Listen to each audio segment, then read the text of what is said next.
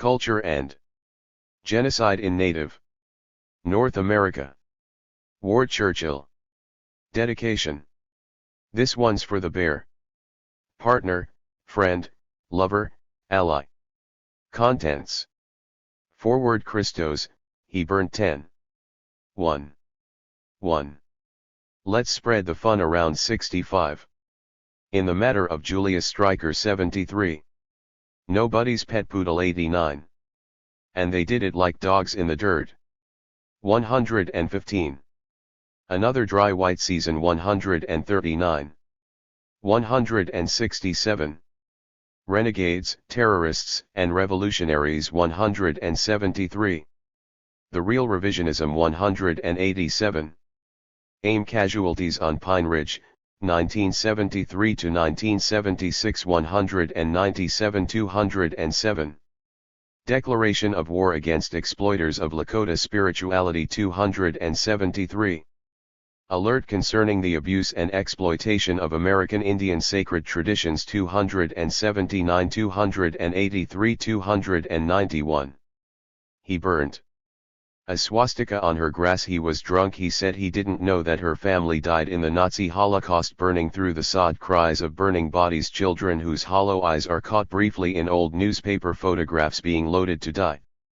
Music burnt, philosophy burnt, memory burnt, burning through us the stench of kerosene. Could we continue to live here digging up the black remains near rosebushes? Always the grass will have a faint trace unless it is entirely dug up and replanted. Every morning as her children go to school she glances there with a burning shudder. Putting sandwiches in bags, she remembers her mother's memories of Rosa, Sarah, Claire, Hannah, Nora, Ruth, Judith. She remembers their flight to South America where the Nazis followed when it seemed they had lost their symbol, covering jackets of teenagers on street comers. My eyes burn. I know the Nazis won as the slave owners have. We see the evidence of their victories in every morning's paper, burning with a stench that fills our lives. Not so long ago some other boys burnt a cross on the grass of a black family less than 30 miles from the grass of my home. I have dead I carry on my own.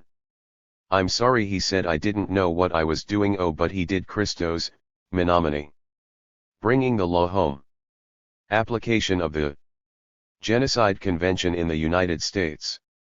The fact that domestic law does not punish an act which is an international crime does not free the perpetrator of such crime from responsibility under international law. International Law Commission Report of Principles, UN Doc.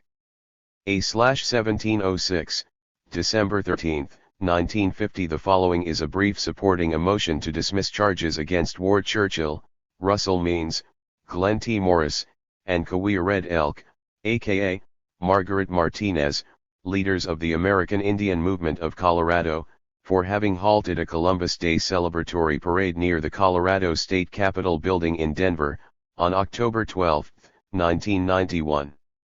Having stopped the parade for approximately 45 minutes, the defendants, supported by more than 300 other protesters, refused police directives to remove themselves from the street until they were arrested.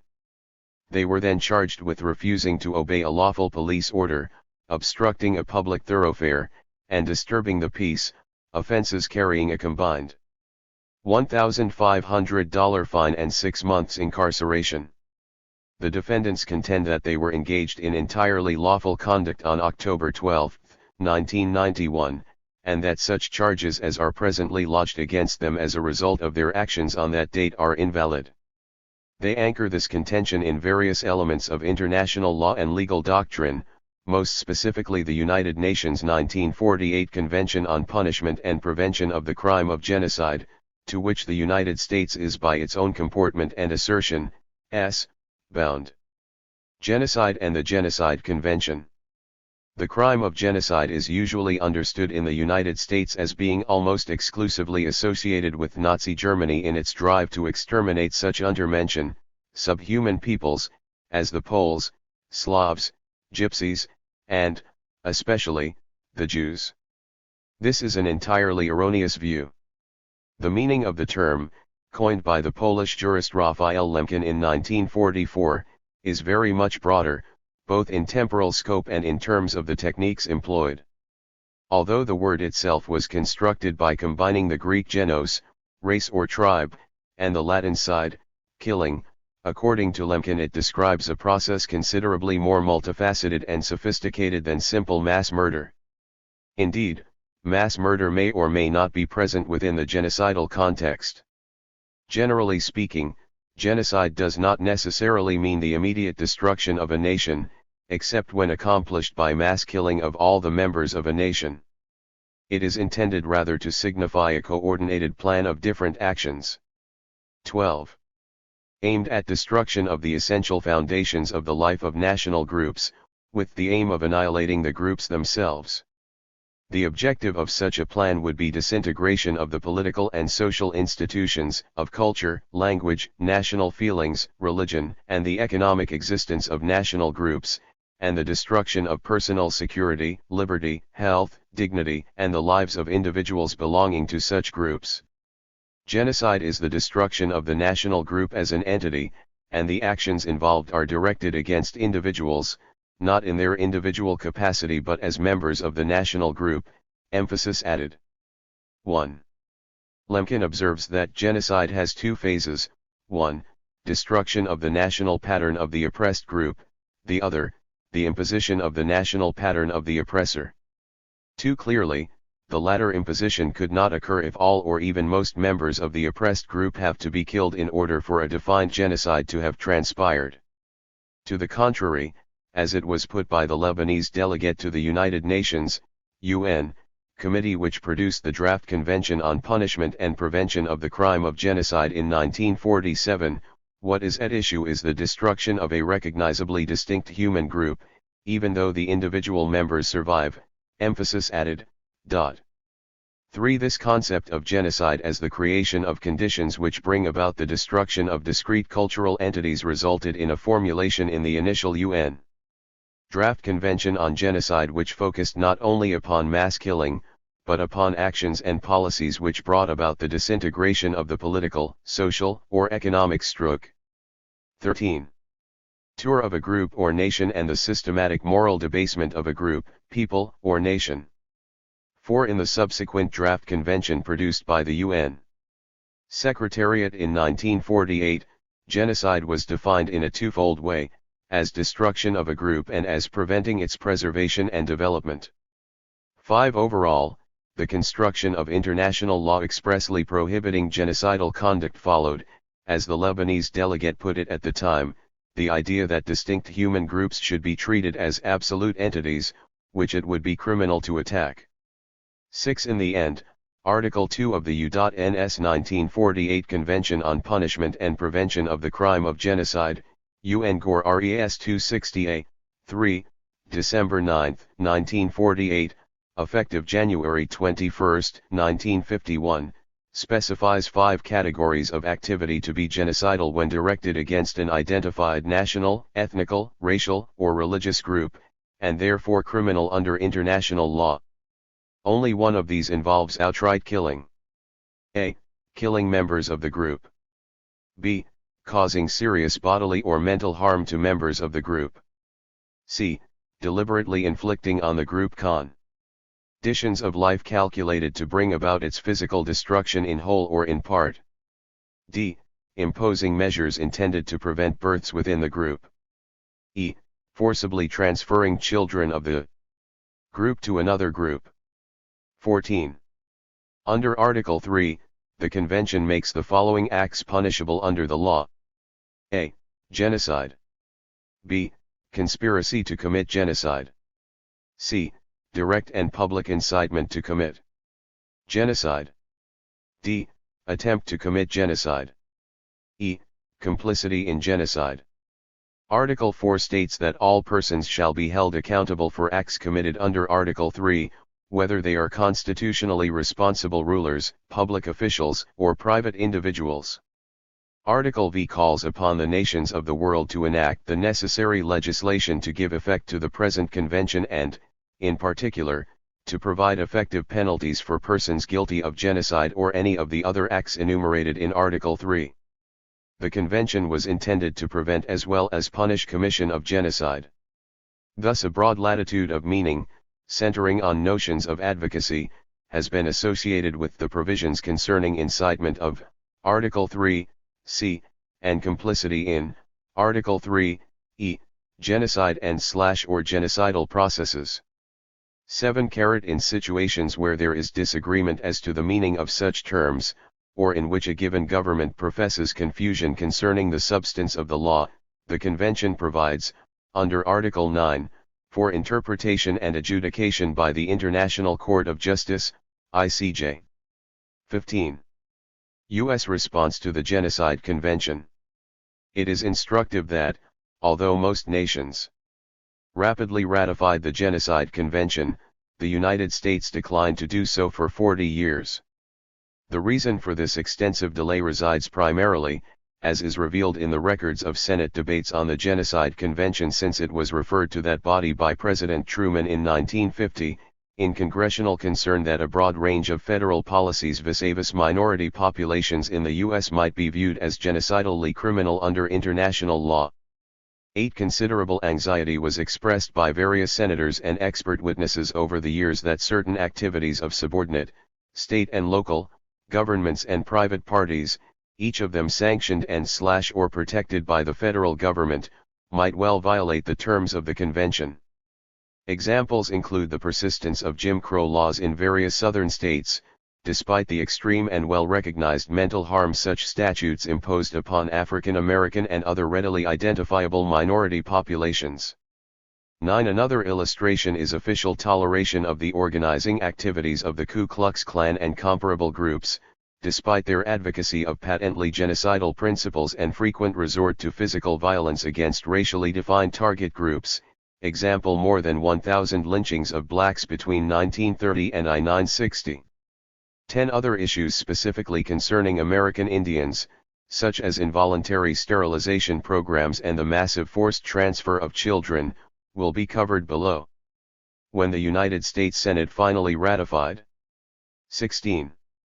The Genocide Convention during the closing days of the 100th Congress, it was largely on the basis of a growing belief that the U.S. was forfeiting moral leadership in world affairs as a result of its non-ratification. 11. And on the basis of the Genocide Convention Implementation Act of 1988, Title 18, Part I, U.S.C., otherwise known as the Proxmire Act, a statute which incorporated certain language designed to narrow the intent of the internationally accepted convention in its application to the United States.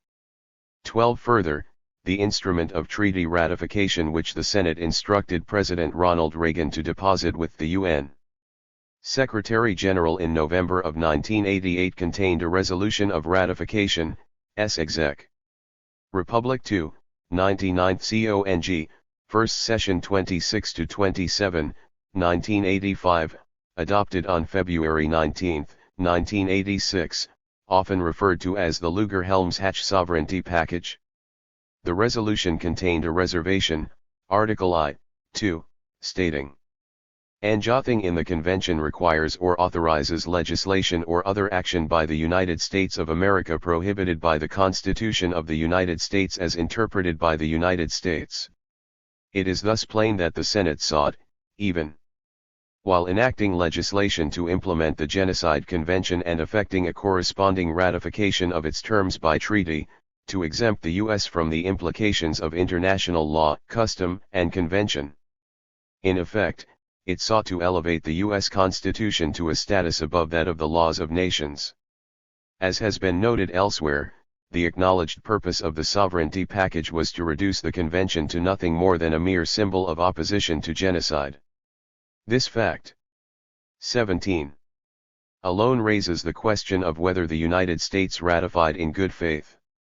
13. The package has been described by a Senate committee as an embarrassment to the United States insofar as it clearly suggests that the U.S. formally seeks to retain prerogatives to engage in or sanction policies and activities commonly understood as being genocidal, even while professing to condemn genocide. 14.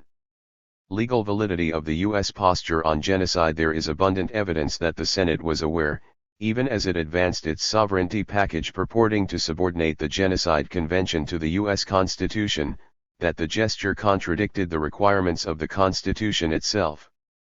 Not the least indicator of this lies in the testimony of an expert witness, American Bar Association Representative George Finch, in his testimony before the Senate Foreign Affairs Committee during its 1950 hearings on the matter. After observing that a formal treaty would be required in order for the U.S. to become a party of record in the convention, Finch observed that by the United States Constitution Article 6, Section 2, treaties are the supreme law of the land, and the judges in every state shall be bound thereby, anything in the Constitution or laws of any state to the contrary notwithstanding. 15. In other words, the government would be unable to unilaterally legislate exceptions for itself with regard to the terms, provisions, and understandings of the Genocide Convention if it were ratified by treaty.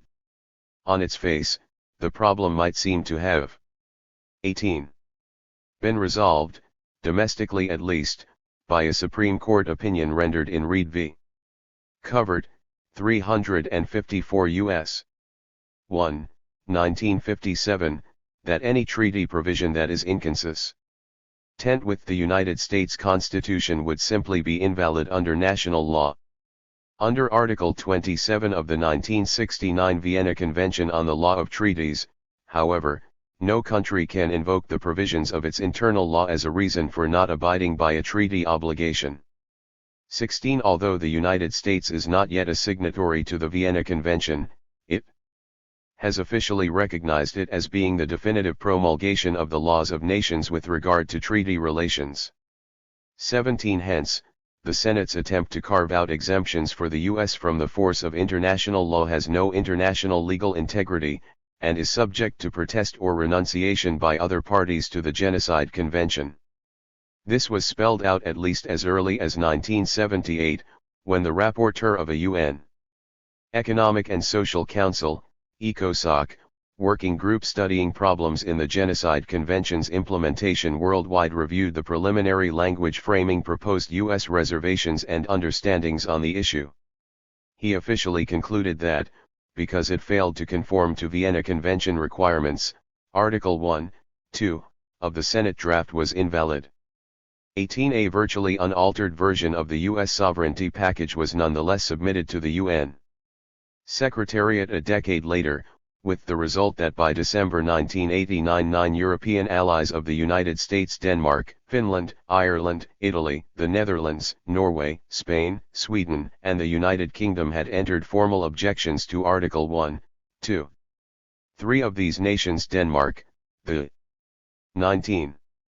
Netherlands, and the United Kingdom, also entered strong objections to Article 1, 1, of the package, in which the Senate attempted to reserve unto itself the right to determine when and if the ICJ might have authority in dispute resolution involving the U.S. The Netherlands declined to recognize the United States as a party to the Genocide Convention until such time as these difficulties are corrected. The other 8 nations elected to hold this matter in abeyance, pending discussions.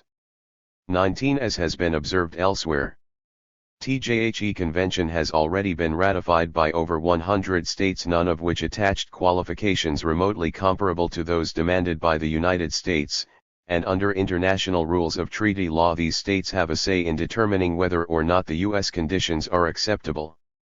By insisting on adoption of the sovereignty package, the Senate effectively gutted U.S. ratification of the convention. 20. Moreover, it is legally irrelevant whether or not the United States ever attempted to ratify the Genocide Convention, or whether it manages to accomplish such ratification in a valid fashion in the future. Genocide has come to be seen as a crime within customary international law, and the convention is thus binding upon the U.S. whether or not it chooses to formally acknowledge the fact. 21. This is tacitly recognized by the federal government itself, as is indicated in the authoritative restatement of the Foreign Relations Law of the United States, 1987. 22. Further, the Charter of the United Nations, to which the U.S. is a signatory, assumes that the organization can declare primacy. 20. Pies of international law which are binding, even upon non-member nations. 23.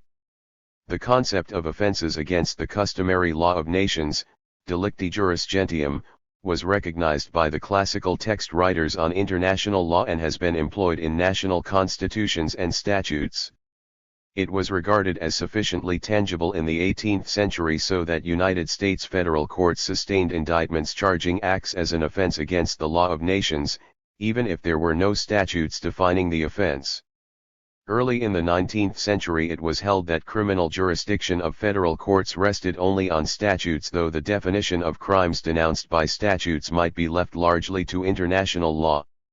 Thus piracy as defined by the law of nations is an indictable offense in federal courts, and all offenses against the law of nations are indictable at common law in state courts. 24. Perhaps the clearest U.S. recognition of this principle came during the preparation for the trial of the major Nazi criminals at Nuremberg, a process almost exclusively initiated, and subsequently spearheaded, by the United States. 25. It was determined by a U.S. legal task force headed by Supreme Court Justice Robert H. Jackson that the Nazi leadership should be held accountable to the full measure of international law, despite the fact that much of what was at issue had never seen formal codification, never mind official acceptance by Germany. 26. Following, very loosely, from a passage in the 1907 Hague 4 Convention, the Jackson Group stipulated that 21. International law shall be taken to include the principles of the law of nations as they result from usages established among civilized people, from the laws of humanity, and the dictates of public conscience. 27. This precedent-setting formulation of customary international law was laid before the representatives of Britain, France, and Soviet Russia at the London Conference in June 1945 and served as the foundation of the London Charter, the international agreement which established the juridical predication upon which the Nazis were later tried. 28. In an interesting role reversal, Justice Jackson served as chief U.S. prosecutor in the Nuremberg trial of 1946-47, while Attorney General Francis Biddle served as senior U.S. tribunal member, judge. 29. Jackson was thus mandated to articulate his government's formal international legal positions through presentations against the Nazi defendants, while Biddle was charged with validating and implementing these articulations through his rulings on points of law, votes as to the guilt or innocence of the defendants on specific charges, and votes concerning imposition of sentence on those convicted. 30. Both men consistently went on record during the proceedings as rejecting arguments entered by counsel for the defendants that the charges against their clients were invalid because they represented enforcement of ex post facto law, nullum crimen sine lege or nulla pona sine lege previa. 31. The U.S. position was based on the principle that customary international law was binding upon all governments. It is worthy of note that neither this posture 22. Nor any other adopted by its representatives during the trial, has ever been renounced by the United States. Rather, a dictum elaborated by Justice Jackson during his opening remarks to the tribunal that in order for the standards of legality enunciated at Nuremberg to have integrity, they must be applied at least as equally to the victors as to the vanquished has seen continuous and approving reiteration by U.S. jurists and officials. 32. The implication is obvious. Having articulated international legal doctrine upon which others were tried, convicted, and sentenced, the United States is bound both legally and morally to comply with its strictures. 33. Consequently, the apparent intent of the Senate's sovereignty package, to allow the United States to set its own agenda and be accountable to no one with regard to its comportment on genocide, has no basis on either constitutional or international legal grounds. 34. Further, while doing nothing to alter the force or substance of international legality, such a stance carries with it obvious overtones of Hitlerian jurisprudence and diplomacy. This compounds the impression abroad, already engendered by the Reagan administration's 1986 disavowal of even minimal ICJ authority vis-a-vis U.S. foreign policy, that the United States is becoming, or has already become, an outlaw nation. 35. It is, of course, incumbent upon the courts at every level to constrain government to adhere to the rule of law, international no less than any other, rather than to seek unrestricted prerogatives of power.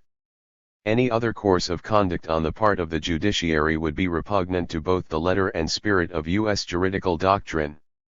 23. The question of First Amendment rights.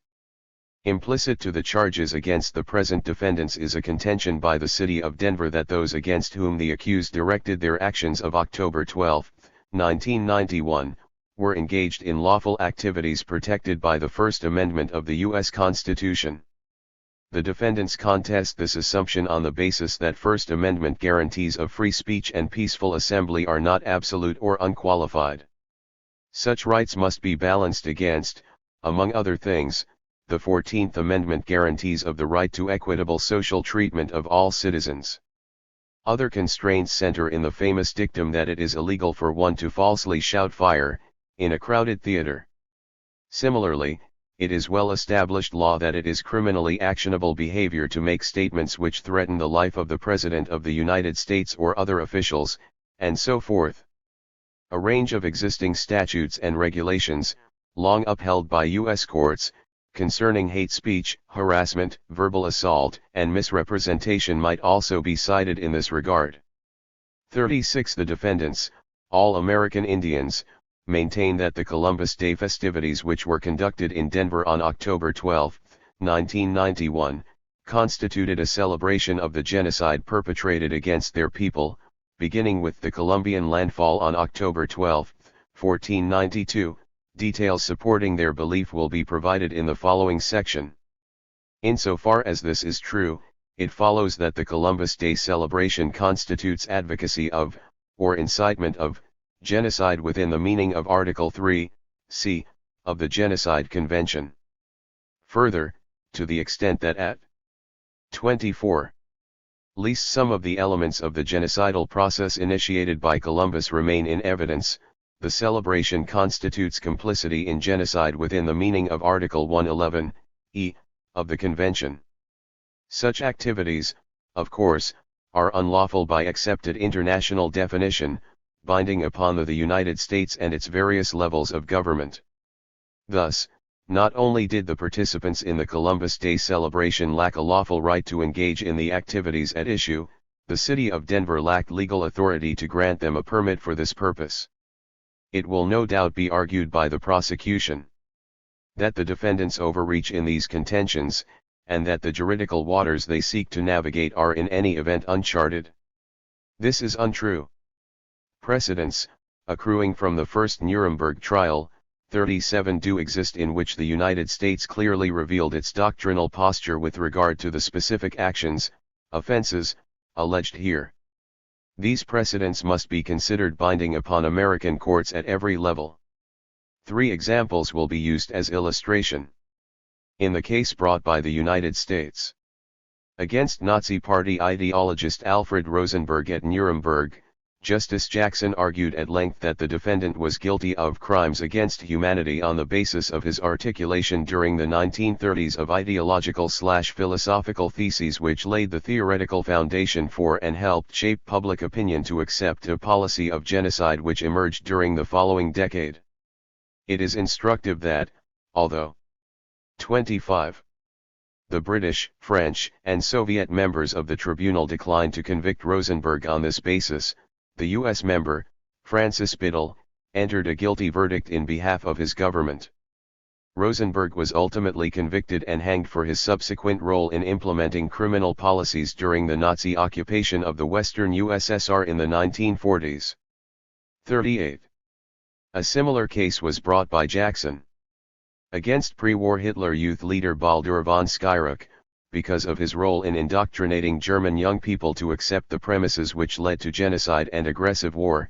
Ideological and emotional preparation was the central issue of the American case. In this instance, Biddle joined the other tribunal members in voting to acquit, but only on the basis that the case had not been made, rather than because he felt the charges to be misguided. Von Schirach was ultimately sentenced to 20-year imprisonment because of his wartime role in deporting Jews to extermination facilities while serving as head of the Nazi regime in Vienna. 39. Jackson made an almost identical crimes against humanity case against propagandist Julius Streicher, despite the fact that he was aware Streicher was never a member of the inner ring of Nazis, and had nothing to do with the formulation of Nazi policy. The accusations against him consisted solely of his 26. Having sometimes penned and often published virulently anti-Semitic materials. Insofar as he was found to have participated directly in no aspect of the physical extermination of the Jews, he was convicted by vote of all 4 tribunal members only of having participated in the psychological conditioning of the German public which led to a genocidal outcome. On this basis, he was hanged. For further details, see in the matter of Julius Streicher. 40. On the basis of these cases, it seems indisputable that the United States government, through participating judicial officials, committed itself firmly to both the conception and implementation of international law which proscribes advocacy of genocide even when the immediate physical implementation of genocidal policies is absent. In part, this can only be attributed to a desire, explained by Justice Jackson in his predication to the Nuremberg Tribunal's creation, not simply to punish those guilty of given offenses, but to establish an international legal groundwork barring revival of such power as led to the Nazi genocide. 41. In the latter connection, matters of advocacy become an all-important consideration. For this reason, the United States, along with the other 3 Allied powers, complemented the proceedings at Nuremberg by implementing occupation regulations subsequently incorporated into German domestic law at the behest of the occupying powers prohibiting all celebratory demonstrations of Nazism, including, most prominently, parades and speeches, the display of 27. Nazi symbols and regalia, portraits of Adolf Hitler and other Nazi leaders, and so forth. The premise of these laws and regulations was is that celebration of a perpetrator of genocide can only be construed as advocacy or endorsement of the genocide itself. 42. Columbus and the beginning of genocide in the New World. It has been contended by those who would celebrate Columbus that accusations concerning his perpetration of genocide are distortive revisions of history. Whatever the process unleashed by his discovery of the New World, it is said, the discoverer himself cannot be blamed. Whatever his defects and offenses, they are surpassed by the luster of his achievements. However tragic or unfortunate certain dimensions of his legacy may be, they are more than offset by the benefits even for the victims of the resulting blossoming of a superior civilization in the Americas. 43. Essentially the same arguments might be advanced with regard to Adolf Hitler. Hitler caused the Volkswagen to be created, after all, and the Autobahn. His leadership of Germany led to jet propulsion, significant advances in rocket telemetry, laid the foundation for genetic engineering. Why not celebrate his bona fide accomplishments on behalf of humanity rather than dwelling so persistently on the genocidal byproducts of his policies? To be fair, Columbus was never a head of state. Comparisons of him to Nazi SS leader Heinrich Himmler, rather than Hitler, are therefore more accurate and appropriate. It is time to delve into the substance of the defendant's assertion that Columbus and Himmler, Nazi Lebensraumpolitik. 28. Conquest of living space in Eastern Europe, and the settlement of the New World bear more than casual resemblance to one another. This has nothing to do with the Columbian discovery, not that this in itself is completely irrelevant. Columbus did not sally forth upon the Atlantic for reasons of neutral science or altruism. He went, as his own diaries, reports, and letters make clear, fully expecting to encounter wealth belonging to others. It was his stated purpose to seize this wealth, by whatever means necessary and available, in order to enrich both his sponsors and himself. 44. Plainly, he prefigured, both in design and by intent, what came next. To this extent, he not only symbolizes the process of conquest and genocide which eventually consumed the indigenous peoples of America, but bears the personal responsibility of having participated in it. Still, if this were all there was to it, the defendants would be inclined to dismiss him as a mere thug along the lines of A1 Capone rather than viewing him as a counterpart to Himmler. The 1492 voyage of discovery is, however, hardly all that is at issue.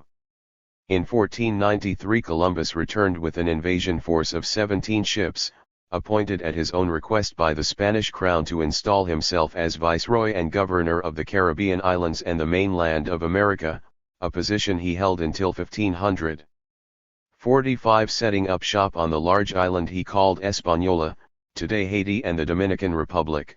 He promptly instituted policies of slavery, encomiendo, and systematic extermination against the native Taino population. 46 Columbus's programs reduced Taino numbers from as many as 8 million at the outset of his regime. 29. To about 3 million in 1496. 47 perhaps 100,000 were left by the time of the governor's departure.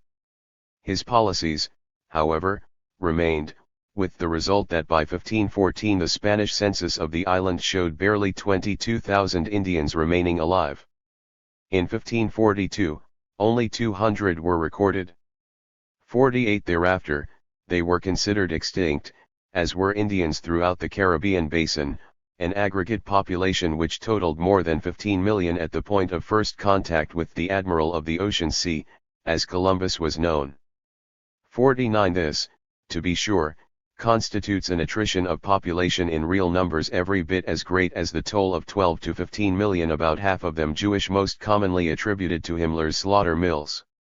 Moreover, the proportion of indigenous Caribbean population destroyed by the Spanish in a single generation is, no matter how the figures are twisted, far greater than the 75% of European Jews usually said to have been exterminated by the Nazis. 50 Worst of all, these data apply only to the Caribbean basin. The process of genocide in the Americas was only just beginning at the point such statistics become operant, not ending, as they did upon the fall of the Third Reich. All told, it is probable that more than 100 million native people were eliminated in the course of Europe's ongoing civilization of the Western Hemisphere. 51. It has long been asserted by responsible Scholl Rs that this decimation of American Indians which accompanied the European invasion resulted primarily from disease rather than direct killing or conscious policy. 52. There is a certain truth to this. 30. Although starvation may have proven just as lethal in the end, it must be borne in mind when considering such facts that a considerable portion of those who perished in the Nazi death camps died, not as the victims of bullets and gas, but from starvation, as well as epidemics of typhus, dysentery, and the like. Their keepers, who could not be said to have killed these people directly, were nonetheless found to have been culpable in their deaths by way of deliberately imposing the conditions which led to the proliferation of starvation and disease among them. 53. Certainly, the same can be said of Columbus's regime, under which the original residents were, as a first order of business, permanently dispossessed of their abundant cultivated fields while being converted into chattel, ultimately to be worked to death for the wealth and glory of Spain. 54. Nor should more direct means of extermination be relegated to incidental status. As the matter is put by Kirkpatrick Sale in his recent book, The Conquest of Paradise. The tribute system, instituted by the governor sometime in 1495, was a simple and brutal way of fulfilling the Spanish lust for gold while acknowledging the Spanish distaste for labor. Every Taino over the age of 14 had to supply the rulers with a hawksbill of gold every 3 months, or, in gold-deficient areas, 25 pounds of spun cotton. Those who did were given a token to wear around their necks as proof that they had made their payment. Those who did not were, as Columbus's brother, Fernando says discreetly, punished, by having their hands cut off, as the priest, Bartolomé de las Casas says less discreetly, and left to bleed to death. 55. 31. It is entirely likely that upwards of 10,000 Indians were killed in this fashion alone, on Española alone, as a matter of policy, during Columbus's tenure as governor. Las Casas Brevísima relation, among other contemporaneous sources, 56 is also replete with accounts of Spanish colonists, hidalgos, hanging Tainos en masse, roasting them on spits or burning them at the stake, often a dozen or more at a time, hacking their children into pieces to be used as dog feed and so forth, all of it to instill in the natives a proper attitude of respect toward their Spanish superiors. The Spaniards made bets as to who would slit a man in two, or cut off his head at one blow, or they opened up his bowels. They tore the babes from their mother's breast by their feet and dashed their heads against the rocks. They spitted the bodies of other babes, together with their mothers and all who were before them, on their swords. 57. No SS trooper could be expected to comport himself with a more unrelenting viciousness. And there is more. All of this was coupled to wholesale and persistent massacres. A Spaniard suddenly drew his sword. Then the whole 100 drew theirs and began to rip open the bellies, to cut and kill a group of Tainos assembled for this purpose, men, women, children, and old folk, all of whom were seated, off guard and frightened. And within 2 credos, not a man of them there remains alive. The Spaniards enter the large house nearby, for this was happening at its door, and in the same way, with cuts and stabs, began to kill as many as were found. 32. There, so that a stream of blood was running, as if a great number of cows had perished. 58. Elsewhere, Las Casas went on to recount how, in this time, the greatest outrages and slaughterings of people were perpetrated, whole villages being depopulated. The Indians saw that without any offense on their part they were despoiled of their kingdoms, their lands and liberties, and of their lives, their wives, and homes. As they saw themselves each day perishing by the cruel and inhuman treatment of the Spaniards, crushed to earth by the horses, cut in pieces by swords, eaten and torn by dogs, many buried alive and suffering all kinds of exquisite tortures. Many surrendered to their fate, while the survivors low fled to the mountains to starve. 59. Such descriptions correspond almost perfectly to those of systematic Nazi atrocities in the Western USSR offered by William Shirer in Chapter 27 of his The Rise and Fall of the Third Reich. 60. But, unlike the Nazi extermination campaigns of World War II, the Colombian butchery on Española continued until there were no Tainos left to butcher. Evolution of the Colombian legacy. Nor was this by any means the end of it. The genocidal model for conquest and colonization established by Columbus was to a large extent replicated by others such as Cortés, in Mexico, and Pizarro, in Peru, during the following half-century. 61. During the same period, expeditions such as those of Ponce de Leon in 1513, Coronado in 1540, and de Soto during the same year were launched with an 33 eye towards effecting the same pattern on the North American continent proper. 62. In the latter sphere, the Spanish example was followed and in certain ways intensified by the British, beginning at Roanoke in 1607 and Plymouth in 1620. 63. Overall, the process of English colonization along the Atlantic coast was marked by a series of massacres of native people as relentless and devastating as any perpetrated by the Spaniards. One of the best-known illustrations drawn from among hundreds was the slaughter of some 800 Pequots at present-day Mystic, Connecticut, on the night of May 26, 1637.64 during the latter portion of the 17th century, and throughout most of the 18th, Great Britain battled France for colonial primacy in North America. The resulting sequence of 4 French and Indian wars greatly accelerated the liquidation of indigenous people as far west as the Ohio River Valley. During the last of these, concluded in 1763, history's first documentable case of biological warfare occurred against Pontiac's Algonquian Confederacy, a powerful military alliance aligned with the French. Sir Geoffrey Amherst, Commander-in-Chief of the British forces, wrote in a postscript of a letter to Bouquet a subordinate that smallpox be sent among the disaffected tribes. Bouquet replied, also in a postscript, I will try to contaminate them, with some blankets that may fall into their hands, and take care not to get the disease myself. To Bouquet's postscript Amherst replied, you will do well to infect the Indians by means of blankets as well as to try every other method that can serve to extirpate this execrable. 34. Race.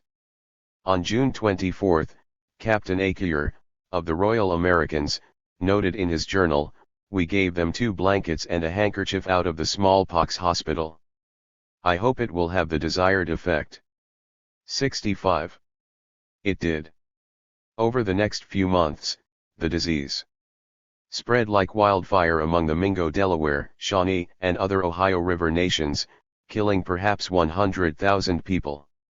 66 The example of Amherst's action does much to dispel the myth that the post-contact attrition of Indian people through disease introduced by Europeans was necessarily unintentional and unavoidable. There are a number of earlier instances in which native people felt disease had been deliberately inculcated among them. For example, the so-called King Philip's War of 1675-76 was fought largely because the Wampanoag and Narragansett nations believed English traders had consciously contaminated certain of their villages with smallpox. 67 Such tactics were also continued by the United States after the American Revolution. At Fort Clark on the upper Missouri River, for instance, the U.S. Army distributed smallpox-laden blankets as gifts among the Mandan.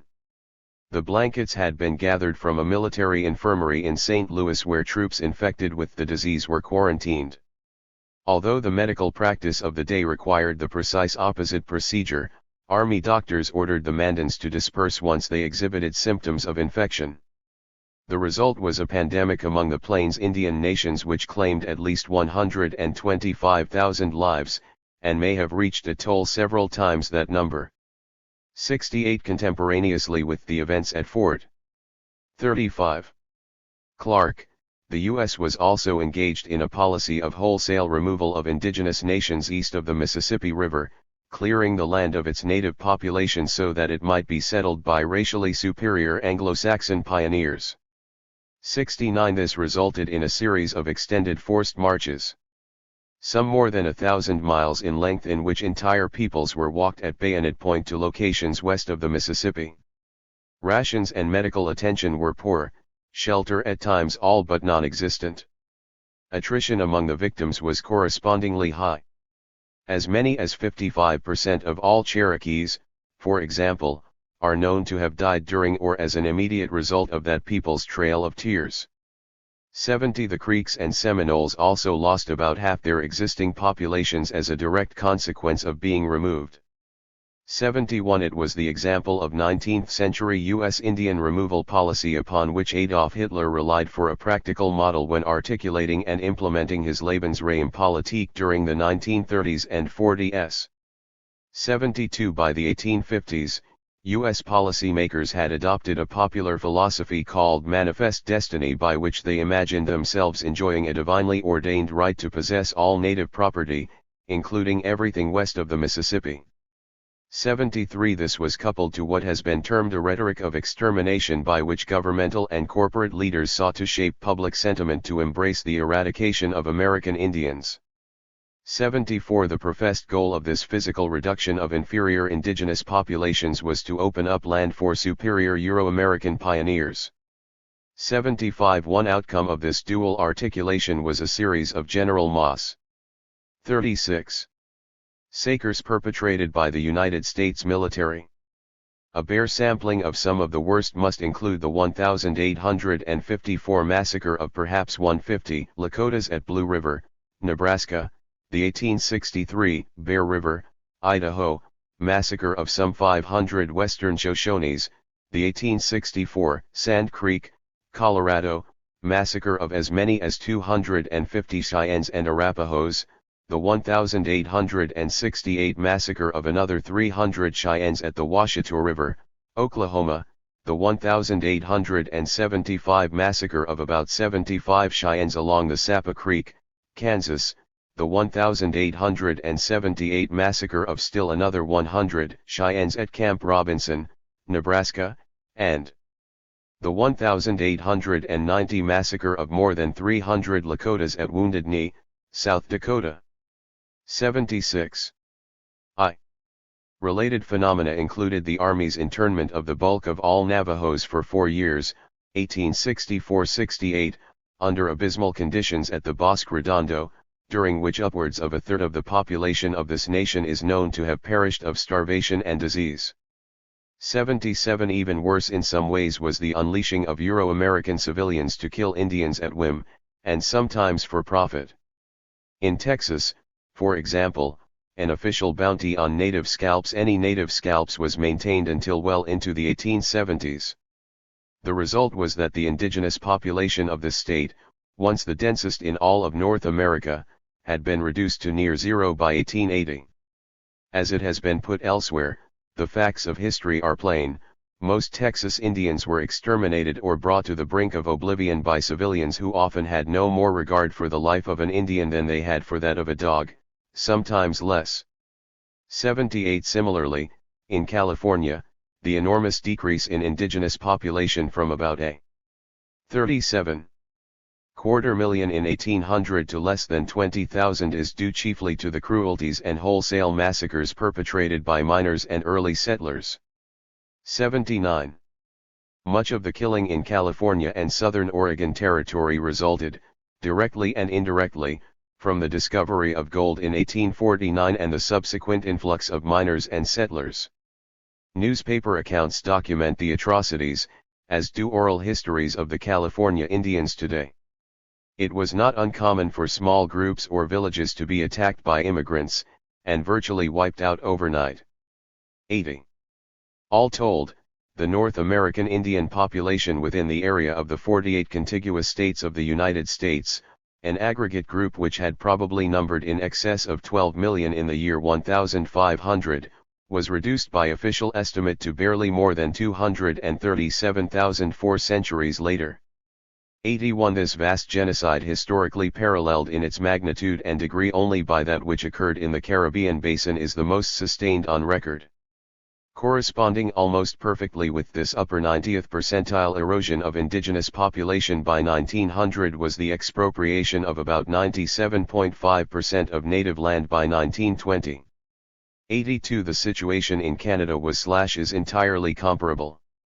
83. Plainly, the Nazi-esque dynamics set in motion by Columbus in 1492 continued, and were not ultimately consummated until the present century. The Columbian legacy in the United States. While it is arguable that the worst of the genocidal programs directed against native North America had ended by the 20th century, it seems undeniable that several continue into the present. One obvious illustration is the massive compulsory transfer of American Indian children from their families, communities, and societies to Euro-American families and institutions, a policy which is quite blatant in its disregard for Article 1(e) of the 1948 Convention. Effected through such mechanisms as the U.S. Bureau of Indian Affairs, BIA, boarding school system, 84, and a pervasive policy of placing Indian children for adoption, including blind adoption, with non-Indians, such circumstances have been visited upon more than 3/4 of all indigenous youth in some generations after 1900. 85. The stated goal of such policies has been to bring about the assimilation of native people into the value orientations and belief system of their conquerors. 86. Rephrased, the objective has been to bring about the disappearance of indigenous societies as such, a patent violation of the terms, provisions, and intent of the Genocide Convention, Article 1(c). An even clearer example is a program of involuntary sterilization of American Indian women by the BIA's Indian Health Service, IHS, during the 1970s. The federal government announced that the program had been terminated, and acknowledged having performed several thousand such sterilizations. Independent researchers have concluded that as many as 42% of all native women of childbearing age in the United States had been sterilized by that point. 87. That the program represented a rather stark and very recent violation of Article 1(d) of the 1948 Convention seems beyond all reasonable doubt. 39. More broadly, implications of genocide are quite apparent in the federal government's self-assigned exercise of plenary power and concomitant trust prerogatives over the residual Indian land base pursuant to the Lone Wolf v. Hitchcock case, 187 U.S. 553, 1903. This has worked, with rather predictable results, to systematically deny native people the benefit of their remaining material assets.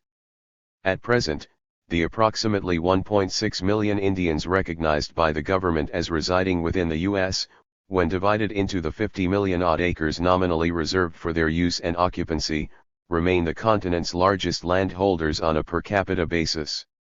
88. Moreover, the reservation lands have proven to be extraordinarily resource-rich, holding an estimated 2/3 of all U.S. domestic uranium reserves, about a quarter of the readily accessible low-sulfur coal, as much as a fifth of the oil and natural gas, as well as substantial deposits of copper, iron, gold, and zeolites.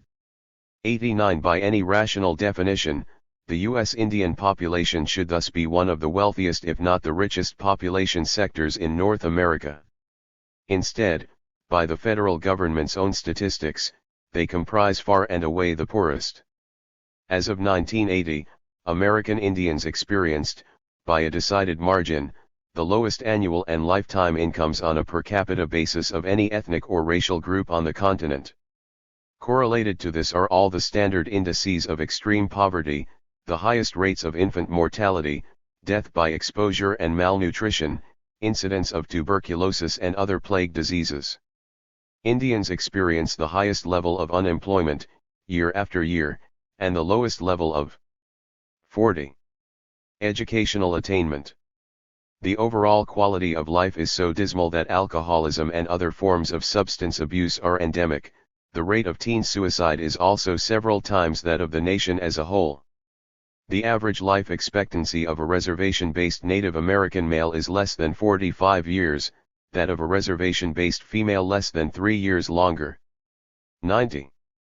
It's not that reservation resources are not being exploited, or profits accrued. To the contrary, virtually all uranium mining and milling occurred on or immediately adjacent to reservation land during the life of the Atomic Energy Commission's ore buying program, 1952-81. 91. The largest remaining enclave of traditional Indians in North America is currently undergoing forced relocation in order that coal may be mined on the Navajo Reservation. 92. Alaska Native peoples are being converted into landless village corporations in order that the oil under their territories can be tapped, and so on. 93. Rather, the BLA has utilized its plenary and trust capacities to negotiate contracts with major mining corporations in behalf of its Indian wards which pay pennies on the dollar of conventional mineral royalty rates. 94. Further, the BIA has typically exempted such corporations from an obligation to reclaim whatever reservation lands have been mined, or even to perform basic environmental cleanup of nuclear and other forms of waste. One outcome has been that the National Institute for Science has recommended that the two locales within the U.S. most heavily populated by Native people, the Four Corners region and the Black Hills region, be designated as national sacrifice areas.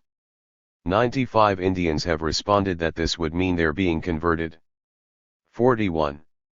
into national sacrifice peoples. 96. Even such seemingly innocuous federal policies as those concerning Indian identification criteria carry with them an evident genocidal potential. In clinging insistently to a variation of a eugenics formulation dubbed blood quantum ushered in by the 1887 General Allotment Act, while implementing such policies as the Federal Indian Relocation Program, 1956-1982, the government has set the stage for a statistical extermination of the indigenous population within its borders. 97. As the noted Western historian, Patricia Nelson Limerick, has observed, set the blood quantum at 1/4, hold to it as a rigid definition of Indians, let intermarriage proceed, and eventually Indians will be defined out of existence. When that happens, the federal government will finally be freed from its persistent Indian problem. 98. Ultimately, there is precious little difference, other than matters of style, between this and what was once called the final solution of the Jewish problem. Confronting genocide in America. Were the genocide of American Indians initiated by Christopher Columbus and carried on with increasing ferocity by his successors a matter of only historical significance as with the Nazi extermination campaigns, it would be utterly inappropriate, and unlawful, to celebrate it. Insofar as aspects of the genocide at issue are demonstrably ongoing not just here, but in Central and South America as well, this becomes all the more true. 99 The indigenous people of the Americas have an unquestionable, absolute, and vitally urgent need to 42. Alter the physical and political circumstances which have been and continue to be imposed upon them. In the alternative, we face, collectively, a final eradication through a number of means. Given contemporary demographic disparities between indigenous and non-indigenous populations in the Americas, and the power relations which attend these, it seems self-evident that a crucial aspect of native survival must go to altering the non-Indian sensibilities which contribute to either by affirming the rightness of, or acquiescing in the continuing genocide against Native America. Very high on any list of those expressions of non-indigenous sensibility which contribute to the perpetuation of genocidal policies against Indians are the annual Columbus Day celebrations, events in which it is baldly asserted that the process, events, and circumstances described above are, at best, either acceptable or unimportant. More often, the sentiments expressed by participants are, quite frankly, that the fate of Native America embodied in Columbus and the Columbian legacy is a matter to be openly and enthusiastically applauded as an unrivaled boon to all mankind. 100 Undeniably, the situation of American Indians will not cannot change for the better so long as such attitudes are deemed socially acceptable by the mainstream populace. Hence, such celebrations as Columbus Day must be stopped. Within the scope of the Genocide Convention and other elements of international law, custom, and convention, American Indians have a right to expect the support of all levels of governance in the United States, from the federal executive to local. 43. Mayors, in putting a stop to celebration/advocacy/incitement of our destruction. It follows that we have the same right to expect support from the judiciary, from the Supreme Court to county and municipal courts. Again, we have the same right to expect support from the various law enforcement agencies in this country, from the Federal Bureau of Investigation and U.S. Marshals Service to the Denver Police Department. In other words, under the law, the city of Denver should under no circumstances have issued a permit for the conducting of activities celebrating Columbus Day on October 12, 1991. The courts should have intervened to enjoin such activities, and the police should have enforced the prohibition of such activities against anyone attempting to violate it. Of course, none of these official actions occurred. The executive dimension of government, the courts, and the police all defaulted upon their legal responsibilities. The illegal activities of the participants in the public celebration of Columbus Day in Denver, Colorado, were not only allowed, but to all appearances endorsed, by those mandated to prevent them. 101 The rights and responsibilities of individual citizens in such situations are not mysterious. During the course of the Nuremberg proceedings, Justice Jackson and his associates repeatedly queried how it was that average Germans had simply stood by while their government pursued a policy of crimes against humanity. 102 Given the legitimation of precisely these crimes under then prevailing German law, one can only conclude that Jackson meant individual German citizens had shirked a binding obligation under a higher, international, law. 44. To physically prevent such crimes from occurring. Such a principle is not inconsistent with domestic laws concerning the right to effect citizens' arrests and so forth. 103 Moreover, it is now universally embodied in covenants relieving all persons, including active duty soldiers and police, of any responsibility to comply with unlawful orders, regulations, or statutes. 104 Indeed, it is arguable that, after Nuremberg, a legal requirement was incurred by each individual citizen to vigorously and, when necessary, physically oppose the commission of a crime against humanity by any party, official or otherwise. 105 As Ben Whitaker, senior American diplomat, framed the matter before the United Nations in 1985. Slint's wider public education about this doctrine is highly crucial for the aversion of future genocide. Explicit wording should be added to the convention, perhaps at the end of Article 3, that in judging culpability, a plea of superior orders is not an excusing defense. Similarly, Wider publicity should be given to the principle in national codes governing armed forces, prison staffs, police officers, doctors, and others, to advise and warn them that it is not only their right to disobey orders violating human rights, such as to carry out genocide or torture, but their legal duty to disobey. Such precepts should be taught in the schools, and the United Nations Educational, Scientific, and Cultural Organization might be asked to encourage this internationally. 106. In essence, then, the defendants cannot be convicted of any crime in the instant case insofar as they comported themselves in an entirely lawful manner. We cannot have refused to obey a lawful 45. Order by a police official insofar as the order in question to allow an illegal activity to proceed unhampered was itself unlawful. It was therefore our legal duty to disobey it. We cannot have obstructed a public thoroughfare insofar as said thoroughfare was already obstructed by an illegal assembly. We merely met the legal requirement of attempting to put a stop to the unlawful activity already occurring. We cannot have disturbed the peace insofar as the peace was already disturbed by the aforementioned unlawful assembly, which included, among other things, brass bands. Again, we simply met the legal requirement of attempting to halt the commission of a crime against humanity. In addition, we were engaged in a form of the very educational activity vis-a-vis the genocide convention called for by Mr. Whitaker. There being no basis to the charges leveled against the defendants, we collectively demand that all charges be immediately dismissed. Editor's note: the charges were not dismissed. Put to a Denver jury, however, the arguments contained in this brief resulted in the acquittal of the defendants on all counts on June 26, 1992. In post-verdict statements to the press, the jurors clearly indicated that they had been convinced by the defense that it was the Columbus Day celebrants and various collaborating officials, rather than the defendants, who had engaged in wrongful activities. For further details, see Eminette Jamies, The Trial of the Columbus Day 4, Lies of Our Times, Volume 3, Number 9, September 1992, pages 8-9. Let's spread the fun around. The issue of sports team names and mascots. If people are genuinely interested in honoring Indians, try getting your government to live up to the more than 400 treaties it signed with our natives.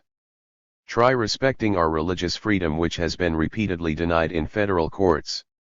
Try stopping the ongoing theft of Indian water and other natural resources.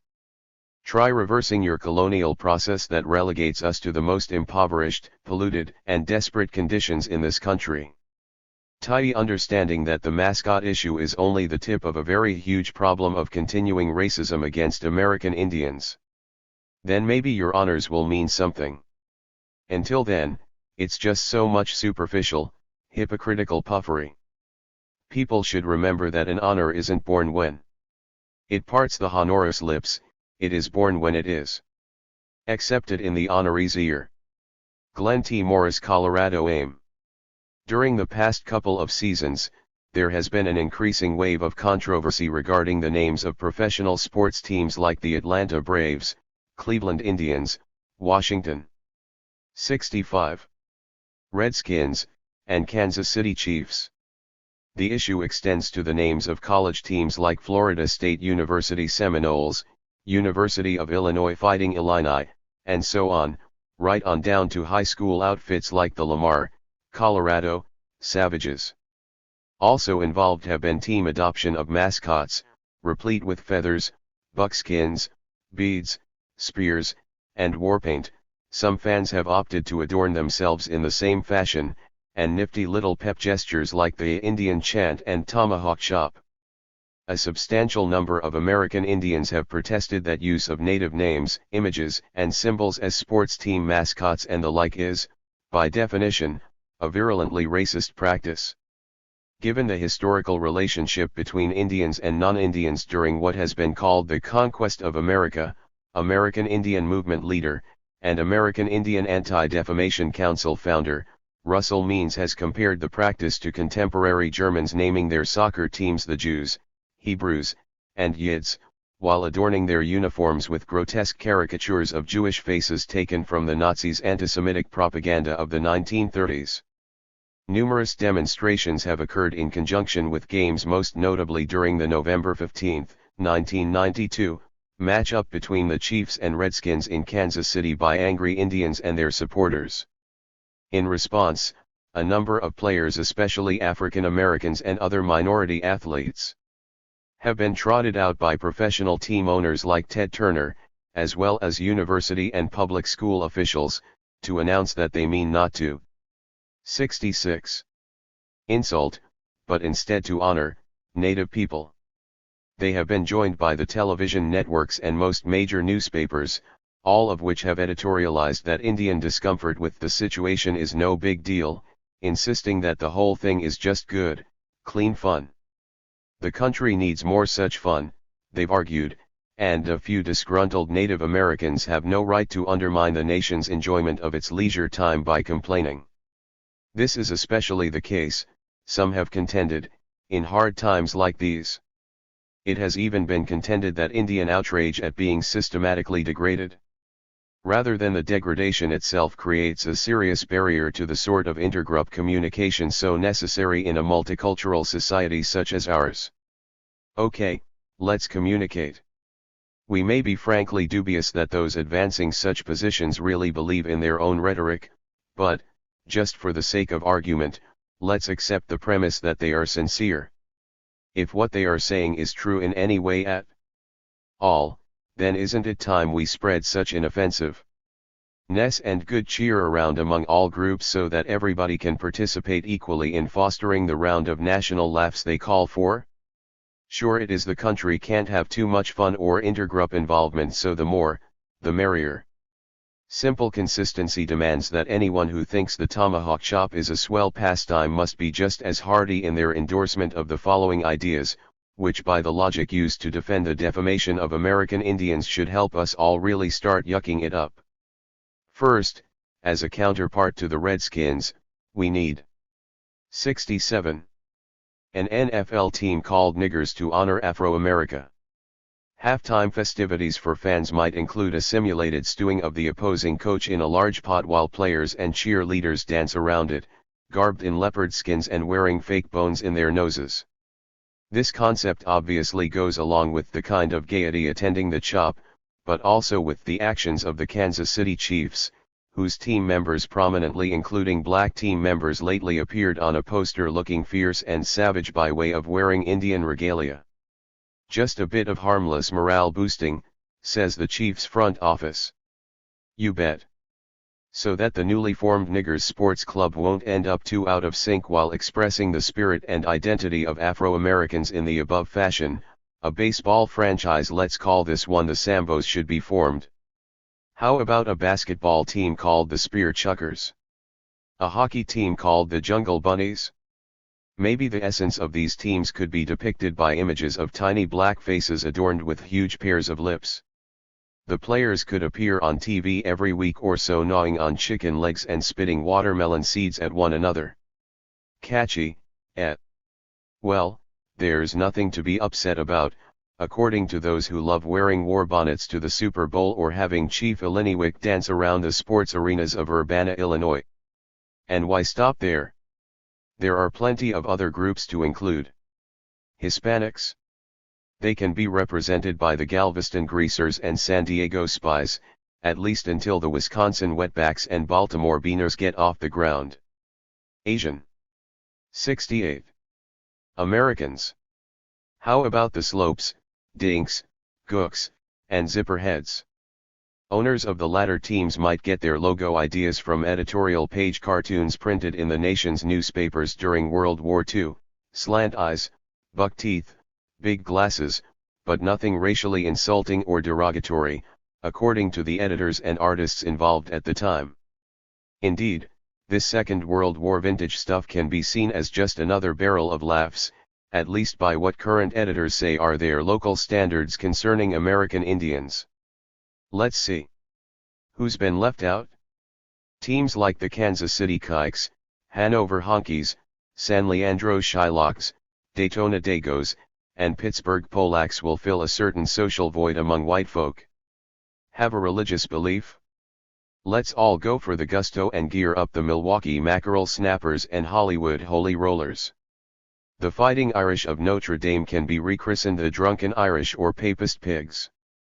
Issues of gender and sexual preference can be addressed through creation of teams like the Street Louis Sluts, Boston Bimbos, Detroit Dykes, and the Fresno Faggots. How about the Gainesville Gimps and Richmond Retards, so the physically and mentally impaired won't be excluded from our fun and games? Now, don't go getting overly sensitive out there. None of this is demeaning or insulting, at least not when it's being done to Indians. Just ask the folks who are doing it, or their apologists like Andy Rooney in the national media. They'll tell you, as in fact they have been telling you, that there's been no harm done, regardless of what their victims think. 69. Feel, or say. The situation is exactly the same as when those with precisely the same mentality used to insist that Step and Fetch It was okay, or Rochester on the Jack Benny Show, or Amos and Andy, Charlie Chan, the Frito Bandito, or any of the other cutesy symbols making up the lexicon of American racism. Have we communicated yet? Let's get just a little bit real here. The notion of fun embodied in rituals like the tomahawk chop must be understood for what it is. There's not a single non-Indian example deployed above which can be considered socially acceptable in even the most marginal sense. The reasons are obvious enough. So why is it different where American Indians are concerned? One can only conclude that, in contrast to the other groups at issue, Indians are, falsely, perceived as being too few, and therefore too weak, to defend themselves effectively against racist and otherwise offensive behavior. The sensibilities of those who take pleasure in things like the chop are thus akin to those of schoolyard bullies and those twisted individuals who like to torture cats. At another level, their perspectives have much in common with those manifested more literally and therefore more honestly by groups like the Nazis, Aryan Nations, and Ku Klux Klan. Those who suggest this is okay should be treated accordingly by anyone who opposes Nazism and comparable belief systems. Fortunately, there are a few glimmers of hope that this may become the case. A few teams and their fans have gotten the message and have responded appropriately. One illustration is Stanford University, which opted to drop the name Indians with regard to its sports teams, and, Con. 70. 71. Contrary to the myth perpetrated by those who enjoy insulting Native Americans, Stanford has experienced no resulting drop-off in attendance at its games.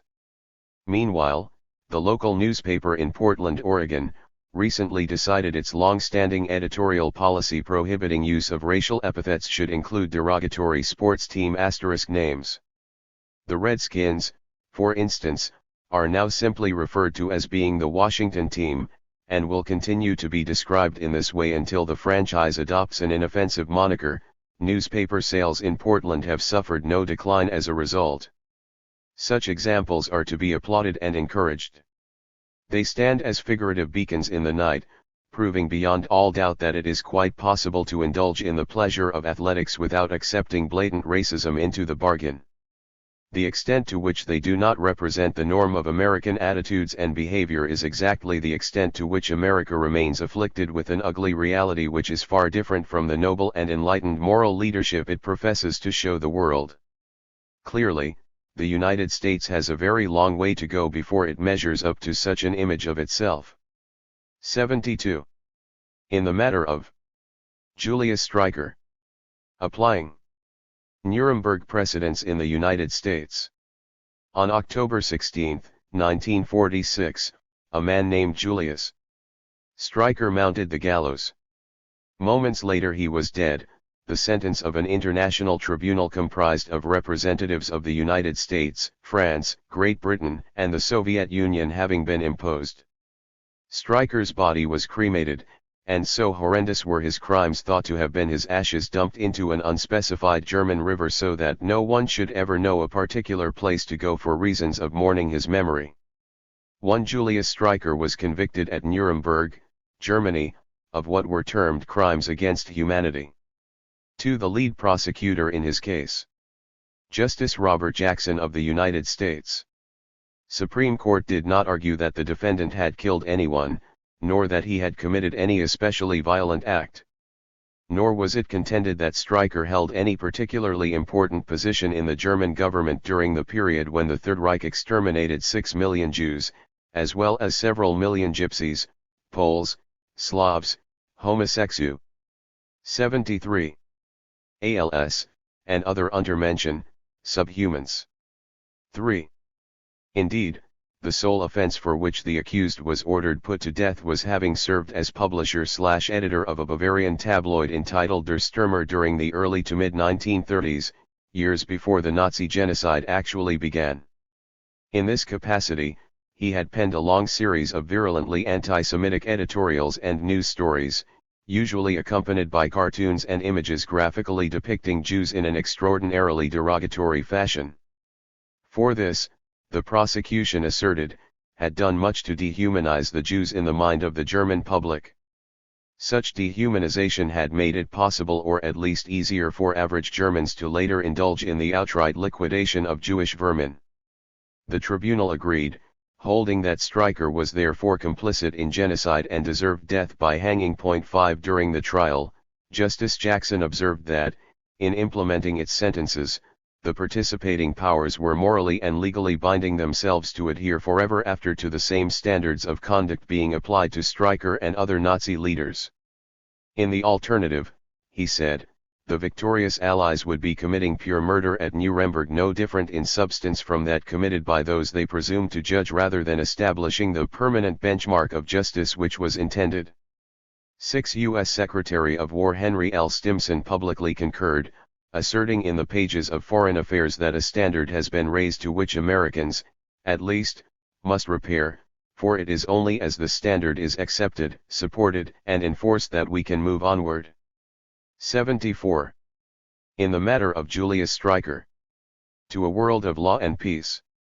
7. Yet in the United States of Robert Jackson and Henry Stimson, the indigenous American Indian population had already been reduced, in a process which is ongoing to this day, from 12.5 to 15 million in the year 1500 to fewer than 250,000 by the beginning of the 20th century. 8. This was accomplished, according to both official and unofficial sources, largely through the cruelty of Euro-American settlers, and a sometimes informal but nonetheless clear and consistent governmental policy which made it an articulated goal to exterminate these red vermin, or at least whole segments of them. 9. Official bounties had been placed on the scalps of Indians, any Indians in places as diverse as Georgia, Kentucky, Texas, the Dakotas, Oregon, and California. They remained in effect until resident Indian populations were decimated or disappeared. Entire peoples such as the Cherokee were reduced by half through a policy of forced removal from their homelands east of the Mississippi River to less preferable areas in the west. Others, such as the Navajo, while concentrated under military guard, suffered much the same fate. The United States Army and cooperating militias perpetrated wholesale massacres of native people at places like Fallen Timbers, Horseshoe Bend, Bear River, Sand Creek, the Washita River, the Marias River, Camp Robinson, and Wounded Knee Creek. 10. Through it all, hundreds of dime novels, each competing with the next to make Indians appear more grotesque, menacing, and inhuman, were sold in the tens of millions of copies. 11. Plainly, the 75. Euro-American public was being conditioned to see Indians in such a way as to allow their eradication to continue. And continue it did until the manifest destiny of the U.S., a direct precursor to what Adolf Hitler would subsequently call Lebensraumpolitik, the politics of living space, was consummated. 12. By 1900, the national project of clearing Native Americans from their land and replacing them with superior Anglo-American settlers was complete. The indigenous population had been reduced by as much as 98%. Approximately 97.5% of their original territory had passed to the invaders. 13. The survivors were concentrated, out of sight and mind of the public, on scattered reservations, all of them under the self-assigned plenary full power of the federal government. 14. There was, of course, no tribunal comparable to that at Nuremberg passing judgment on those who had created such circumstances in North America. No U.S. official or private citizen was ever imprisoned. Never mind hanged for implementing or propagandizing what had been done. Nor had the process of genocide against Indians been completed. Instead, it merely changed form. Between the 1880s and the 1980s, more than half of all American Indian children were coercively transferred from their own families, communities, and cultures to those of the conquering society. This was done through compulsory attendance at remote boarding schools, often hundreds of miles from their homes. Native children were kept for years and systematically deculturated, indoctrinated to think and act in the manner of Euro-Americans rather. 76. In the matter of Julius Streicher. Then as Indians. 15. It was also accomplished through a pervasive foster home and adoption program, including blind adoptions, where children would be permanently denied information about their origins, placing native youth in non-Indian homes. 16. The express purpose of all this was to facilitate a U.S. governmental policy to bring about the assimilation, dissolution, of indigenous societies. In other words, Indian cultures as such were to be caused to disappear. 17. Such policy objectives are in direct violation of the second article of the United Nations 1948 Convention on Punishment and Prevention of the Crime of Genocide, an element of international law arising from the Nuremberg proceedings, under which the forced transfer of the children of a targeted racial, ethnical, national, or religious group is explicitly prohibited as a genocidal activity. Article 2 of the Genocide Convention also expressly prohibits involuntary sterilization as a means of preventing births among a targeted population. Yet, in 1976, it was conceded by the U.S. government that its Indian Health Service, IHS, then a subpart of the Bureau of Indian Affairs, BLA, was even then conducting a secret program of involuntary sterilization which had affected approximately 40% of all Indian women of childbearing age. 18. The program was allegedly discontinued, and the IHS was transferred to the Public Health Service, but no one was punished. Hence, business as usual has continued in the health sphere. In 1990, for example, it came out that the IHS was inoculating Inuit children in Alaska with hepatitis B vaccine. The vaccine had already been banned by the World Health Organization as having a demon. 77. Straight correlation with the HIV virus, which is itself correlated to AIDS. As this is being written, a field test of hepatitis A vaccine, also HIV correlated, is being conducted on Indian reservations in the Northern Plains region. 19. The Genocide Convention makes it a crime against humanity to create conditions leading to the destruction of an identifiable human group. Yet the BLA has utilized the government's plenary prerogatives to negotiate mineral leases on behalf of Indian peoples, paying a fraction of standard royalty rates for their natural resources. The result has been super profits for a number of preferred U.S. corporations. 20. Meanwhile, Indians, whose reservations ironically turned out to be in some of the most mineral-rich areas of North America, a matter which makes us the nominally wealthiest segment of the continent's population, live in dire poverty. By the government's own data, in the mid-1980s, Indians received the lowest annual and lifetime per capita incomes of any aggregate population group in the United States. Concomitantly, we suffer the highest rate of infant mortality, death by exposure and malnutrition, plague disease, and the like. Under such circumstances, alcoholism and other escapist forms of substance abuse are endemic in the Indian community. This situation leads both to a general physical debilitation of the population and a catastrophic accident rate. Teen suicide among Indians is several times the national average.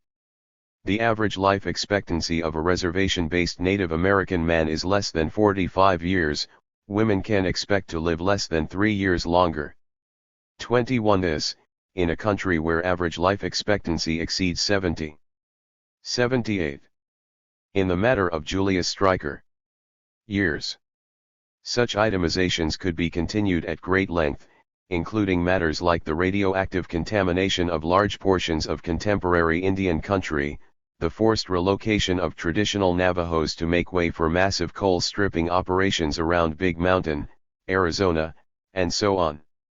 22. But the point should be made, genocide, as defined in black-letter international law, is a persistent fact of day-to-day life and death for North America's native peoples. Yet there has been, and is, only the barest flicker of public concern about, or even consciousness of, this reality. Serious expression of public outrage is absent. No one is punished and the process continues. A salient reason for public acquiescence to the ongoing Holocaust in native North America has been a continuation of the dime novel legacy, often through more effective media.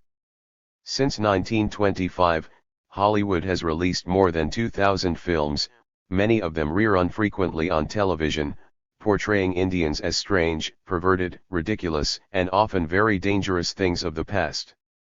23. We are habitually presented to mass audiences in a one-dimensional manner, devoid of recognizable human motivations and emotions, thoroughly and systematically dehumanized. Temporally, we have been consigned to another dimension entirely, drifting as myths through the vast panorama of Americana. Nor is this the extent of it.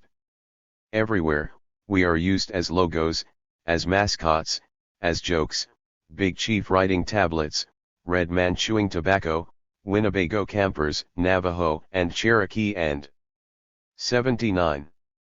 Cartoon image of a Jew. Der Stürmer, 1933. Cleveland Indians baseball team logo 1993. 80. In the matter of Julius Stryker Pontiac and Cadillac pickups and automobiles.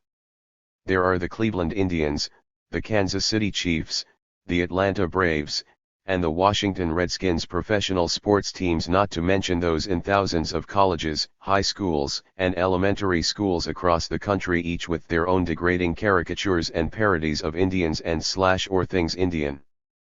Pop fiction continues in the same vein. There is an apparently unending stream of New Age manuals purporting to expose the inner workings of indigenous spirituality in everything from pseudo-philosophical to do-it-yourself-kind styles. Blonde yuppies from Beverly Hills arable about the country purporting to be reincarnated 17th century Cheyenne shamans ready to perform previously secret ceremonies for a fee. A concerted, sustained, and in some ways accelerating effort has gone into making Indians unreal. It follows, therefore, that what has happened, is happening, and will continue to happen to Indians unless something is done to fundamentally alter the terms of our existence, is also unreal. And the unreal, of course, is purely a matter of entertainment in Euro-American society, not a cause for attention or concern. As was established in the Stryker precedent at Nuremberg, the cause and effect relationship between racist propaganda on the one hand and genocidal policy implementation on the other is quite plain. It is thus of obvious importance that the American public, plain, average, everyday U.S. citizens begin to think about the implications of such things the next time they witness a swarm of face. 81. Painted and war-bonnet buffoons doing the tomahawk chop at a baseball or football game. It is necessary that they think about the implications of the grade school teacher adorning their child in turkey feathers to commemorate Thanksgiving. Think about the significance of John Wayne or Charlton Heston killing a dozen savages with a single bullet the next time a Western come on TV. Think about why Land O'Lakes finds it appropriate to market its butter through use of a stereotyped image of an Indian princess on the wrapper. Think about what it means when non-Indian academics profess, as they often do, to know more about Indians than Indians do themselves. Think about the significance of charlatans like Carlos Castaneda and Jamaica Highwater and Mary Summer Rain and Lynn Andrews churning out Indian bestsellers, one after the other, while Indians typically can't get into print. Think about the real situation of American Indians. Think about Julius Stryker. Remember Justice Jackson's admonition. Understand that the treatment of Indians in American popular culture is not cute or amusing or some sort of good, clean fun. Know that it causes real pain and real suffering to real people. Know that it threatens our very survival. And know that this is just as much a crime against humanity as anything the Nazis ever did. It is likely that the indigenous people of the United States will never demand that those guilty of such criminal activity be punished for their deeds. But the least we have the right to expect, indeed, to demand, is that such practices finally be brought to a halt. 82. In the matter of Julius Streicher. Nobody's pet poodle. Jimmy Durham, an artist for native North America. I've known Jimmy Durham for more than 20 years. He's personally never been anything but Stone Indian the whole time, and I mean that in the fullest possible way. He's never done anything but good for Indian people. Anybody who wants to mess with Jimmy better be ready to talk to me. And I mean that too. Russell Means, 1990. I have a vision, a recurrent hallucination, if you will, of an installation summing up the state of contemporary American Indian art. It is of a life-sized plastic Indian man, seated in a director's chair and outfitted in the high Santa Fe style, abundant turquoise, fur, and leather, genuine pinion-scented aftershave or cologne, fashionably long but neatly razor-cut black hair, a blanket vest over an open-neck silk shirt, his medicine bag filled with cocaine, a $5,000 antique concho belt and Gucci loafers. Sometimes he wears a Billy Jack hat. Altogether, looks like something of a combination of Rudy Gorman and Earl Biss, but thinner, sleeker, a bit firmer of jaw. In one hand, he holds a collection of sable artist's brushes, in the other a wad of $100 bills. Tattooed in blue on his left buttock is the inscription "Government Inspected, U.S. Department of Interior Certified Grade A Prime." 89. Meat. Suspended from a genuine platinum Charles Liloma chain around his neck is a small laminated card reading Federal Certificate of Degree of Indian Blood. In my mind, the plastic Indian is flanked by a pair of stuffed poodles. Perhaps they are Afghan hounds. From chains around their necks, both dogs also sport their pedigree papers. Arrayed behind this triad is another, a row of rather shadowy and mysterious human forms. They are standing, heads bowed, representing, each in turn, certain other peoples who have been officially defined in accordance with eugenics codes during the present century. Around each of their necks is a noose of the coarsest hemp rope from which hangs a small spot lit plaque. One bears a yellow Star of David symbol and reads Jude. It was presented to the figure who wears it by the Ministry of Racial Purity of the Third Reich in 1936. The next, printed by South Africa's apartheid government in 1980, reads, with utter simplicity, colored. The third, more complex in design, offers its message in 3 languages. All translate as Palestinian. It was issued in Israeli-occupied Gaza in 1991. The plastic Indian in the foreground seems totally unaware of those standing behind him, whether human or canine. He may be conscious of them, but chooses to ignore their presence. He seems utterly resolute about focusing his attention elsewhere. After all, he has his money in hand and senses there is more to be had. Perhaps he will use some of it to buy another bracelet or some baskets from one of the old Pueblo women eking out a living down on the plaza. Or maybe the chump change will go for 90. Purchase of a bumper sticker reading, Indian and Proud. Who knows? Compensating for a sense of all-pervasive guilt of downright psychological and spiritual filthiness induced by selling out can be a very tricky business. And, make no mistake about it, the Indian in my installation knows, just like those he reflects in real life, deep down, where it counts most, he knows he's guilty. He knows he's sold his ass for a song. And he knows he's pandered his people, all of their heritage and whatever future they might have, for even less. Still, compulsively, he continues to wag his tail and lick the feet of whatever white patron comes before him. Arithmetical genocide. There is a basis to this idea which haunts me. It is called, in the sort of Orwellian turn of phrase so characteristic of colonizing bureaucracies, an act to promote development of Indian arts and crafts.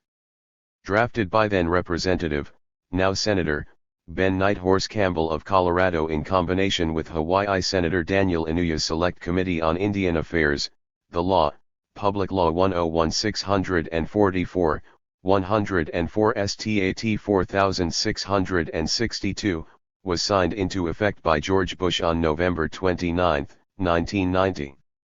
1 PL 101-644 makes it a crime punishable by up to $1 million in fines and up to 15 years in federal prison for anyone not federally recognized as being a Native American to offer to display for sale or to sell any good, with or without a government trademark, which suggests it is Indian produced. For galleries, museums, and other private concerns which might elect to market or display as Indian arts and crafts the work of any person not meeting. 91. The federal definition of Indianness, a fine of up to $5 million is imposed. The government standard involved, usually called blood quantum within the lexicon of scientific racism, is that a person can be an American Indian artist only if he or she is certifiably of 1/4 or more degree of Indian blood by birth. Alternatively, the artist may be enrolled as a member of one or another of the federally sanctioned Indian tribes currently existing within the U.S. These entities' membership rolls originated in the prevailing federal racial criteria of the late 19th century. The initial U.S. motive in quantifying the number of Indians by blood was to minimize the number of land parcels it would have to assign Native people under provision of the 1887 Dawes Act, thereby freeing up about 2/3 of all reservation land for homesteading by non-Indians or conversion into U.S. park and forest land. Tribal rolls have typically been maintained in this reductionist fashion ever since, a matter which has served to keep federal expenditures in meeting the government's obligations, often deriving from treaty relationships with indigenous nations, at a very low level.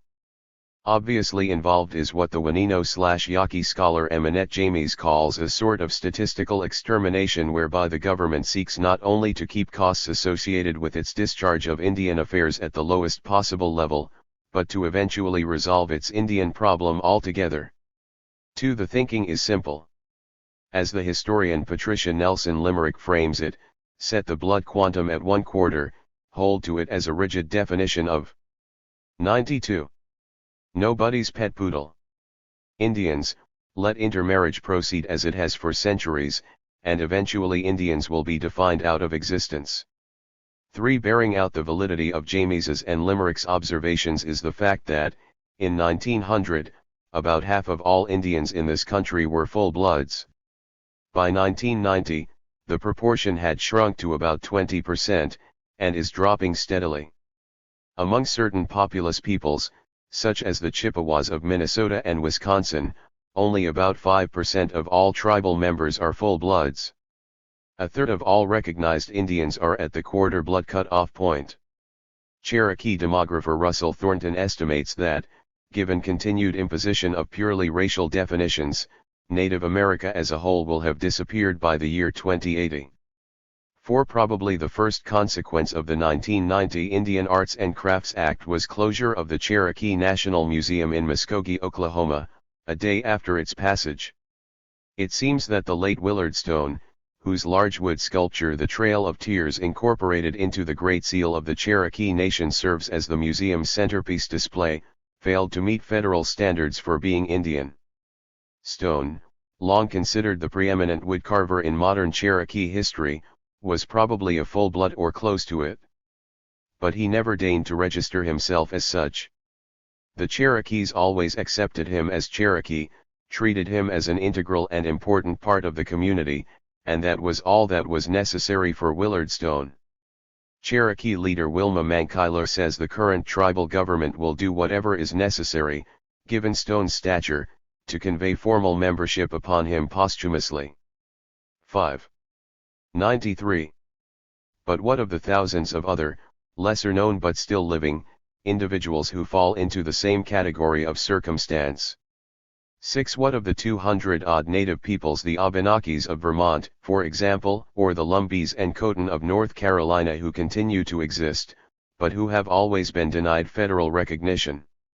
What of groups such as the Wenino of the San Diego area, who were once recognized by the government, but whose rolls were closed after they were unilaterally declared extinct as a matter of convenience by the Department of Interior during the 1970s. 70s are questions of no small magnitude and import. All told, as Jack Forbes and others have pointed out, there are probably upwards of 7 million persons in the United States today with a legitimate claim to being American Indian by descent, by culture, or both. The U.S. Bureau of the Census admits to only about 1.6 million. 8. What is at issue is arithmetical genocide, the diminishment and ultimate elimination of an entire human group by accounting procedures rather than outright physical liquidation. The Identity Police. What is ugliest about the Indian Arts and Crafts Act is that it is being passed off as something demanded by native people themselves. Indeed, its most vocal and vociferous advocates have been by some definition or another Indians. 9. Specifically, the prime movers have been a rather small clique of low-talent and no-talent individuals in the Santa Fe area calling themselves the Native American Artists Association, gathered around an alleged Chippewa and maudlin primitivist named David Bradley. 10. 94. Nobody's Pet Poodle. Mainly, they are devoted to production of what the Louisino artist Fritz Scholder once called Bambi painting. 11. And together, the NAAA or Bradley Group, as it is more often called, generates a truly amazing volume of prints and canvases depicting themes centered in virtually every sentimental Indian stereotype from the dime novel version of Hiawatha to Lynn Andrews's notion of spirit women. Mostly, their work is rendered with pictorial clumsiness, in the harmoniously cloying pastel tonalities so sought after by interior designers specializing in the decor of Southwest motel rooms and bank lobbies. They are, in a word, one step removed from those who stock starving artist sales advertised in television commercials from coast to coast. 12. The Bradley Group, of course, insists its goals are worthy enough to prevent non-Indian artists, primarily Euro-Americans, from ripping off native culture by pretending to be Indians for commercial purposes. The facts, however, tell another story, suggesting strongly that the group's motive has always been about personal profit and that their targets have usually been other Indians. At least there is no record of their ever having found and exposed a bona fide white man masquerading as an Indian in order to sell his work. Instead, they have labored mightily and viciously to negate the genuine heritage of as many self-identified and, often, community-recognized Indian competitors as possible. Their objective was and is to restrict as closely as possible the definition of who might be viewed as an Indian artist, and therefore the definition of Indian art itself, to themselves and their various products. Anyone wishing, for whatever reason, to purchase a 95. Definably Indian art object will, so the theory goes, be compelled to buy it from them. The results of such a definitional scam stand to be quite lucrative for anyone on the inside track. The saga began along about 1980, when Bradley was unaccountably afforded an opportunity to show a few of his small Carlos Castaneda-oriented canvases in Santa Fe's prestigious Elaine Horowitz Gallery. His problem, as he saw it, was that his work was displayed in proximity to the far superior pieces of another Indian, Randy Lee White, a mixed-blood Lakota Sun dancer who was at the time exploring the motifs developed by his people in 19th-century ledger book drawings. White's work sold steadily and at increasingly high prices. Bradley's material, even priced at a discount, moved slowly when it moved at all. Bradley was, to say the least, envious of White and thus goaded. Genuine inspiration seems to have struck him for what may be the first and only time in his life. If only Randy White could be forced out of the gallery, he reasoned, his own work would increase in sales, both in terms of volume and by way of price per unit. Bradley quickly became a political organizer, sparking a series of pickets and newspaper editorials, television interviews, and meetings with the Santa Fe Chamber of Commerce. White, mortified that what had been a source of true pride and commitment on his part had become the point of such contention, stopped identifying as who he was, and is. 13. The Bradleys had scored their first victory. Considerable irony, some of it delicious and some of it the reverse, may be found in the outcome of the Bradley-White controversy. On the tasty 96. Nobody's Pet Poodle. Side, Randy Lee White, relocated from New Mexico to Los Angeles, successfully continued his life and career, and is widely recognized as an important contemporary painter. For his part, David Bradley also left the Horowitz Gallery for a time, but for different reasons. His work continued to bomb most serious collectors declining to acquire such hack painting, regardless of the ethnic flavor attached to it, even after he had managed to eliminate what he saw as his major competitor. Sometimes a kind of natural justice does prevail. Much less palatable is the loss to Native America of White's substantial painterly talent, a loss which is balanced against nothing at all. Actually, the exchange amounts to much worse than nothing when it is considered that the schmaltz Bradley applies to canvas is the ostensible replacement for White's work in signifying the quality of art Native America is capable of generating these days. Meanwhile, the NAAA had already set out to clean up Santa Fe more generally, stopping in at local exhibitions to demand proof by way of federal documentation as to the genetic pedigrees of other Indians and threatening harassment in the event that real Native work, their own, wasn't included in gallery inventories. Their position also evolved to hold that Native people from south of the Rio Grande, most of them with blood quantity discernibly higher than that of many members of the Bradley Group, but none of whom are endowed with federal credentials to that effect, shouldn't be classified as Indians. Even a full-blood and traditionally cultured Yaqui, Maya, or Tarahumara would be better categorized as Hispanic, from the 97. Bradley point of view. This novel interpretation of reality was followed by a heated questioning of the authenticity of Indians from Canada. 14. This persistent and entirely self-serving narrowing of the criteria of Indianness conformed quite well with the earlier mentioned needs of federal policy makers eager to dispense with governmental obligations to Indians once and for all. Consequently, the Bradleys were noticed by those inhabiting the corridors of power. Shortly, they were anointed as expert consultants on matters of native art and identity to a new select committee, enjoying a degree of influence with their colonizers they doubtless never envisioned at the outset of their crusade to crush the competition. 15. Small wonder that PL 101 to 644 reads like a script the Bradleys themselves might have written. For all practical purposes, they did. And, in the process, their people have been harmed, perhaps irreparably, as is always the case when important voices are stilled. The Bradley Group has acted, figuratively at least, in precisely the same fashion as the hang-around of Fort Indians who helped assassinate Crazy Horse and Sitting Bull a century ago. The indigenous alternative. It's not that there are no Indians who understand the nature and dynamics of the colonizing and genocidal processes to which we are subjected. Nor is it true that no Indians retain the courage and integrity necessary to stand up and resist against tremendous odds, regardless of personal cost or consequence. Numerous recent, and in some instances, current, examples spring readily to mind. 98.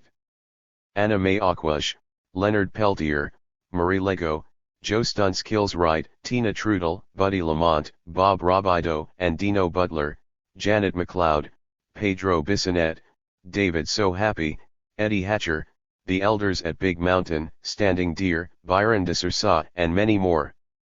They, not the David Bradleys of the world, are the gut and sinew of that which has meaning in contemporary Indian life. These people, not some self-appointed identity police currying federal favor, represent the future of Native America. This is true, if indeed there is to be any Native future at all. The common denominator, aside from their intrinsic and undeniable Indianness, binding these individuals together is that each has been a member or supporter of the American Indian movement over the past 2 decades.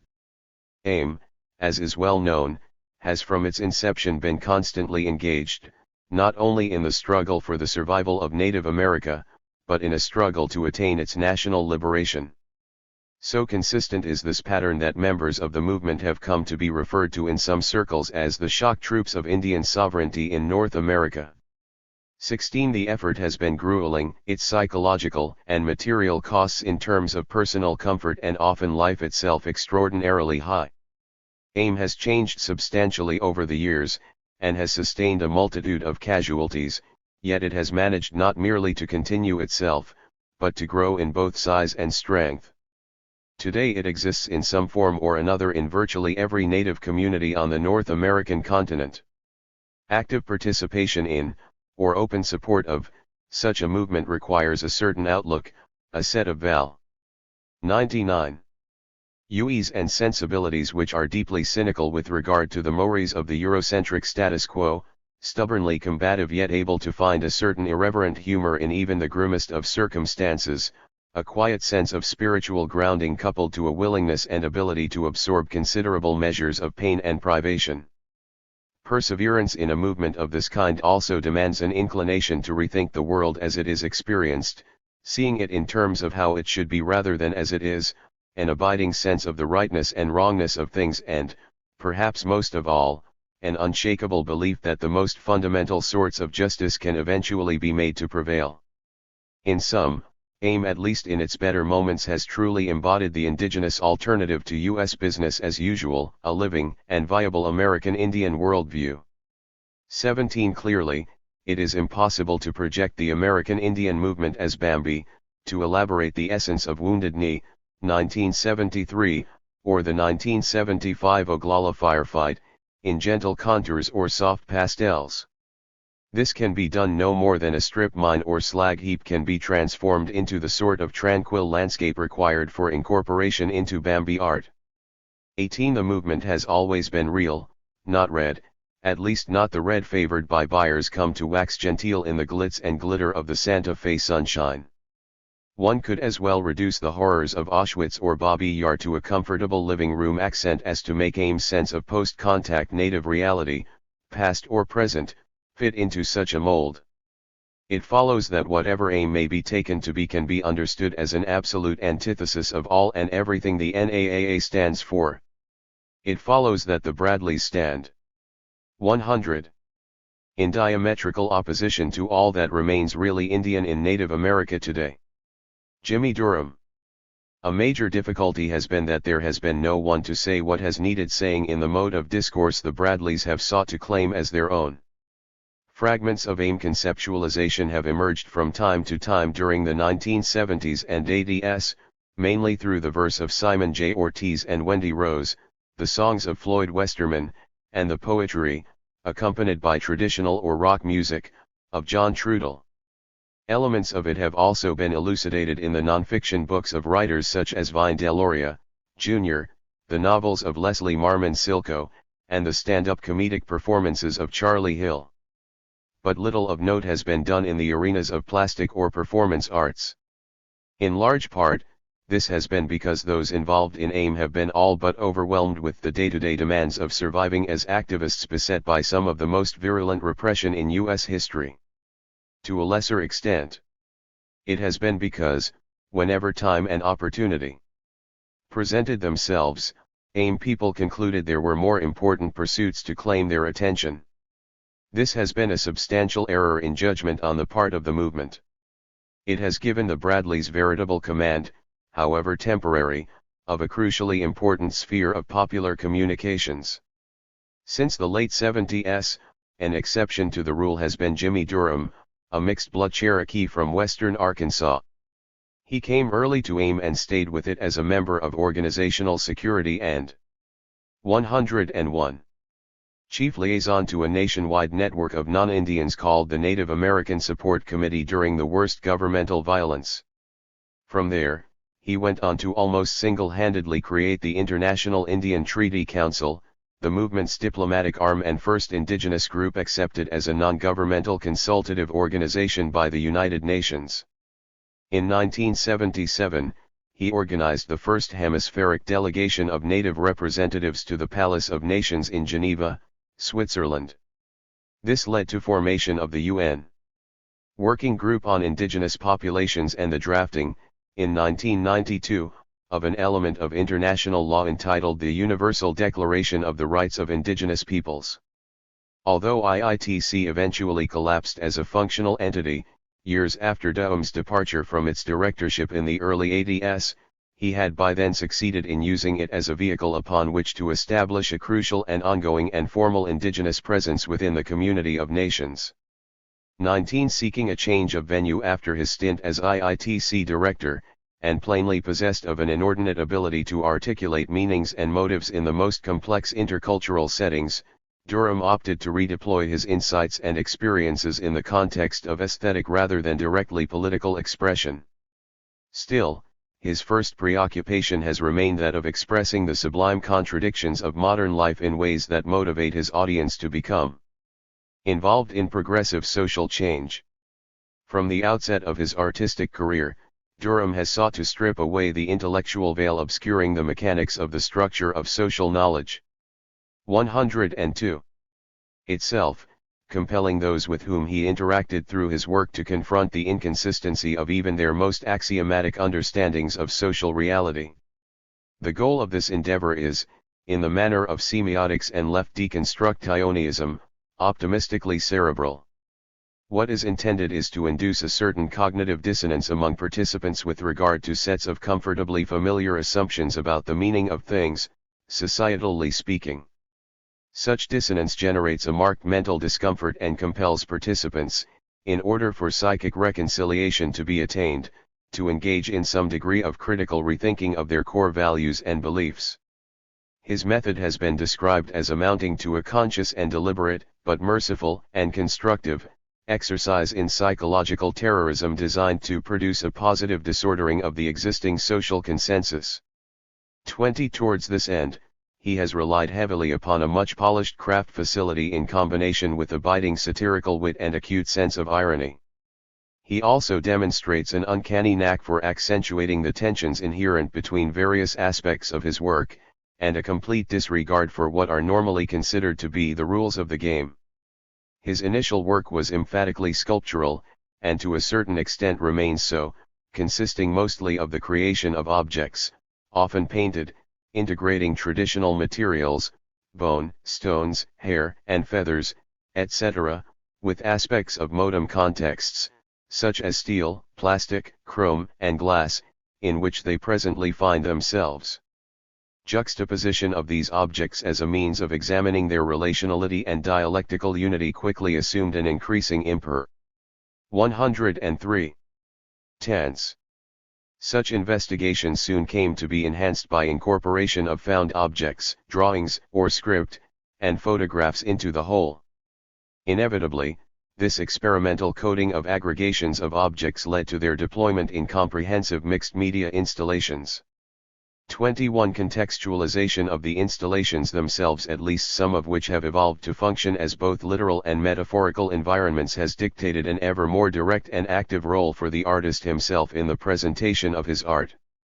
Such involvement often assumes the form of the artist symbolically acting out, either theatrically or in more concrete ways, behavioral and or attitudinal conceptions integral to a completion of a given work's intent. At other times, or simultaneously, the integration of art and artist requires an accompaniment to the physical display, some form of narrative elaboration, either written or verbal, sometimes both. It was this last dimension of his more general project which caused publication of a tightly orchestrated exposition of Durham's verse and prose vignettes in book form, as a 1983 volume entitled Columbus Day. 22. It has also prompted a decade-long series of essays and interviews published in journals such as the Third Text and Art Forum, and collections like Annette James's The State of Native America. 23. Throughout the 1980s, Durham was largely sustained by the warm reception accorded his work in settings relatively free of the dominating and rigidly maintained colonialist construction of what art by American Indians is supposed to be enforced in the United States. Ireland continues to serve as an 104. Nobody's pet poodle. Admirable case in point. Meanwhile, there is some indication that the established art world, both in New York and in the Southwest, went out of its way to ignore him.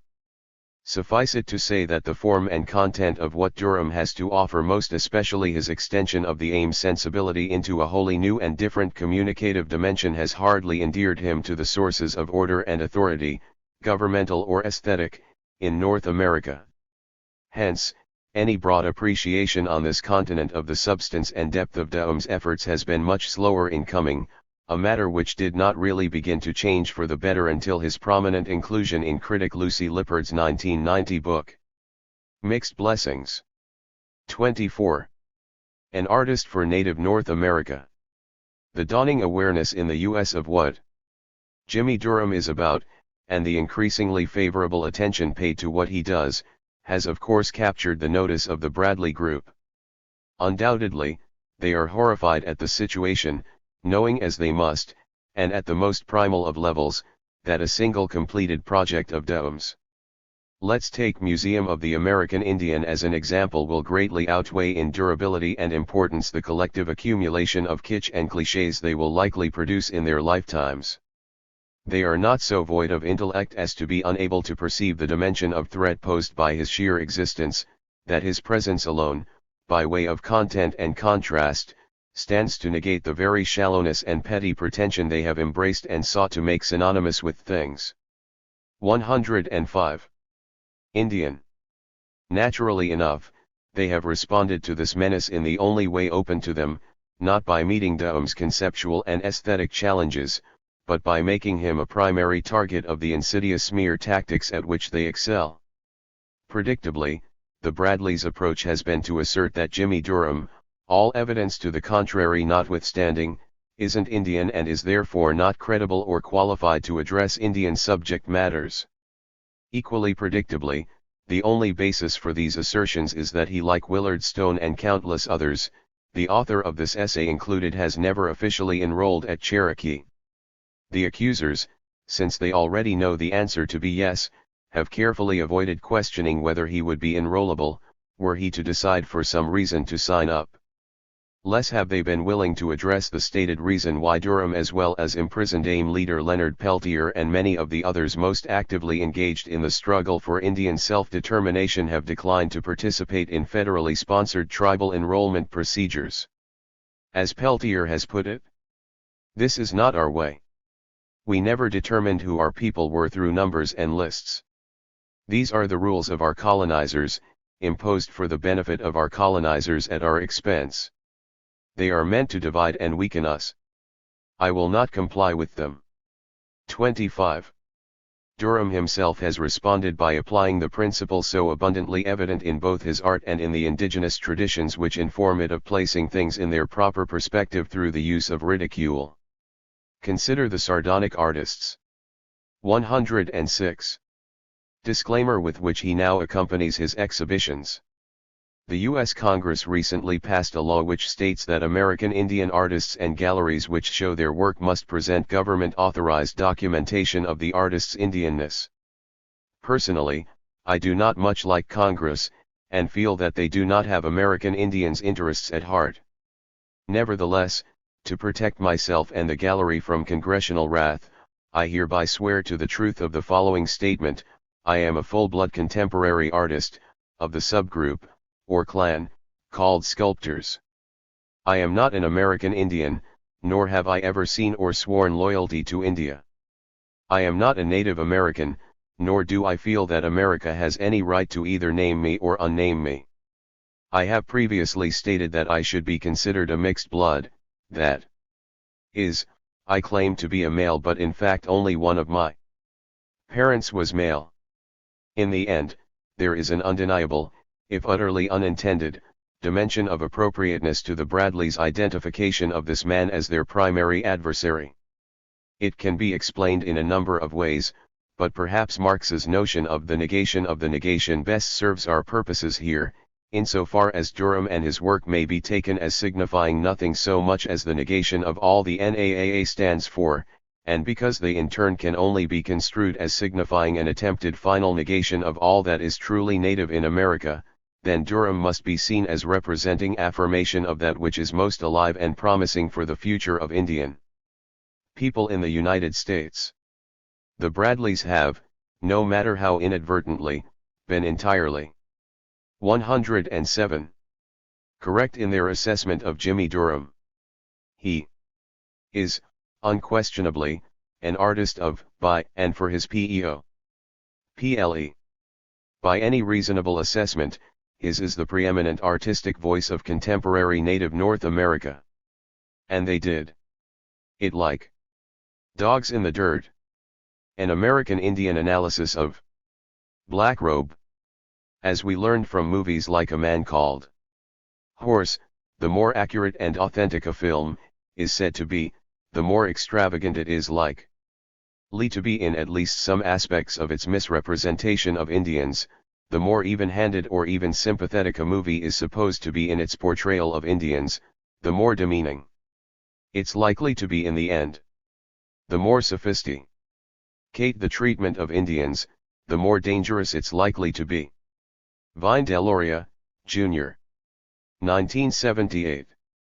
Perhaps the only honest way to begin a review of Bruce Beresford's new film, Black Robe, Alliance Communications, 1991, is to acknowledge that, as cinema, it is a truly magnificent achievement.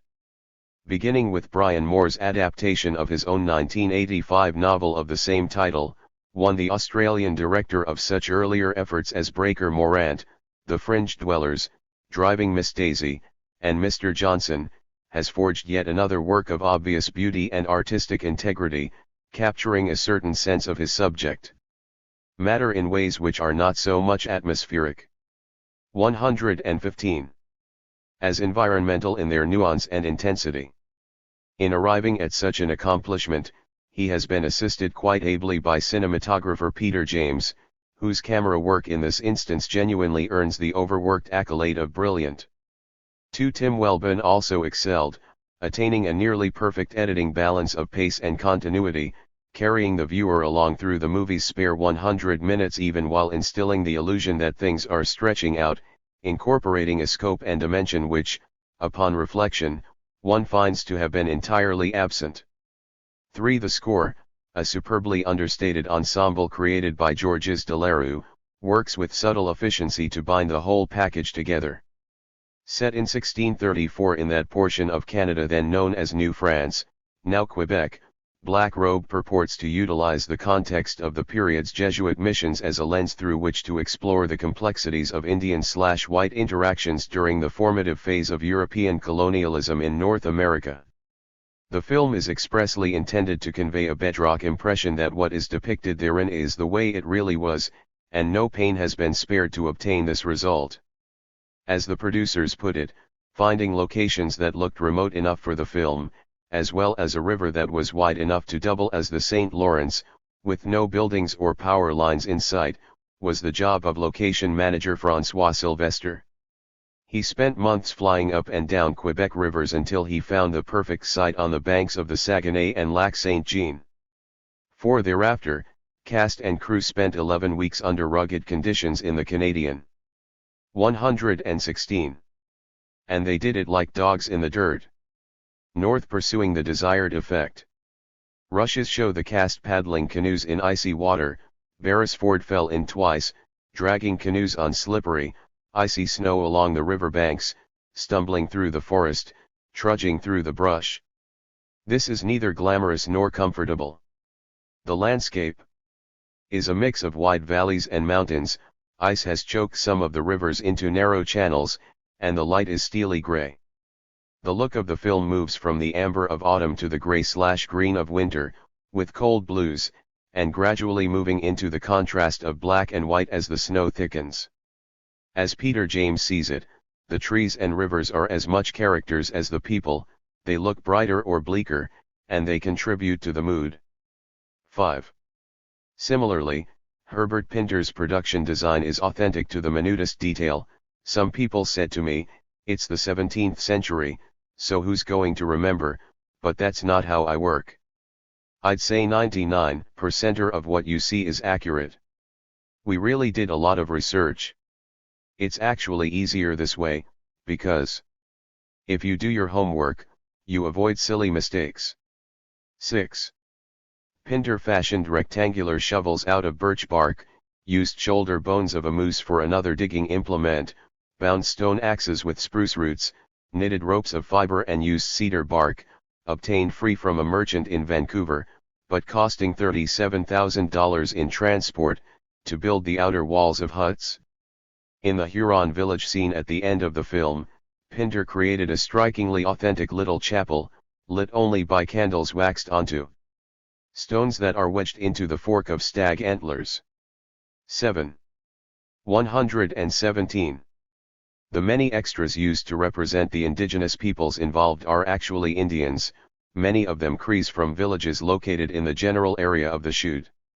Native languages are spoken throughout the movie, and the corresponding subtitles deployed do no particular damage to the content of the dialogue. The construction of both the Mohawk and Huron villages used as sets, each of which took about 6 weeks to complete, are accurate right down to the cloying smoke persistently drifting about the interior of buildings, a standard means by which Indians traditionally repelled insects. The inside of a Mohawk longhouse is adorned with scores of real rabbit and goose carcasses strung from racks, many of them slowly dripping blood which begins to coagulate as a scene wears on. The entire stew was completed with the deployment of an astutely selected combination of veteran and first-time actors. They are headed by Lothaire Bloutier, noted for his lead role in Jesus of Montreal, who plays Father Laforge, Black Robe's fictionalized protagonist. Bloutier also appears to have served as something of a team captain among the cast. As critic Andrew Urban observed after visiting the location of the work in progress, Bloutier is the most dedicated actor I have ever seen on a set. Whether he is called or not, he is there, absorbing, watching and discussing details with Beresford, or James. He wants to know every frame, and has a possessive view of the film. He wants to know, and to agree with, all the major creative decisions.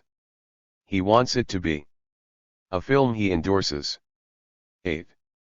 Bloutier's devotion to his craft is ably compel. 118. And they did it like dogs in the dirt. Meant by that of the prolific August Schellenberg, who plays Comina, a major Indian character. Several of the Indians who garnered support roles, Billy Two Bulls, Lawrence Bain, Harrison Liu, and Tonto Cardinal among them, are also longtime professionals who brought their well-refined and not insignificant talents to bear. These seasoned pros appear to have established a momentum which allowed several cinematic novices to transcend themselves in the quality of their performances. This is particularly true of Adon Young, an 18-year-old Canadian-born actor picked up during a casual audition in Australia to play Daniel, the main European character behind Laforge, and Sandrine Holt, a pound of 19-year-old Eurasian from Toronto who was cast as Anyuka, the Indian female lead. All told, the competence in acting displayed throughout the film lends an essential weight and substance to the sheer technical acumen embodied in its production. More than just a movie.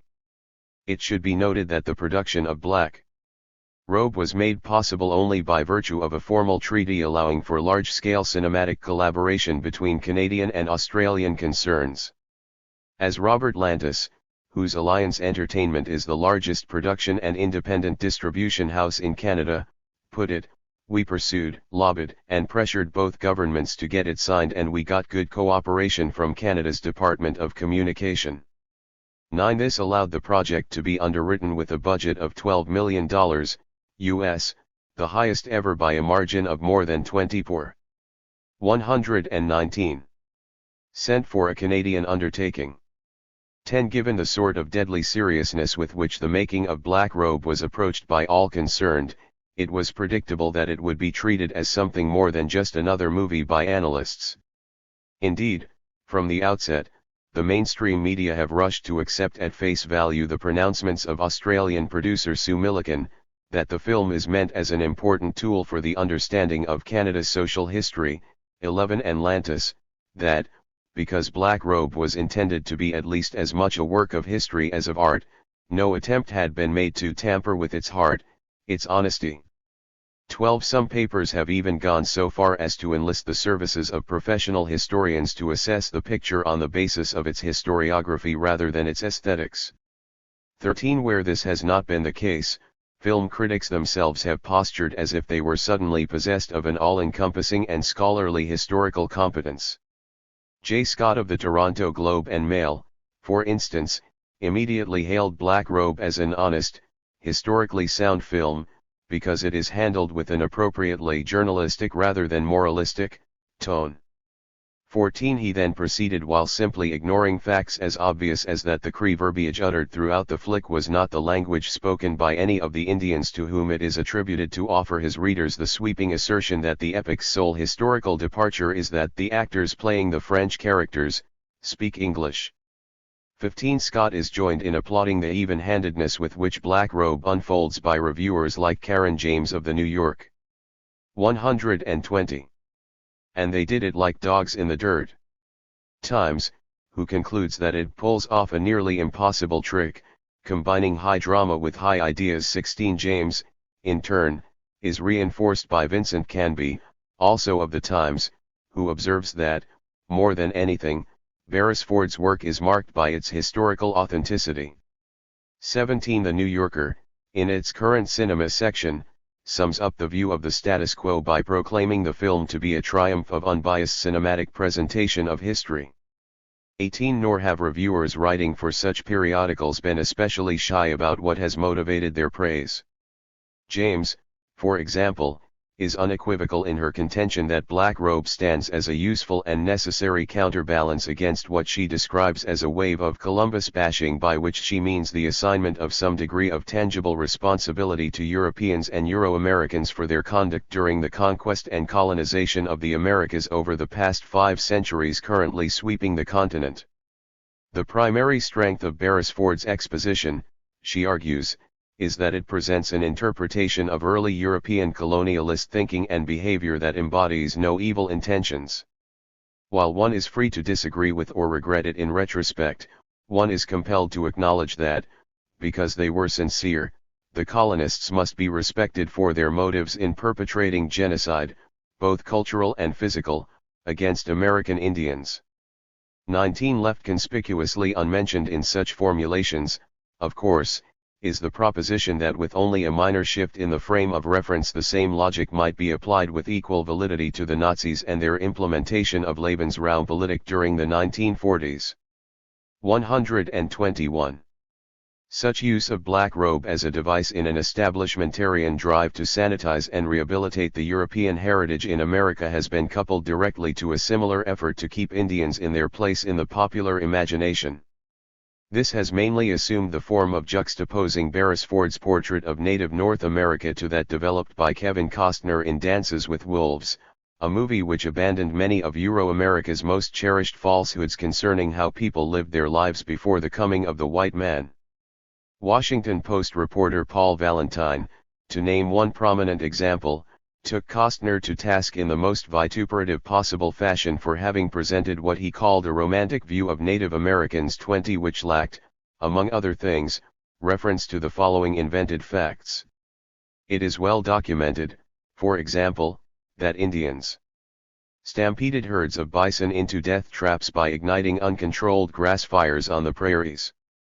For many years afterward, animals could not find food in such burned-over areas, and starvation would finish the destruction of buffalo herds.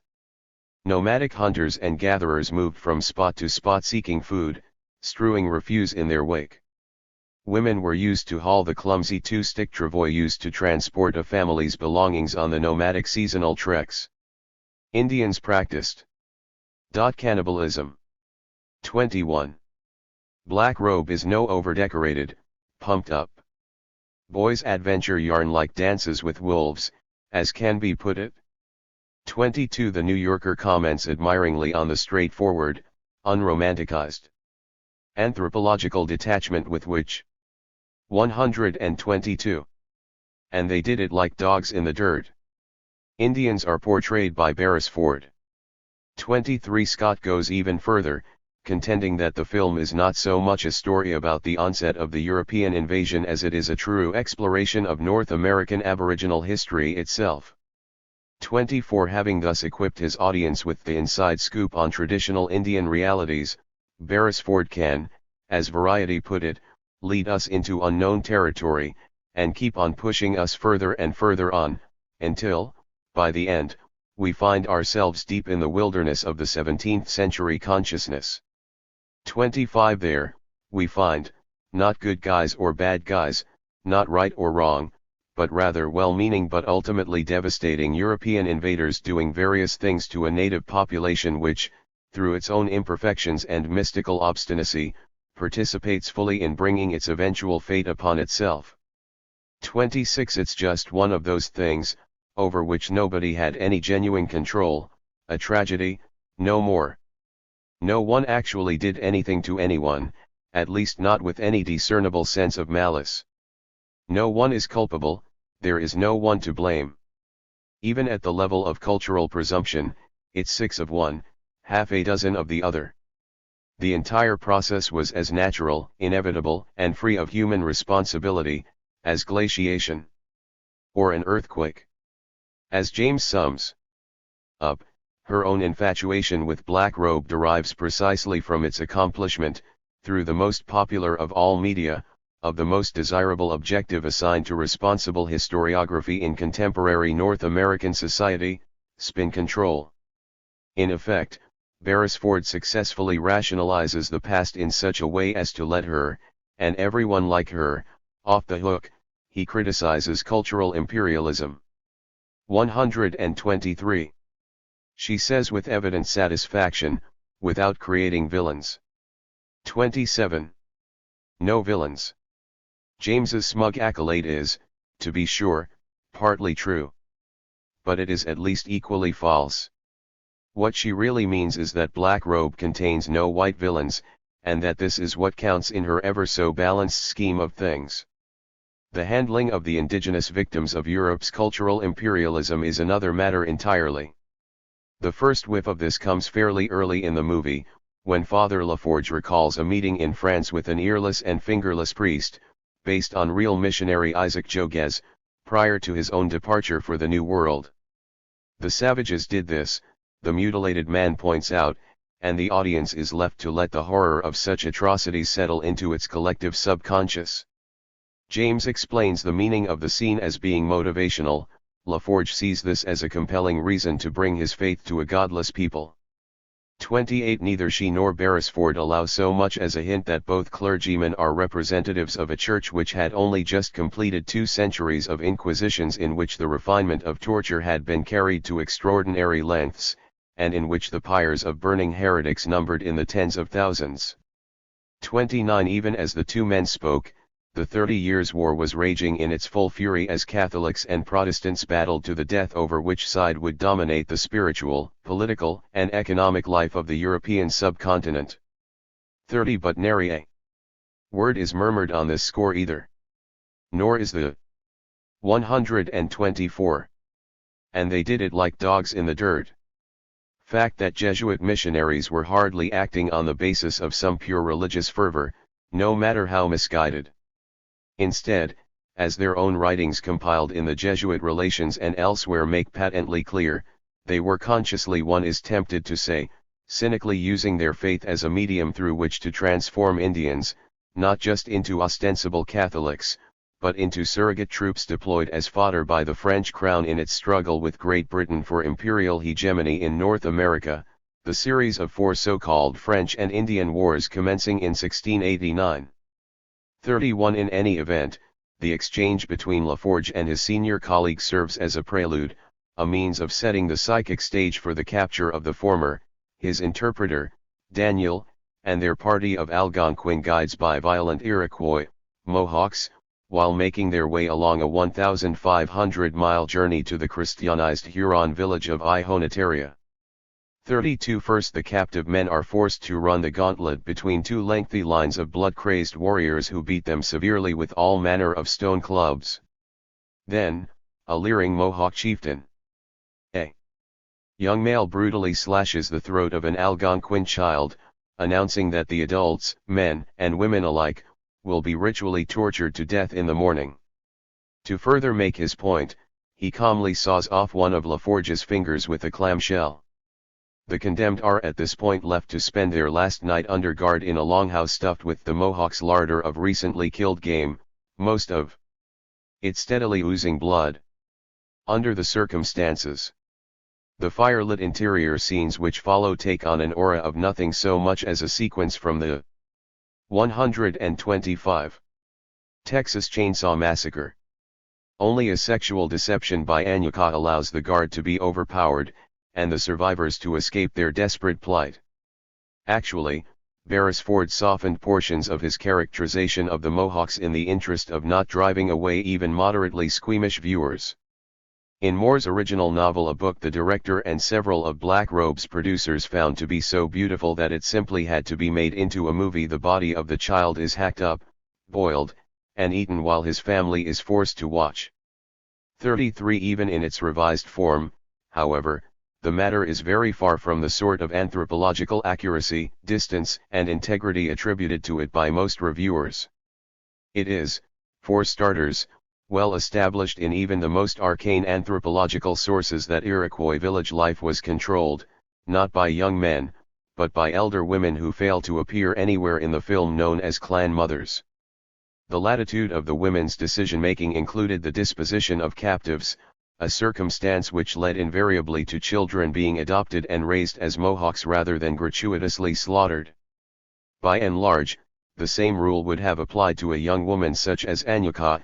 She would have been mated to a Mohawk man, perhaps an unkind fate in the estimation of some, but certainly a substantially different fate than being dismembered and burned alive. 34. In a project as exhaustively researched as Beresford's, it is unlikely to the point of impossibility that errors of such magnitude were unintentional. Hence, it is difficult to conclude that the extent to which the Mohawks were misrepresented. 126. And they did it like dogs in the dirt. And the nature of that misrepresentation, were anything other than a deliberate exercise in vilification. Such a view is amply reinforced by the employment of more subtle means to convey the impression that these are, indeed, the bad guys. For example, all scenes of the Mohawk village are framed against an overcast and threatening sky, the pervasive darkness evoking a strong sense of the sinister. By contrast, when LaForge finally reaches Ihonatiria, despite the fact that it is now much later in the winter than when the Mohawk sequence occurs, the setting is bathed in sunlight. To suggest that these subliminal cues were just accidents on the part of a veteran director who is known to do the most detailed storyboarding well in advance of his shoots would be insulting. Ultimately, the Mohawks are used as mere props in a broader theme which is developed throughout the film. Beresford's play of good and evil goes much deeper than a simplistic notion that one particular group of Indians was bad. Rather, the Mohawks are deployed only as the most dramatic illustration of a more or less subterranean message holding that which is most emphatically resistant to the imposition of European values and belief systems, or, put another way, that which is most decisively Indian is by definition evil. This is manifested most clearly in a confrontation between LaForge and an overtly anti-Christian Montagnais spiritual leader. The latter is personified as a shaman, a nasty-spirited dwarf, 35, his face continuously painted a vibrant ochre, standing in shocking contrast to the somber dignity of LaForge's attire and physical stature. The dwarf, indigenous spiritu. 127. Aliti, is self-serving, malicious, and vindictive, an altogether repulsive entity. LaForge, Christianity, on the other hand, is sensitive and selfless to the extent of self-flagellation and acceptance of martyrdom. Within such a consciously contrived scheme, there can be no question as to which tradition is most likely to win the sympathy of viewers. 36. Nor do the Algonquins who serve as LaForge's guides, collaborating with the white man but unsure as to whether they should embrace his religion, escape such categorization. To the extent that they remain uncommitted to conversion, clinging somewhat pathetically to the vestiges of their own beliefs, they too are cast as being imbued with crude and sometimes bestial impulses. In his novel, Moore made the point by lacing their speech with obscenities for which there are no native counterparts, example, "Now we will all eat our fucking faces full," contrasting this with LaForge's austere pursuit of purity. Once again, Beresford cleans things up a bit, substituting a tendency of the Indians to fart loudly throughout the night, the noise and the stench keeping the delicate Father LaForge awake until he is forced to witness an even more disturbing phenomenon. This last has to do with Anyuka's proclivity, fair and unmarried maiden though she is, to copulate voraciously with whatever male she happens to find convenient when the urge strikes. More shocking, she obviously prefers to do it in the dirt, on all fours, in what is colloquially referred to as dog style, like a dog, get it? Well, if perchance viewers were too startled by such carnality to fully appreciate its significance the first time around, the direct 128. And they did it like dogs in the dirt.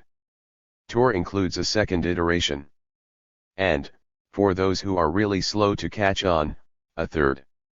The only deviation from such canine behavior is to be found in yet a fourth sex scene, when Anyuka, Pocahontas-like, 37 falls in love with Daniel, Laforge's young French interpreter.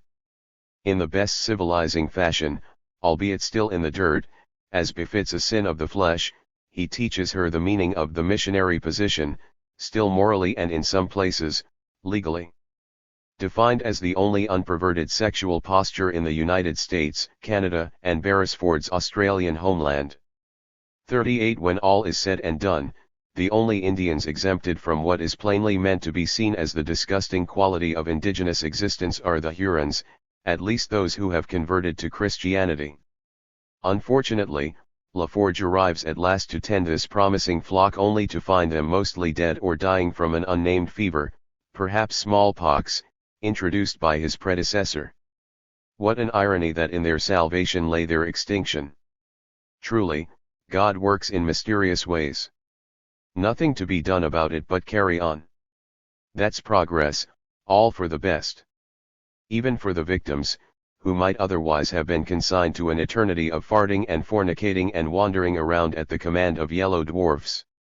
It is well that we remember, as Black Robe attempts to ensure that we will, that however mistaken, naive, or even wrong-headed the invaders may have been at times, they did what they did for love of humanity, nothing else, and that is nothing less than sheer nobility. 39. 129. Conclusion. Returning for a moment to the earlier mentioned Holocaust metaphor, such a conclusion which derives logically enough from Beresford's presentation is quite comparable to a film serving not only to rehabilitate but to ennoble the Nazi exterminationist impulse through a systematic defamation of the Jewish undermention, subhumans, based in such historical documentation as the Protocols of the Elders of Zion. 40. This, of course, was precisely the objective of Joseph Goebbels's propaganda ministry and its cooperating filmmakers in producing such works as Die Rothschilds, Judd Suss, and Erwidge Jude, the Eternal Jew, during the halcyon days of the Third Reich. 41. For all its pictorial beauty and technical sophistication, or because of them, Black Robe is different mainly in quality, not in kind. 42. If there is a distinction to be drawn between the Nazis' anti-Semitic cinema and the handling of indigenous subject matters in contemporary North America, it is that the former were designed to psychologically prepare an entire populace to accept a genocide which was even then on the verge of occurring. The latter is pitched more to rationalizing and redeeming a process of conquest and genocide which has already transpired. Black Robe is thus the sort of sensitive and mature cinematic exposition we might have expected of the Nazis, had they won their war. Their state, much like the US and Canada, and Australia, New Zealand, and South Africa, for that matter, would have been faced with the consequent necessity of achieving a complete psychic reconciliation of the horrors of victory exp. 130. And they did it like dogs in the dirt. Rinsed by the Germanic settlers upon whom it depended for consolidation of the Lebensraum gained through invasion and subsequent liquidation of native populations. 43. In the context of the present Columbian quincentennial, a symbolic period ripe with opportunity for wholesale reassessment of the evolution and current reality of Indian/immigrant relations in the Americas, and with the potential for some constructive redefinition of these relations, the form and function of films like Black Robe speak for themselves. Nothing was really wrong with what happened, they proclaim. Therefore, nothing really needs altering in the outcomes of what happened, nor in the continuing and constantly accelerating conduct of business as usual in this hemisphere. There is no guilt, no responsibility, nothing to atone for. Don't worry. Be happy. To the victors belong the spoils. Sieg Heil.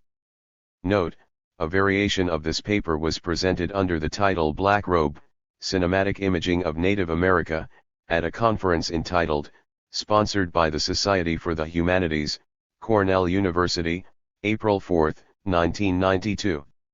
Notes. One more's earlier screenwriting credits include the script for Alfred Hitchcock's Tom Curtin. 2 James's credits include Driving Miss Daisy and Mr. Johnson.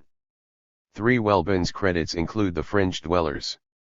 4 Alliance Communications press release, March 1991, p. 10. 131. 5 Andrew L. Urban, Black Robe, Cinema Papers, March 1991, pages 6 to 12, quote at pages 10 to 11. 6 Pinter's credits include Breaker Morant, The Fringe Dwellers and Mr. Johnson. The quote is taken from Ibid, p. 10. 7 Ibid. 8 Ibid, p. 12. 9 Black Robe, Anatomy of a Co-Production, Moving Pictures International, Special Supplement, September 5, 1991, p. 8. 10 Ibid. The Australian Film Finance Corporation committed 30% of the budget, Canada's Alliance Entertainment 20%. The balance was provided by Jake Eberts of the US-based Allied Filmmakers. 1-1. Quoted in Urban, OPCIT, p. 10. 12 Alliance Press Release, OPCIT, p. 10.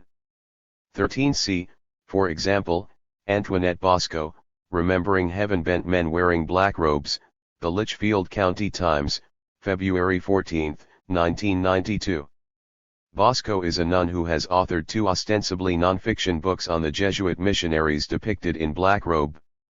14 J. Scott, A Hideous Piece of History Wrapped in Frosty, Ebony Shroud, Toronto Globe and Mail, September 5, 1991.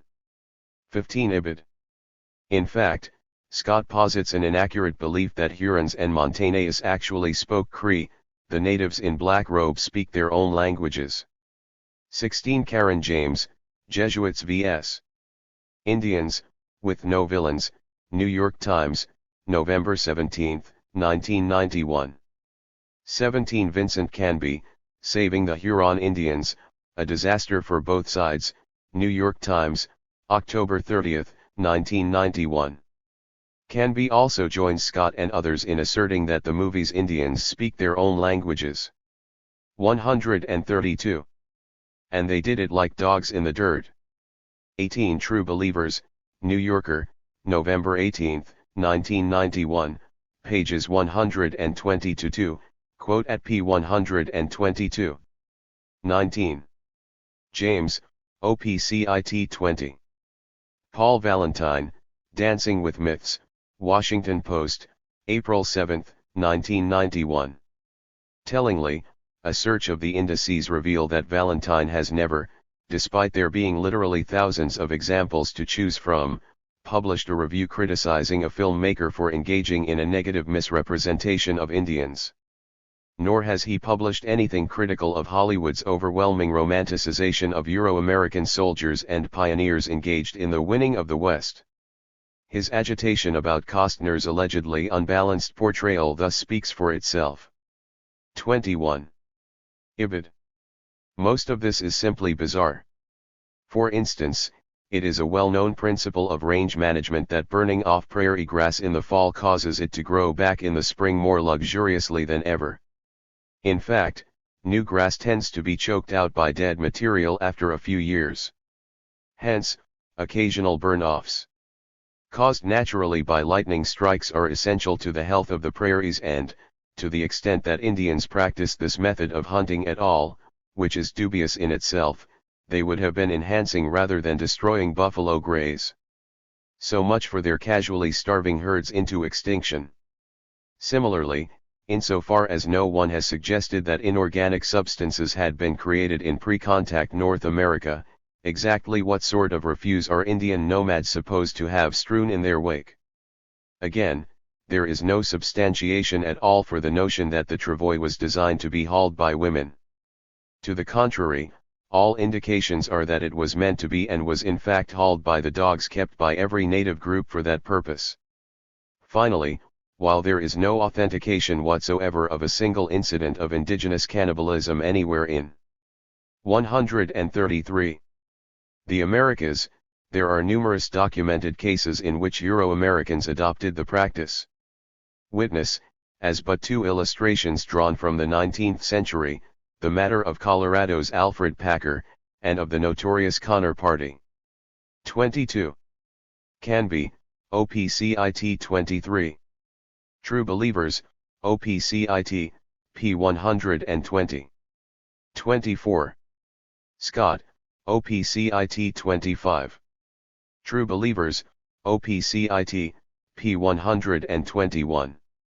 26. Toronto Fest, Black Robe, Variety, September 9, 1991, p. 65. 27. James, OPCIT 28. Ibid 29. The author has had occasion to visit what is formally titled the Torture Museum, in Amsterdam, in which a number of the utensils developed for use in the French Catholic Inquisition are displayed. Included are such items as the rack, the wheel, the Iron Maiden, the Iron Mask, special tongs for tearing out tongues, instruments used in drawing and quartering, and coarse-toothed saws created for dismembering living bodies. It is estimated that the Church caused such devices to be used on more than 250,000 Europeans between 1400 and 1500. Suffice it to say that native North America offered no remote counterpart to such ferocity, either quantitatively or technologically. 30 C. Jeffrey Parker, The 30 Years' War, New York, Military Heritage Press, 2nd ed. 1978. For thorough, and classic, contextualization of this conflict in France, see James Westfall Thompson, The Wars of Religion in France, Chicago, Aldine. Publishers, 1909. 31. See Reuben G. Thwaites, ed., The Jesuit Relations and Allied Documents, Cleveland, Burroughs Brothers Publishers, 1919, 73 volumes. Also see George M. 134. And They Did It Like Dogs in the Dirt. Wrong, The Rise and Fall of New France, New York, Macmillan Publishers, 1928, 2 volumes. 32. The Description of the Iroquois as Violent accrues from Toronto Fest, OPCIT.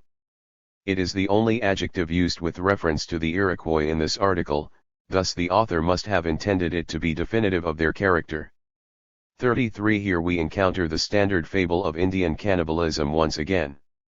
It is noteworthy that even a reputedly progressive publication like In These Times seems quite attached to this time-honored Eurocentric fantasy.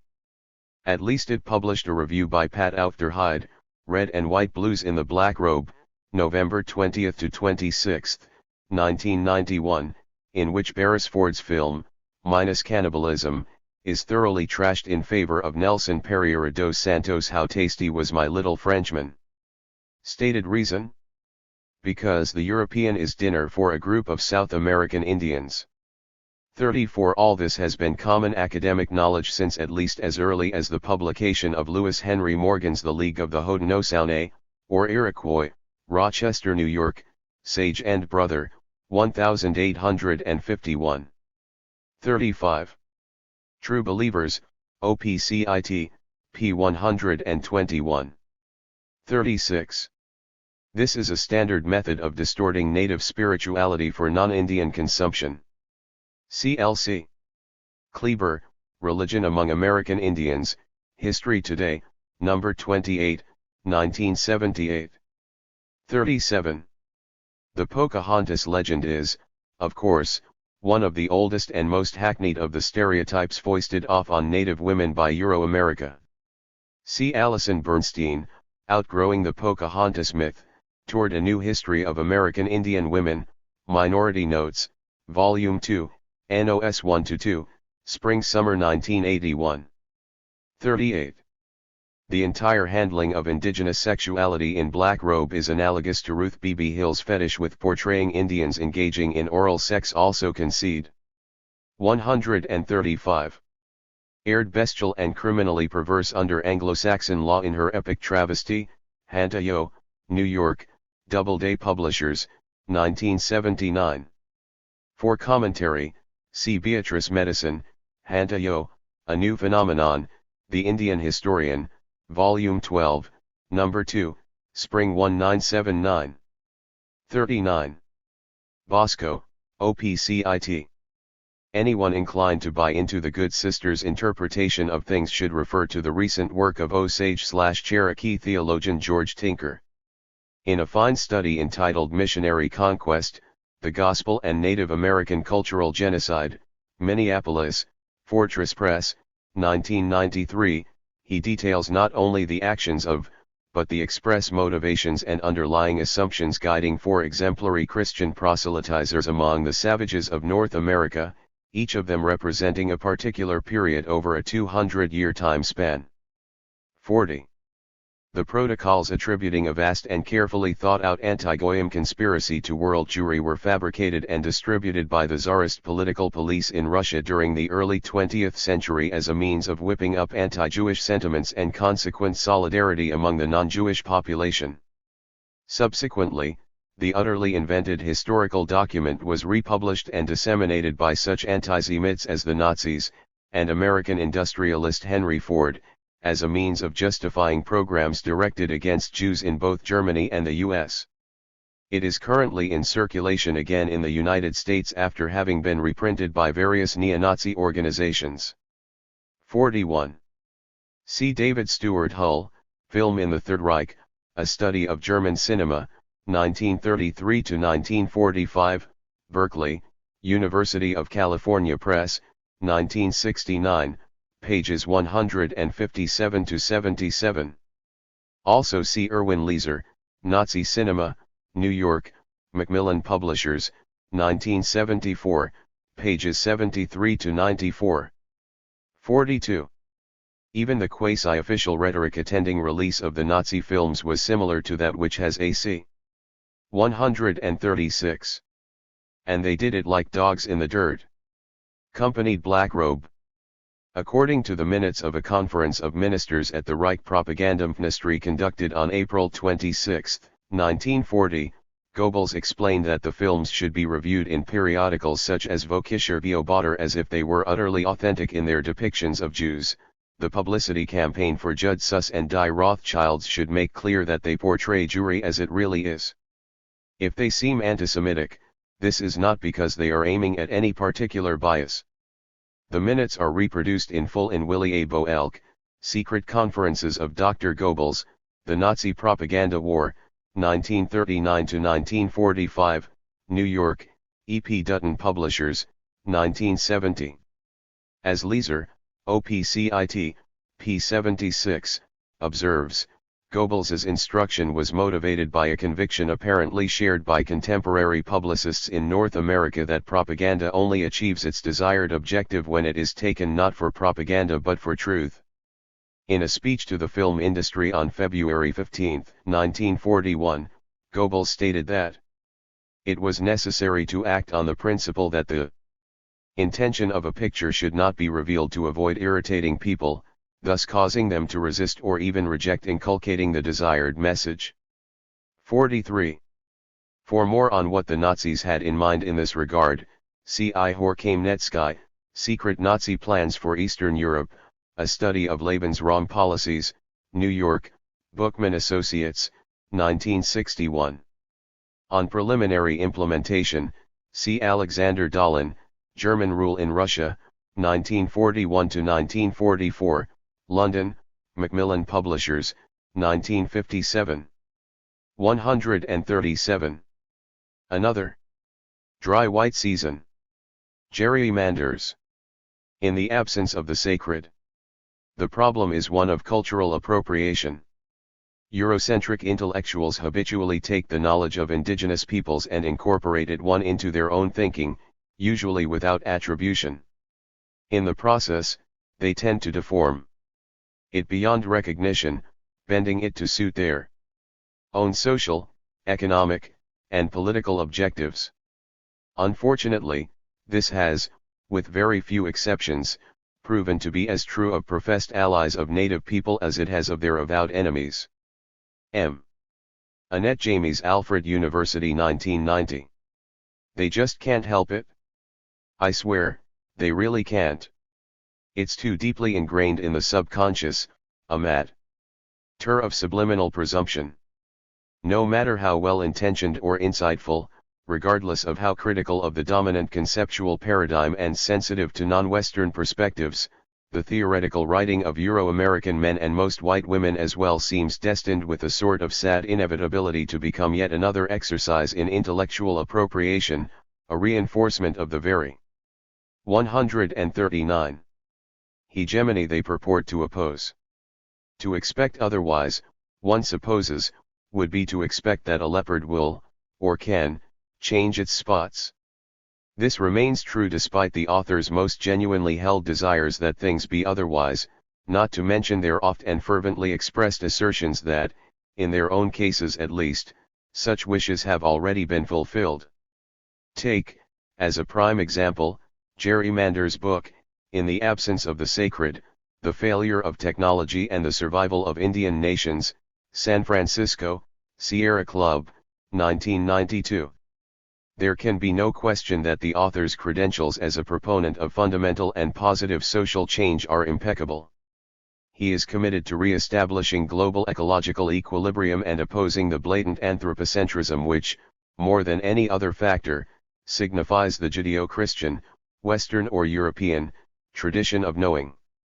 He is undoubtedly sincere in his contention, voiced throughout his treatise, that the only viable route forward is a wholesale abandonment of Euro-supremacist assumptions and a concomitant, assertion of what may be termed the indigenous worldview on a planetary scale. He is articulate and effective at times, even eloquent in elaborating his thesis. Yet, in many respects, the book embodies the worst of what he intends to oppose.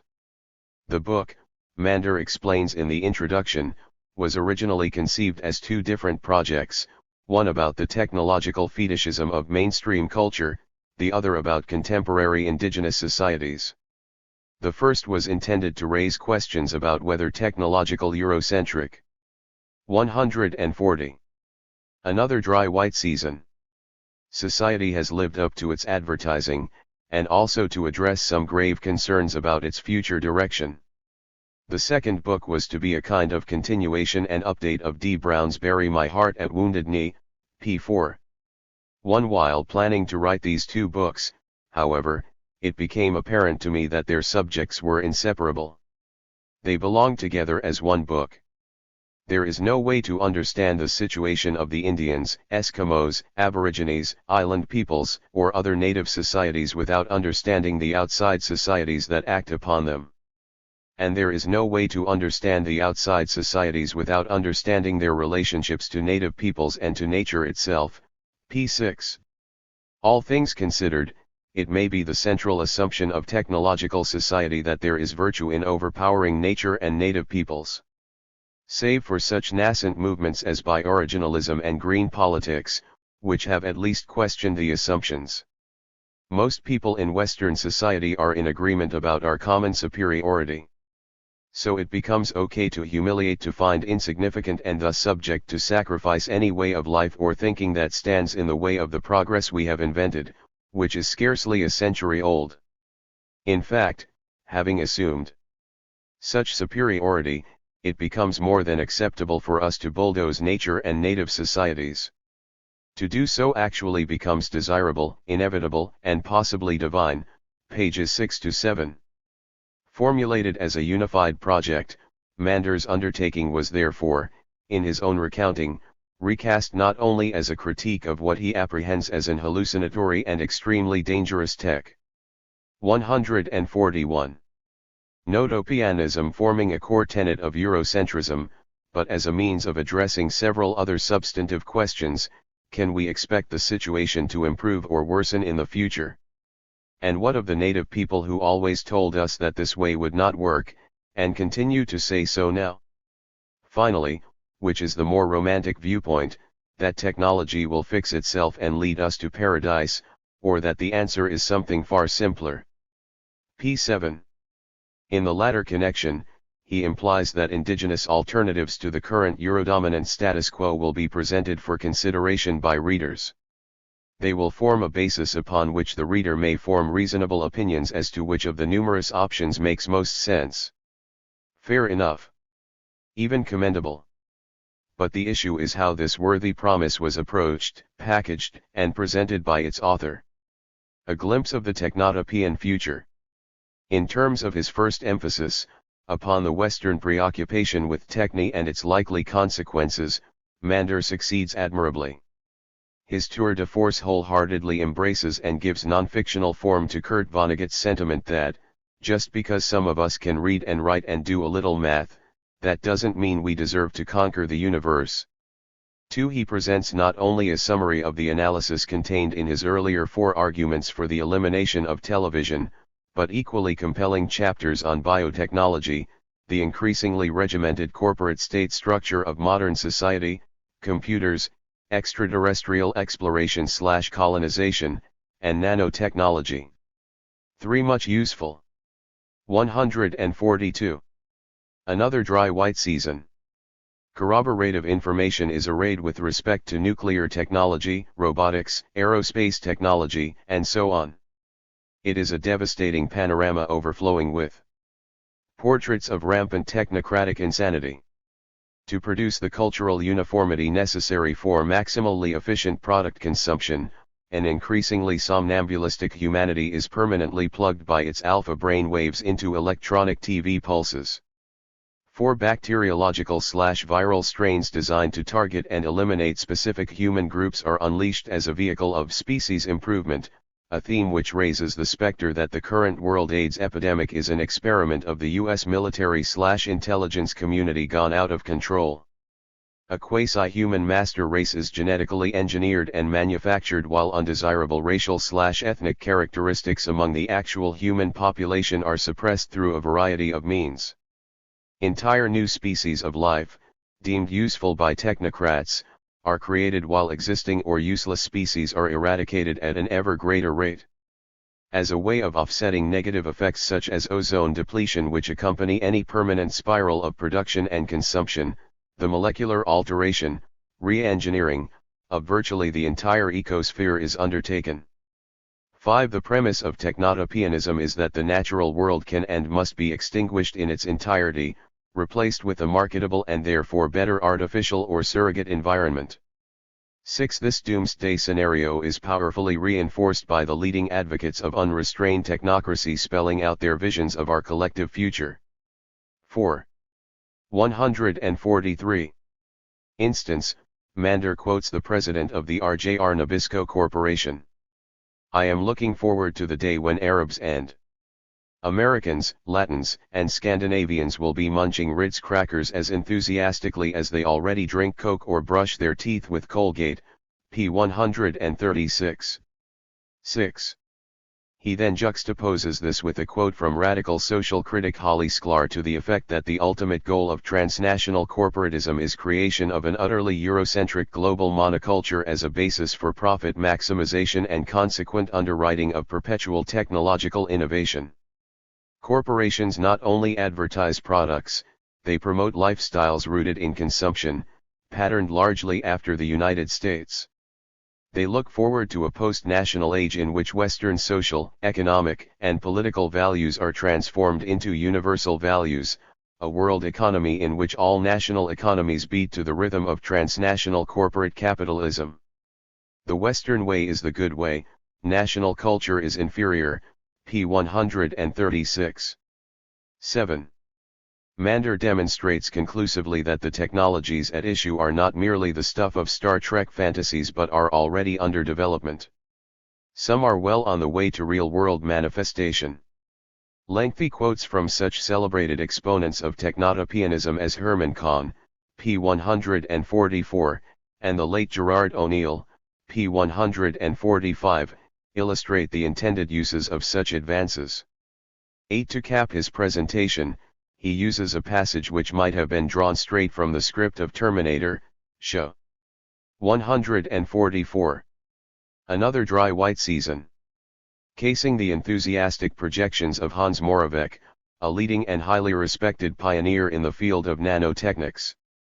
Moravec calmly explains how in the next 30 years we will bypass the present limits upon artificial intelligence and robotic mobility, to the point where we will be able to download all the content of our brains which are now unfortunately stuck in decaying biological entities into computers housed within mobile robots, thereby gaining us immortality, via these machines.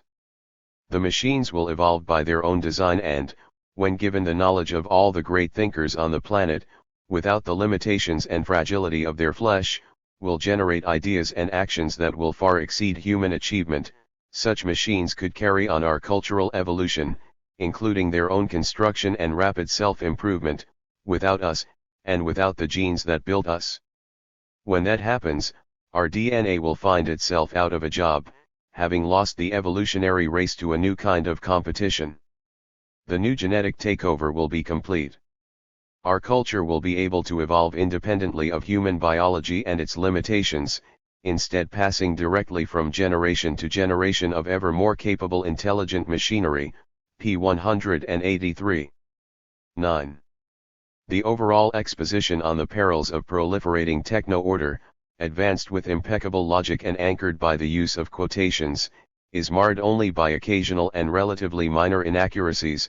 Example observations that the American and British military first put computers to serious use as guidance systems for missiles during World War II, p. 68, and that U.S. nuclear testing in the 145 Marshall Islands occurred during the same war, p. 345.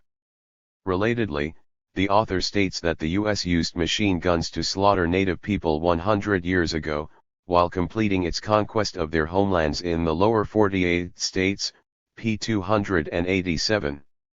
In actuality, neither the United States nor Great Britain possessed guided missiles during the Second World War, that dubious distinction being reserved to Germany, which developed no computers. In its creation of VL and V2 weapons, World War II Allied computing capacity was devoted primarily to cryptography and nuclear physics.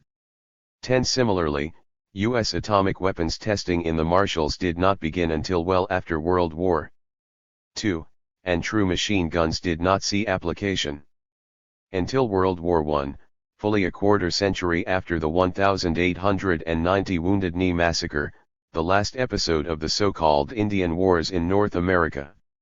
11. The native alternative.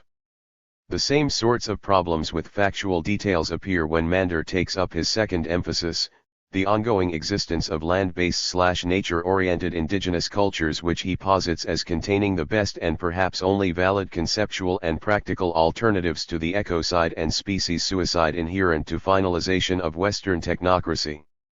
12. For instance, the noted Anishinaabe, Chippewa, activist Dennis Banks becomes a fugitive Sioux Indian leader, p. 242.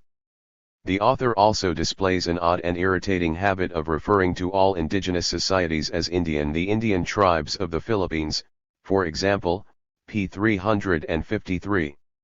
Despite the fact that no native peoples outside the 146. Another dry white season. Americas refer to themselves in this fashion.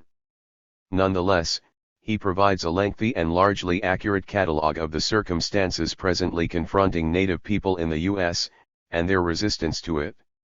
Illustrations range from the dire effects of the 1973 Alaska Native Claims Settlement Act upon the circumpolar peoples of the Arctic North to the expropriation of western Shoshone land in Nevada, the struggles of native Hawaiians to regain control over some portion of their homeland, the forced relocation of more than 10,000 traditional Big Mountain Dine Navajos, the usurpation of indigenous self-governance through the 1934 Indian Reorganization Act, and the more recent impact of the Supreme Court's Geo Road decision voiding native rights to religious freedom. 13. This exposition on the United States is coupled to a survey of the situations which he follows University of California geographer Bernard Nietzschman in terming Fourth World Wars of native nations in Canada, Central and South America, the Pacific Basin, Africa, Asia and, to some extent, Europe. 14. Such information is, like the analysis of technotopianism, undeniably useful and important, and one wishes to like the book on this basis alone. Equally undeniably, however, most of the material has been covered elsewhere, earlier, and often better, by various American Indian writers and spokespersons. Some are mentioned, but few cited, in Mander's text.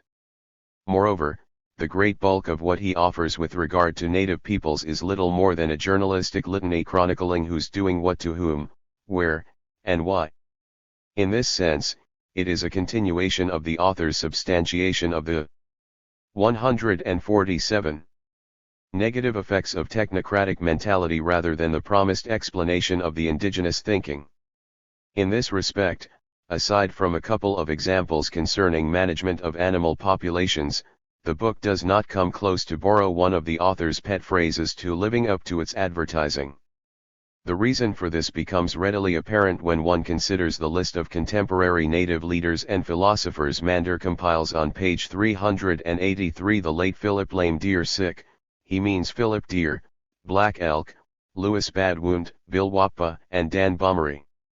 Jeanette Armstrong, John Mohawk, Winona LaDuke, Dagmar Thorpe, Chris Peters, Orrin Lyons, Leslie Silko, Vine Deloria, George Erasmus, Ann Scott Momaday, Leonard Peltier, Leon Shenandoah, Alfonso Ortiz, Thomas Banyasaya, Marie Helen LaRocque, Wilma Mankeiler, and Paula Gunn Allen, to name a small number on this continent alone as having important things to tell non-Indians. This decidedly partial itemization of thinking Native Americans must be seen in the context that only 3 of them are quoted or cited at any point in the entire book. This stands in stark contrast to the author's extensive quotations/citations of Euro-Americans, including, as was seen above, those with whom he professes the most fundamental disagreements.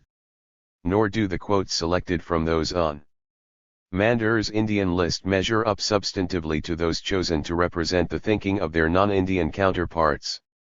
Polyglot activist Chris Peters is restricted to only a rhetorical flourish on the inability of the earth to sustain much more technocultural. 148. Another dry white season. Advancement, pages 386-7. Acclaimed Seneca social philosopher John Mohawk is afforded space to advance the weighty notion that one must listen with the heart if one is to understand indigenous wisdom, p. 113. Onondaga faith-keeper Orrin Lyons is interviewed to establish that the traditional government of the Haudenosaunee, Six Nations Iroquois Confederacy, still functions in what it considers to be a sovereign manner, pages 240-45.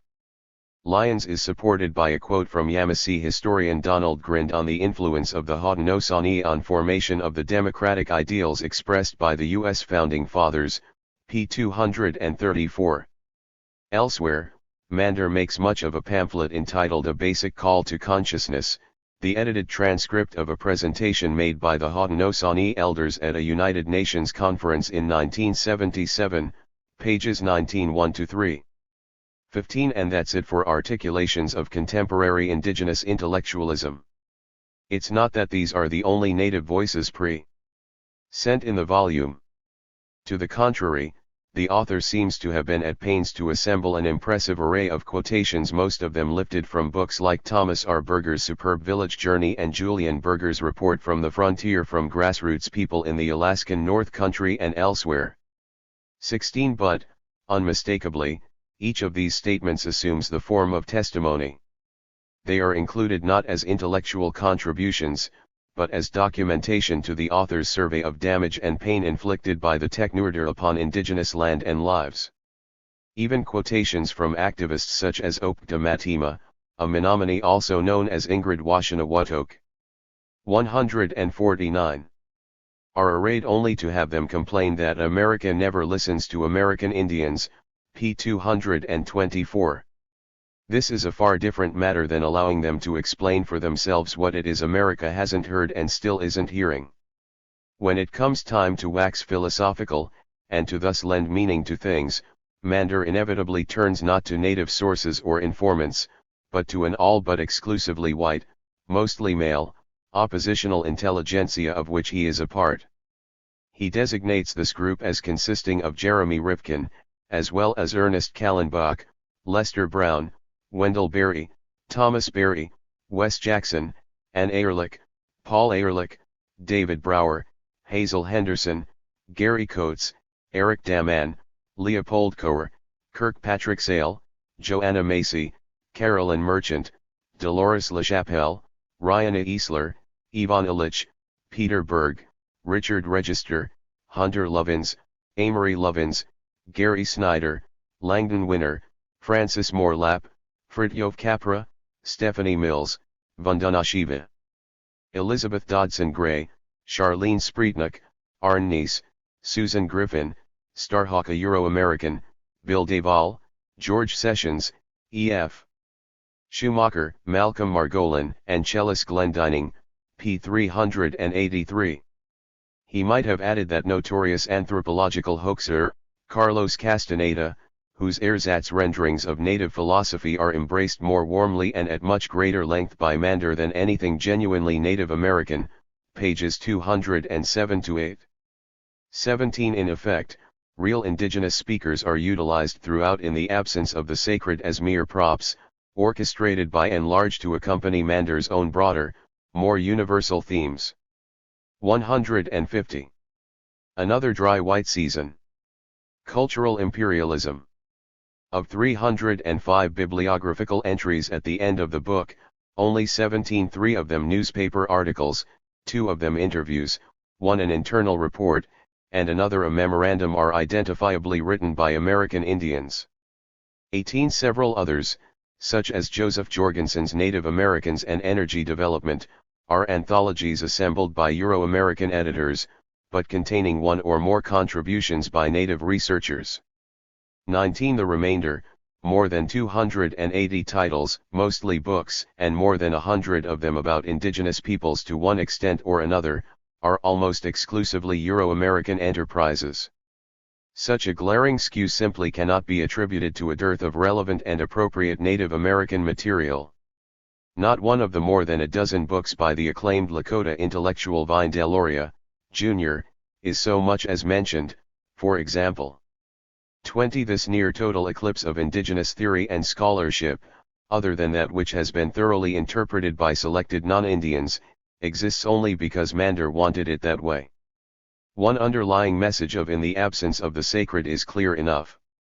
The traditional mind-body split by which Western intellectualism has always seen itself in relation to non-Westerners has been preserved in Mander's work. The proper role of native peoples is essentially physical: we experience, feel, suffer, and testify. The natural role of whites, on the other hand, is primarily cerebral. They think, explain, and philosophize, putting a correct spin on all phenomena, whether material or conceptual. Non-Western knowledge is thereby naturally 151. Reduced to the status of being an element or component.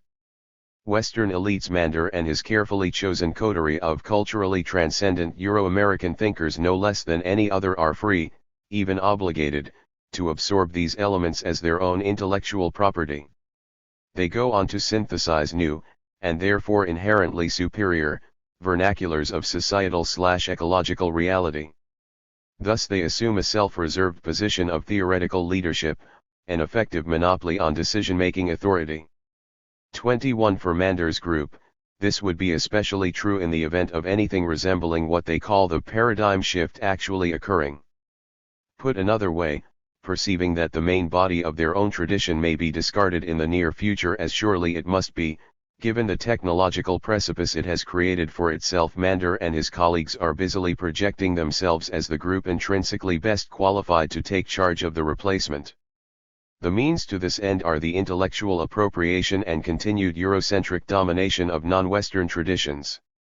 In principle, the process is not appreciably different from that of previous eras of European cultural imperialism, as when the Crusaders gained eventual renaissance and ascendancy for their culture by seizing, among other things, the Arabic concepts of zero, infinity, and the vaulted arch.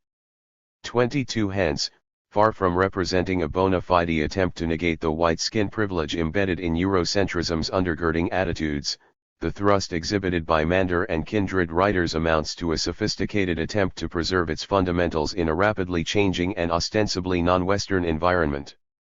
152. Another dry white season.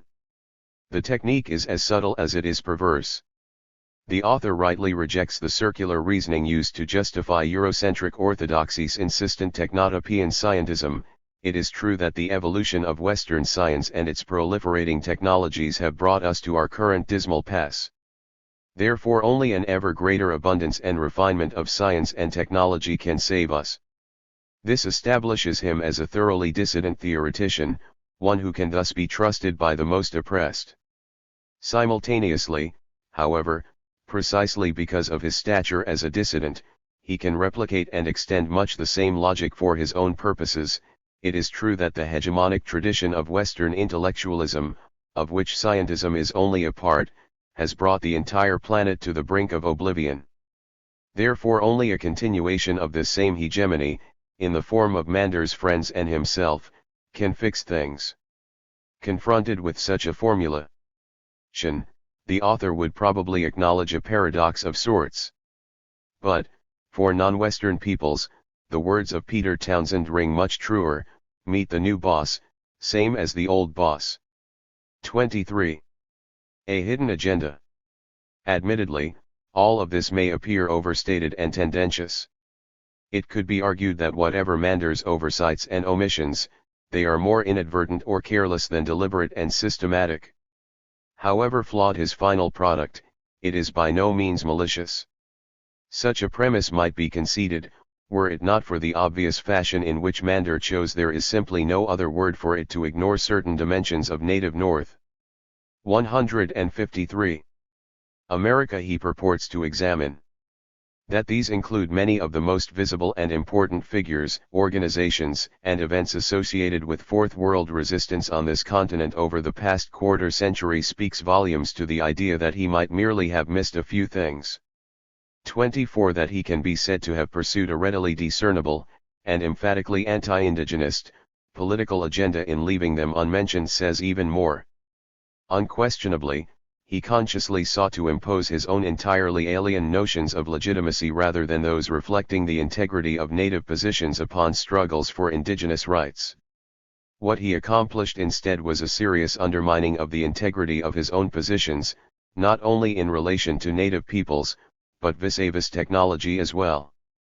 The first hint of what is occurring comes when he fails, other than in a pair of passing references, pages 307, 315, to remark upon the Black Hills land claim of the Lakota Nation. This is the longest and certainly one of the hardest fought and best publicized campaigns of its sort in North America. 25. Initially, an omission of such magnitude seems inexplicable in a narrative which ostensibly focuses on native/state conflicts, including many more obscure. An explanation starts to present itself, however, when the author repeats the performance during his world survey. Despite having touched upon such little-known but geographically proximate indigenous liberation struggles as those of the Kurds in Iraq, Iran, Turkey, and Azerbaijan, p. 355, the Dinkas and other black nations of the Sudan, p. 366, and the Eritreans, Somalis, Tigrayans, and 154. Another dry white season. Oromus in Ethiopia, pages 366-7, he avoids mentioning a far more visible and sensitive corollary, the efforts of Palestinian Arabs to throw off the yoke of Israeli occupation in their Mideastern homeland. These two glaring oversights are tied together by a third, the author's scrupulous refusal to make any reference to the American Indian Movement, AIM, probably the preeminent native resistance group in the U.S. since 1970. In order to address the Black Hills land claim in any depth, Mander would have had to have considered AIM, which has stood almost from its inception at the center of the battle for the hills. In discussing AIM, it would have been necessary to have acknowledged the Palestinian question, at least insofar as AIM and the Palestine Liberation Organization, PLO, have long expressed a formal solidarity based in united resistance to a common form of oppression. 26. Any one piece of the equation opens the door, so to speak, to each of the others. And, since it is the door to scrutiny of the Israeli state's posture concerning indigenous Arabs that Mander is most anxious to keep firmly closed, he has little alternative but to resort to a series of conspicuous silences, as if these several crucial topics were somehow irrelevant, or do not exist at all. From here, the dominoes of ideologically necessitated deletion really begin to tumble. If the Black Hills case had to be ignored because of Ames' links to the PLO, then it was also necessary to evade mention of a number of other vital actions in which Ames was a key player: the 1972 Trail of Broken Treaties, 1973 Siege of Wounded Knee, 1978 Longest Walk Black Hills International Survival. 155 gatherings, and the 4-year occupation of Yellow Thunder Camp, just to name a few of the most widely publicized. 27. By the same token, the author could ill afford to bring up important organizations which have emerged as spin-offs from AIM. The International Indian Treaty Council, for example. A group which in its early years, 1974 to 84, did more than any other to open international fora to indigenous participation, is noted only once, in passing. p. 285. 28. Another major entity coming out of AIM. Women of all red nations, which led the way in exposing the federal policy of involuntary sterilization directed against Native women, and which has figured crucially in documenting governmental/corporate uranium contamination of reservations, is not mentioned at all. 29. Still less was Mander willing to attribute many of the ideas and positions he fields in his book to the various AIM leaders who first voiced or popularized them. The most obvious example comes when the author casually dismisses Marxism as an alternative to capitalism in its effects upon indigenous societies, pages 7, 373, without so much as an oblique reference to the seminal and quite influential indigenist critique of Marxism published by Russell Means, complete with a cover photo and introduction comparing its import to Martin Luther King's 1963 "I Have a Dream" speech in the well-circulated pages of Mother Jones magazine. 30. Similarly, while he applauds the fact that some elements of the Euro-American environmental movement like Earth First, the Rainforest Action Network, Friends of the Earth, Earth Island Institute and others have finally allied themselves. 156. Another dry white season to some Indian causes in recent months, p. 387.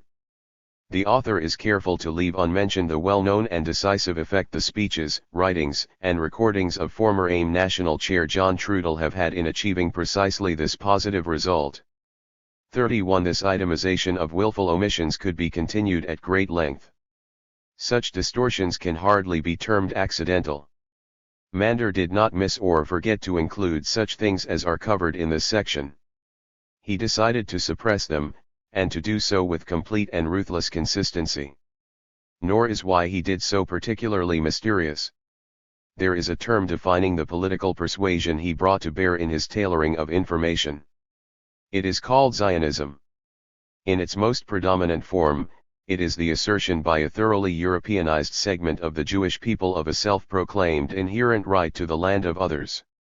32. Integral to Zionist doctrine, quite similar in many ways to the sense of manifest destiny espoused by 19th-century Euro-America, 33 has always been the contention that criticism of its tenets or practice is by definition anti-Semitic, therefore illegitimate, unworthy of exposure, and to be suppressed by any means available.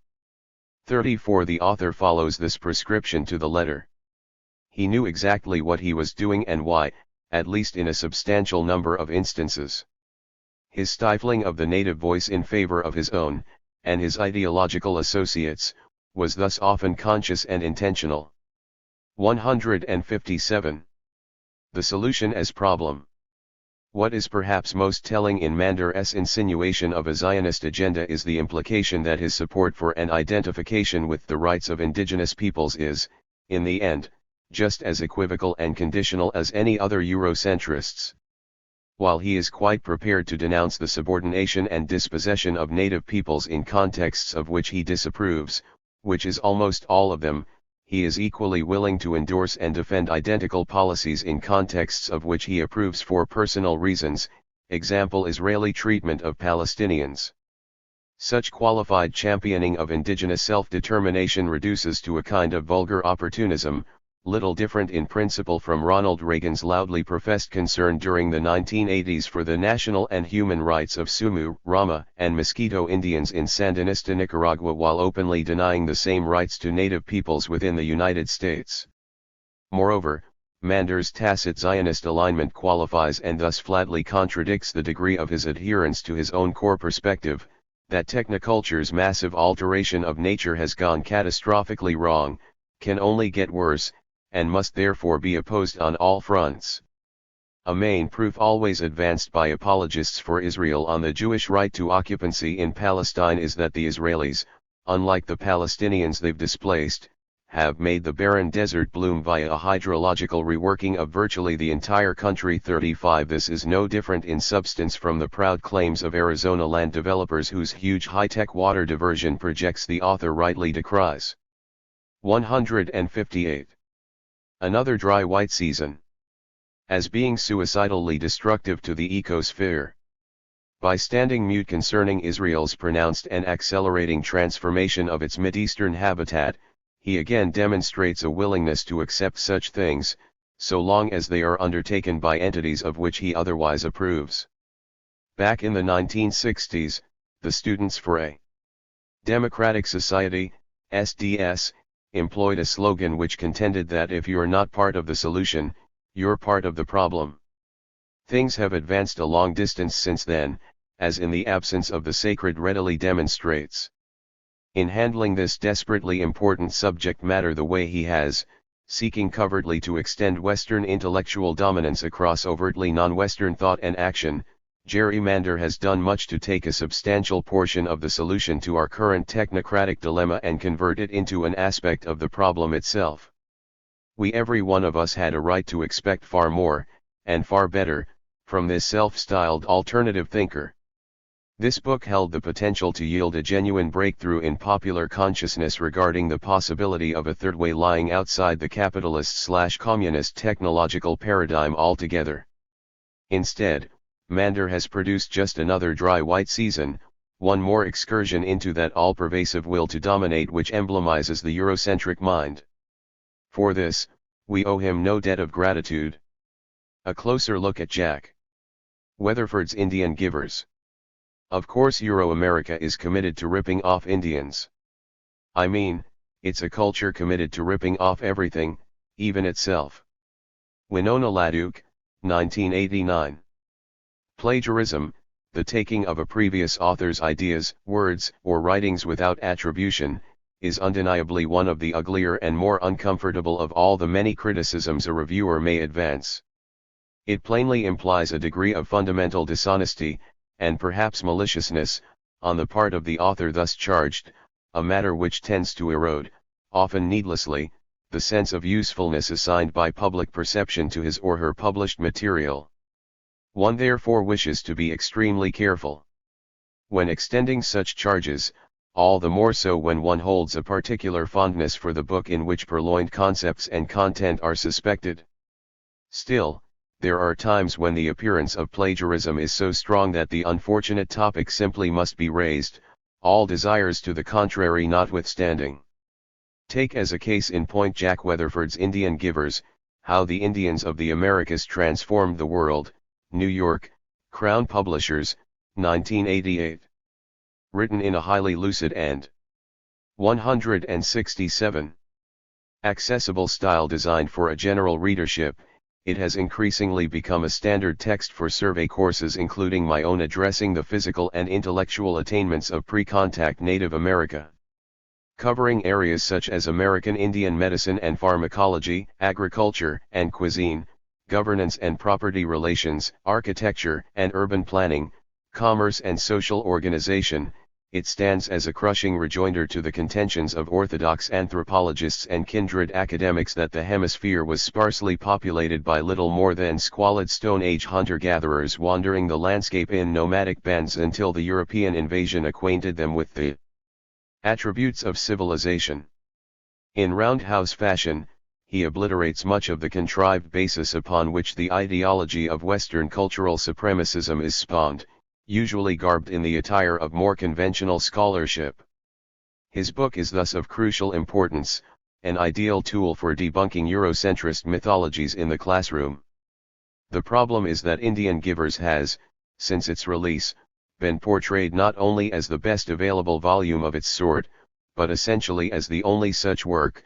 While neither author nor publisher has quite come right out and said this, they have certainly done nothing to dispel the impression, which both are well aware has taken firm hold among teachers and other buyers. Consider now a second book, almost unknown in the United States but published by a small press in Penticton, British Columbia, 2 years earlier than Weatherford's. Written by the late Warren Lowes and produced by 168. The Canadian Alliance in Solidarity with Native Peoples. It is entitled Indian Giver, A Legacy of North American Native Peoples, Thetis Books, 1986. As might be expected, the two publications share rather more than a passing similarity in titles. Indeed, Weatherford appears in large part to have simply followed Lowes's script, item by item, albeit in a reorganized and greatly amplified fashion. The most immediately noticeable and in some ways only distinction between Indian Giver and Indian Givers is their respective lengths. Lowes's material runs a meager 114 pages, while Weatherford's comes to 272. Meanwhile, where Lowes offers a chapter entitled Name Calling Made Popular, covering, among other things, the prevalence of Indian place names such as Chicago, Tallahassee, and Tennessee in contemporary North American society, Weatherford incorporates a section on the same matter, and using the same examples, in his chapter on architecture and urban planning. Where Lowes includes a chapter, The Influences of Folk Democracy, centering to a considerable extent in the example of the Iroquois Six Nations Confederacy and its impact upon the thinking of both the framers of the U.S. Constitution and such European political theorists as Rousseau, Voltaire, and Marx, Weatherford covers precisely the same ground in chapters entitled Liberty, Anarchism, and the Noble Savage and the Indian Founding Fathers. Lowes presents a chapter describing the gift of better health. Weatherford includes one dubbed the Indian Healer. Lowes fields a chapter on the gift of agriculture and food. And Weatherford follows suit with chapters 169 on the food revolution, Indian agricultural technology and the culinary revolution. In each case, many of the illustrations deployed in some instances down to the sequence and language with which they are introduced to the text are virtually identical. Before moving on, it would be well to take up suggestions, sure to be raised, that however striking the parallels in title and content between the two books, all this might nonetheless be a matter of coincidence rather than an incident of plagiarism per se. The idea is that Lowes's earlier effort might have been so obscure that Weatherford remained unaware of it. Hence, the latter must be viewed as having just happened to take up the same concept for a book, approach it in almost the same way, and to occasionally say what was on his mind in exactly the same words as his predecessor/counterpart.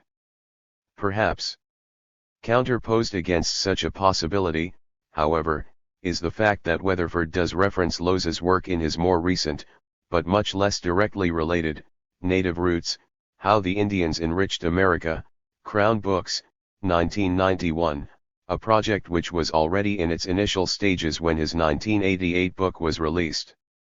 Further, despite this conclusive evidence that Weatherford is acquainted with Indian Giver, and has been for some time, any acknowledgement to this effect remains absent from Indian Givers after several subsequent editions.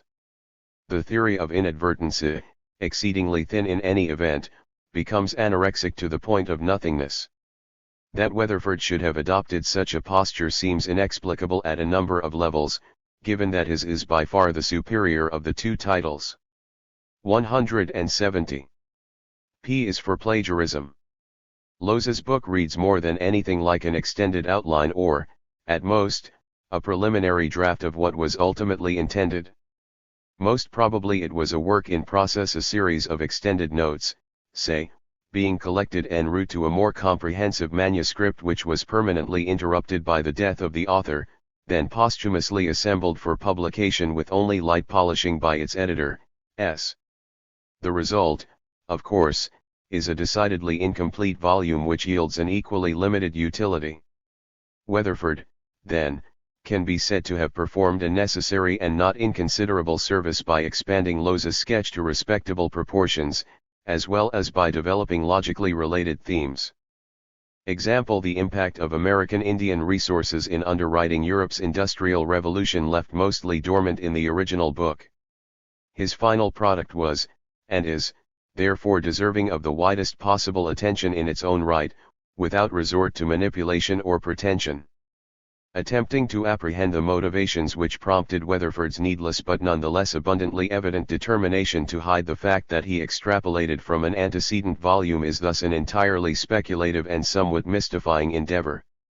Maybe he believed the unlikely proposition that his sales would suffer if it were generally known that he had borrowed liberally from Loz. Perhaps it was more a matter of ego and personal insecurity, the need to experience that peculiar assignment of intellectual stature, so pronounced in Euro-American academic circles, which attends claims to being first in coming up with an idea or synthesis of ideas. Most likely, it was some melding. 171. Of these themes. Whatever the case, the only thing Weatherford can truly be said to have accomplished with his attempted deception was the demonstration of his own lack of integrity and the depth of his disrespect, not only for an unoffending colleague whose work preceded his own, but for his readers and the native people who felt Loza's writing was important and worthy of being committed to print in the first place. 172. Renegades, Terrorists, and Revolutionaries. The government's propaganda war against the American Indian movement. The bigger the lie, the more likely it is to be believed. Joseph Goebbels, Nazi propaganda minister. During the 1970s, the U.S. government conducted what amounted to a counterinsurgency war against the American Indian movement. The campaign was designed to neutralize that organization's ability to pursue an agenda of Indian treaty rights, land recovery, and national sovereignty in North America. While many of the federal tactics took a directly physical form, assassinations, fabrication of evidence in criminal cases, and the like, a major propaganda effort was also integral to the government's strategy of repression. The motives for this lay not only in an official desire to deny AIM broad public support, but in a need to condition the citizenry to accept as justified the harsh and often extra-legal nature of what authorities were otherwise doing to the group. 173.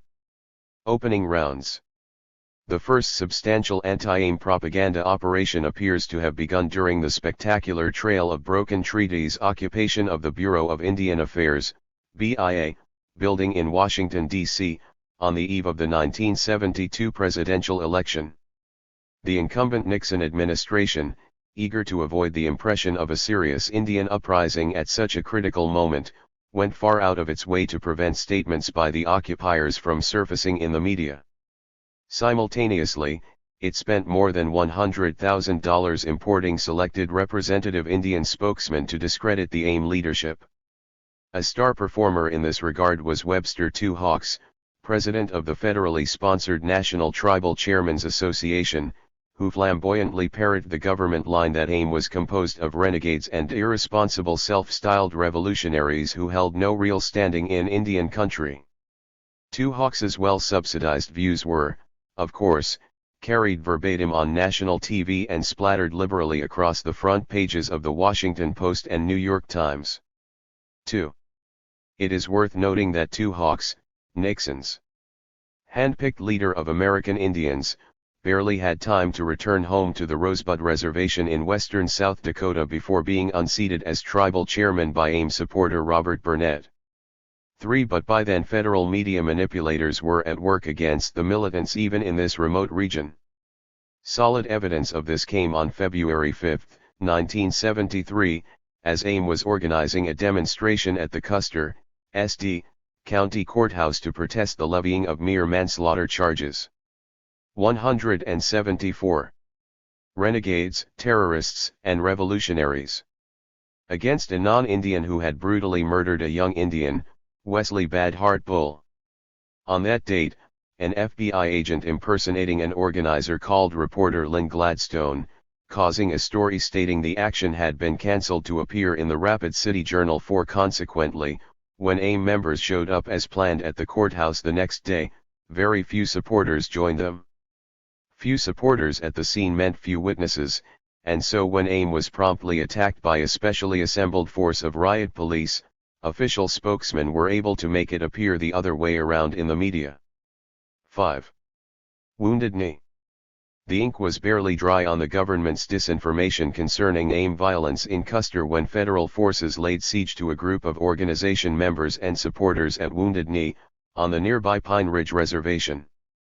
Contrary to the official line, immediately promulgated by the Justice Department and accepted by the press, that what was going on in the isolated hamlet was an AIM occupation, the Indians had actually gone to Wounded Knee on the evening of February 27 in order to prepare for a press conference called for the following morning. Their purpose was to try and draw public attention to the corruption of Dick Wilson, the local tribal chairman, and the fact that federal authorities had blocked attempts by reservation residents to obtain even elementary due process in the matter. For instance, Wilson had been appointed by the BIA to preside over his own impeachment process. He had been funded to create 175. A de facto private army calling itself the Goon Squad with which to suppress his opposition, and a 65-man SWAT team of U.S. Marshals had been sent to further back him up. 6 came the morning of February 28. The AIM group at Wounded Knee found itself completely surrounded by goons and marshals who were quickly reinforced by FBI, BIA police, non-Indian vigilante groups, and advisors from the Army's elite 82nd Airborne Division. Needless to say, the desired press conference never occurred. Instead, there began a 71-day confrontation during which numerous federal procedures were implemented by which to regulate, restrict, media access to those trapped inside the AIM perimeter. These rapidly manifested themselves in an outright barring of mainstream reporters from the scene of activity, and the issuance of threats of criminal prosecution to alternative press personnel who had essentially moved into Wounded Knee for the duration. Press briefings conducted by authorities were then substituted for direct coverage of what was happening. With this handy mechanism in place, the government was in a position to deliberately misrepresent reality in a number of ways. For example, when FBI agent Curtis Fitzpatrick was slightly wounded in the wrist by a spent rifle round on March 11, 1973, federal propagandists were able to arrange an extravaganza wherein reporters were allowed to witness his arrival at a nearby Air Force base in a military medevac helicopter with his head swathed in bandages. Similarly, this eloquent, if utterly contrived, testament to AIM violence was still making the rounds nationally when federal public relations officers began announcing that 176 renegades, terrorists, and revolutionaries. Individuals arrested for attempting to transport food and medical supplies into the AIM positions had actually been apprehended while smuggling arms and ammunition.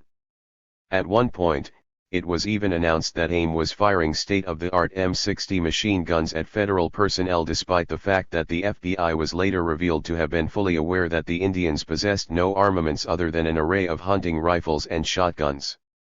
7. In addition to allowing AIM to be tarred with the brush of fiction, barring the media from Wounded Knee allowed the government to cover up many of its own actions.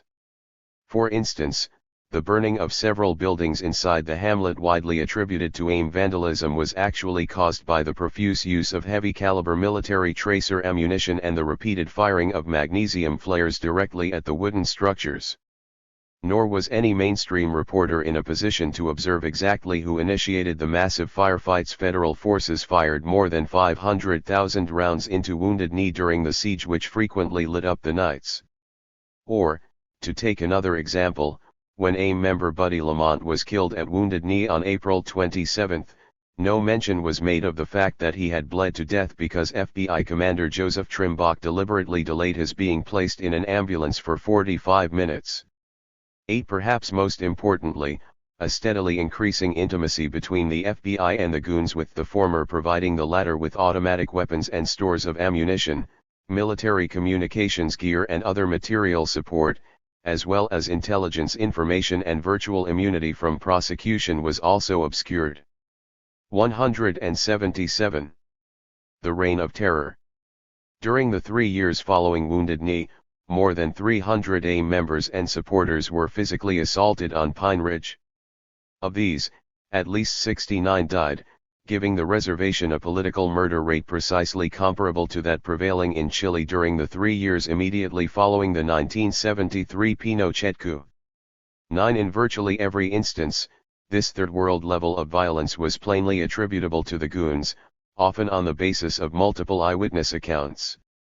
Yet the FBI, which held primary jurisdiction on the reservation, and which had thereon deployed the greatest concentration of agents to citizens in history, pled lack of manpower in solving or in most cases even investigating the homicides.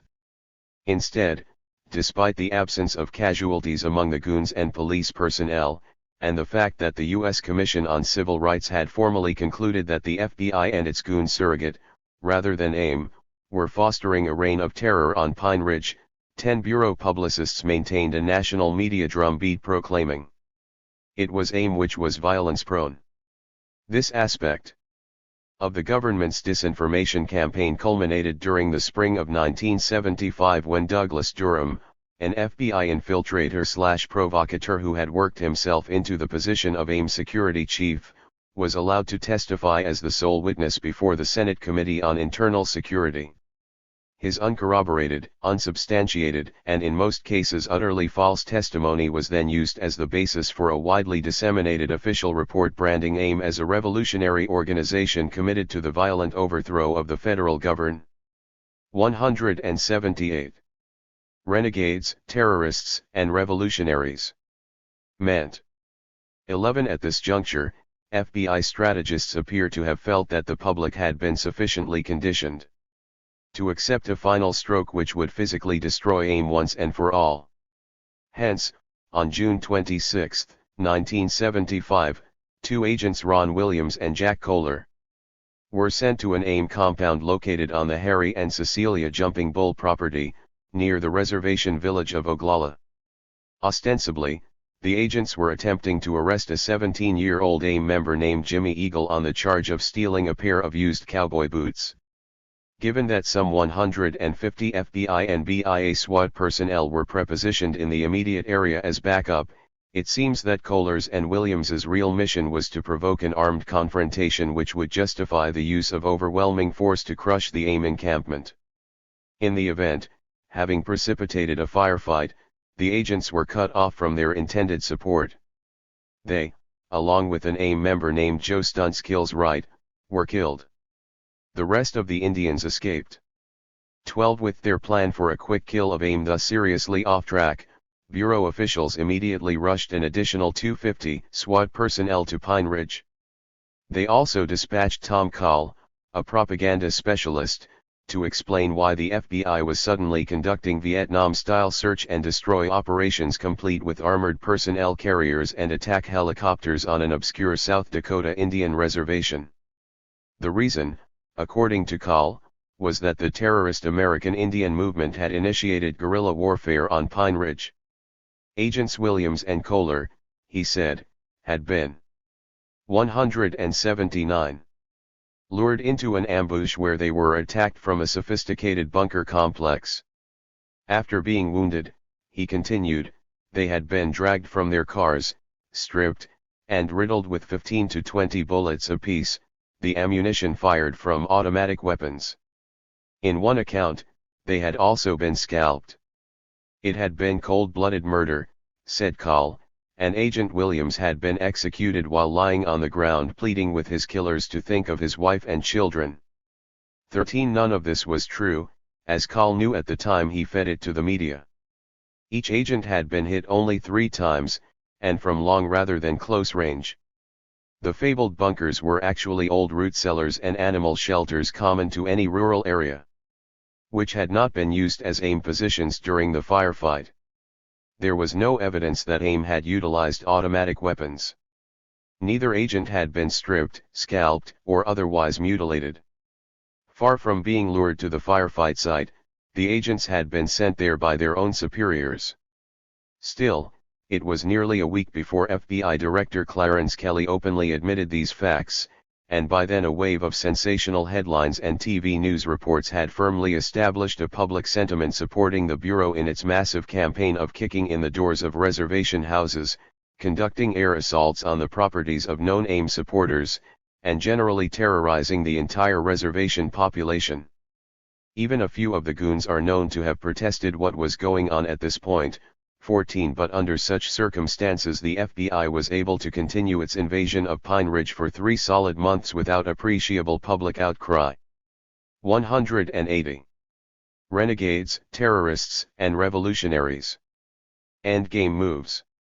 It would probably be fair to say that the capstone of the federal propaganda war on AIM came a year later, in June of 1976, during the trial of Bob Robideau and Dino Butler in the deaths of Williams and Kohler. In a bold attempt to influence the jury, and the public at large, against the defendants, the FBI suddenly announced that it had evidence that a force of 2,000 AIM warriors known as dog soldiers and trained in the Northwest were about to arrive in South Dakota.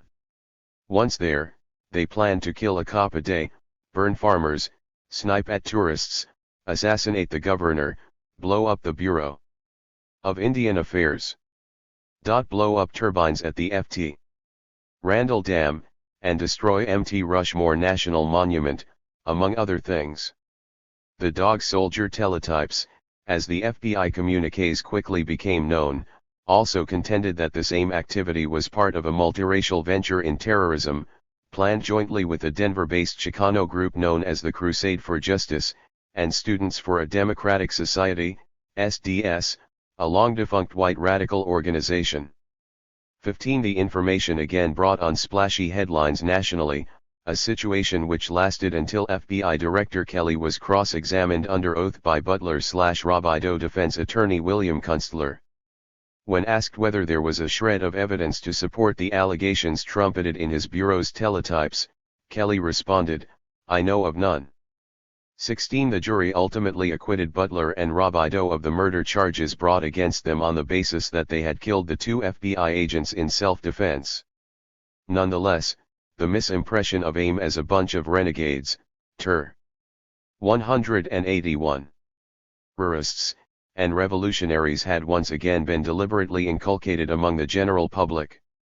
Cumulatively, the combination of sustained physical hammering, judicial railroading, and persistent public misrepresentation had proven sufficient to enable the government to attain its objective of neutralizing most of AIM's political effectiveness. Conclusion. As Malcolm X once put it, if you're not careful, the newspapers will have you hating the people who are being oppressed, and loving the people who are doing the oppressing. Certain particularities notwithstanding, the experience of the American Indian movement as a domestic target of federal propaganda is hardly unique. As Malcolm knew, entirely comparable disinformation campaigns were being conducted during the early 60s, not only against the Nation of Islam, but also against groups such as the Student Nonviolent Coordinating Committee, Socialist Workers' Party, and the Fair Play for Cuba Committee. By the latter part of the decade, the list had been expanded to include organizations such as the Revolutionary Action Movement, Black Panther Party, Young Lords Party, Student Mobilization, and SDS. During the 70s, the Weather Underground, Prison Liberation Movement and Black Liberation Army were targeted. More recently, we see the same tactics employed to varying extents against entities like the Palestine Solidarity Committee, Silo Plowshares, CISPs, and Puerto Rico independentista formations such as Los Macheros and the FALN.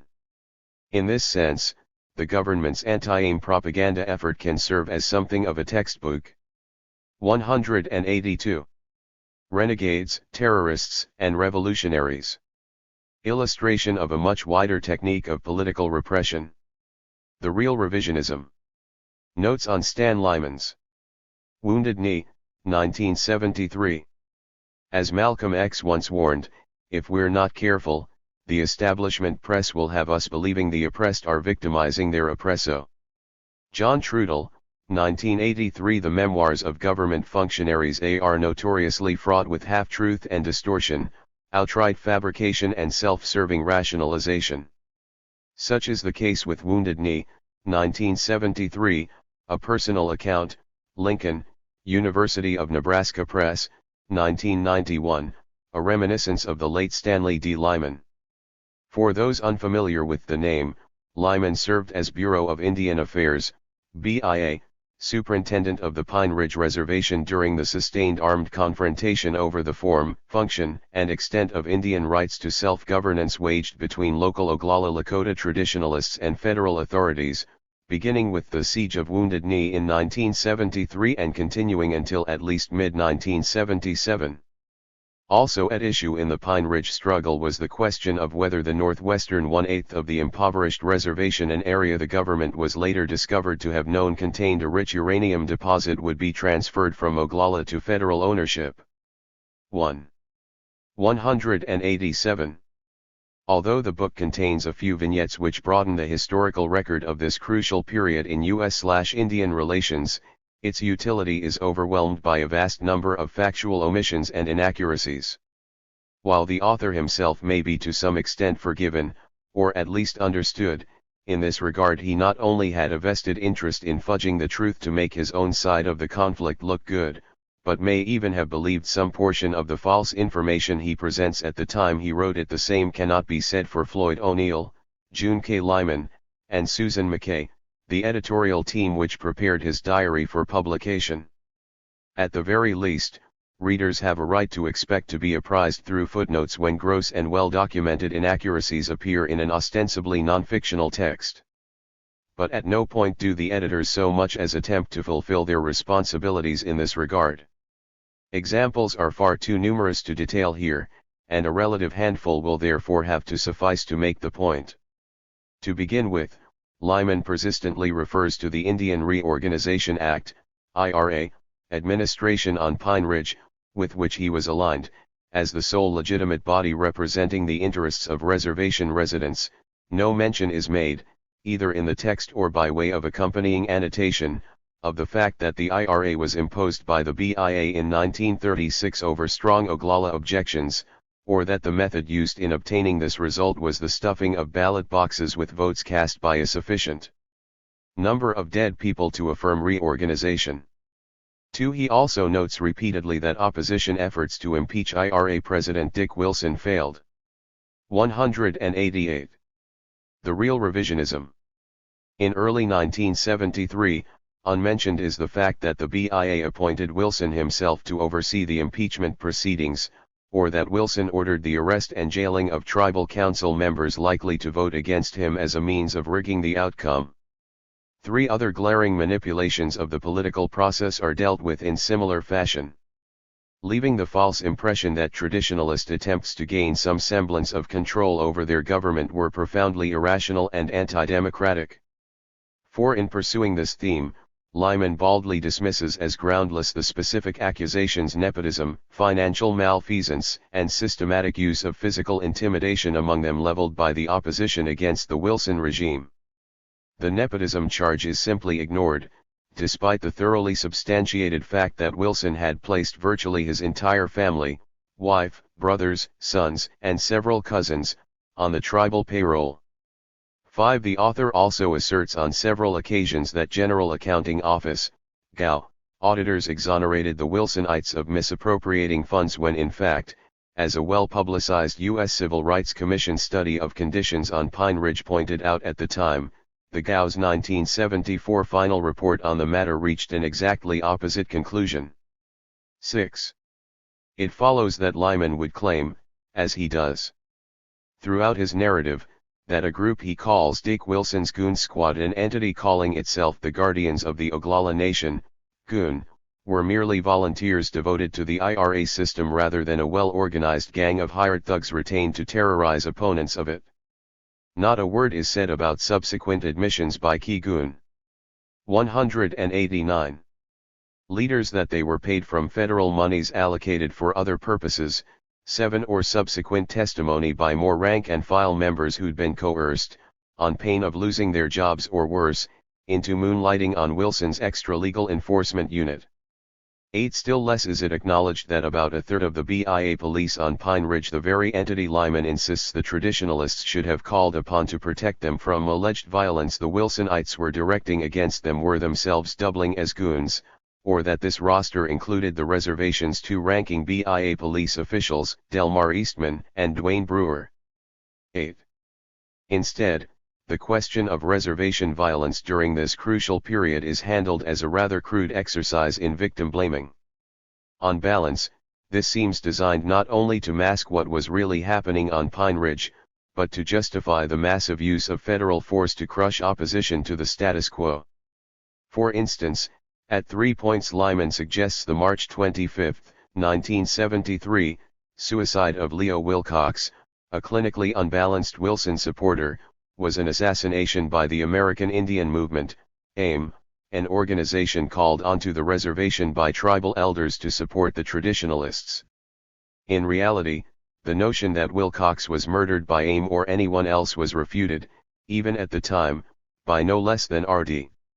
Hurd, a federal prosecutor who excelled at taking even the thinnest cases against AIM members to trial.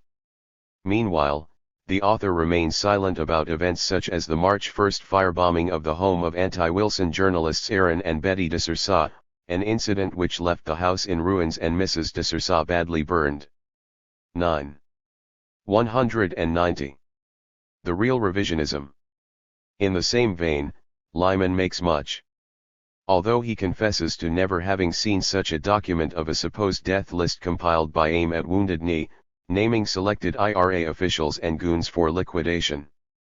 Left entirely unaddressed is the obvious fact that no individual allegedly named on this list, beginning with Wilson and Lyman himself, was ever assaulted, much less killed by AIM terrorists. Even more conspicuously unstated is the fact that the Wilsonites themselves are known to have compiled a hit list during Wounded Knee, complete with photos of most of their targets. 10. During the ensuing 3 years, AIM and the grassroots Oglalas suffered at least 342 serious physical assaults at the hands of the goons. More than 60 of them fatal. See AIM casualties on Pine Ridge, 1973-1976, following this essay. Uncited, even in the bibliography, are 4 official investigative reports prepared by the Commission on Civil Rights, each of which found that an outright reign of terror was occurring on Pine Ridge, not through the actions of AIM insurgents, 11, but as a result of Wilson's methods of curtailing dissent. 12. It is worth noting in this connection that the Civil Rights Commission also observed a strong appearance that federal entities such as the FBI and Lyman's own BIA office were actively colluding in this lethal and utterly illegal process of political repression. 13. Not only is balancing and corrective annotation to Lyman's wildly skewed account omitted from the main text, but from the editor's introduction as well. To the contrary, they elect to reinforce the author's 191. Disinformation as if it were the essence of veracity, trotting out the Wilcox issue one more time, even advancing an absurd contention that AIM was a bona fide national security threat, claiming 300,000 members in 1973, a tally amounting to nearly a third of all Indians in the United States in that year. 14. There is much which needs to be understood about the counterinsurgency campaign conducted on Pine Ridge during the 70s, but this volume offers no valid insights at all. Indeed, the editor's handling prevents Wounded Knee, 1973 from being a potentially useful contribution to the literature, making it instead an excursion into propaganda of the most insidious type.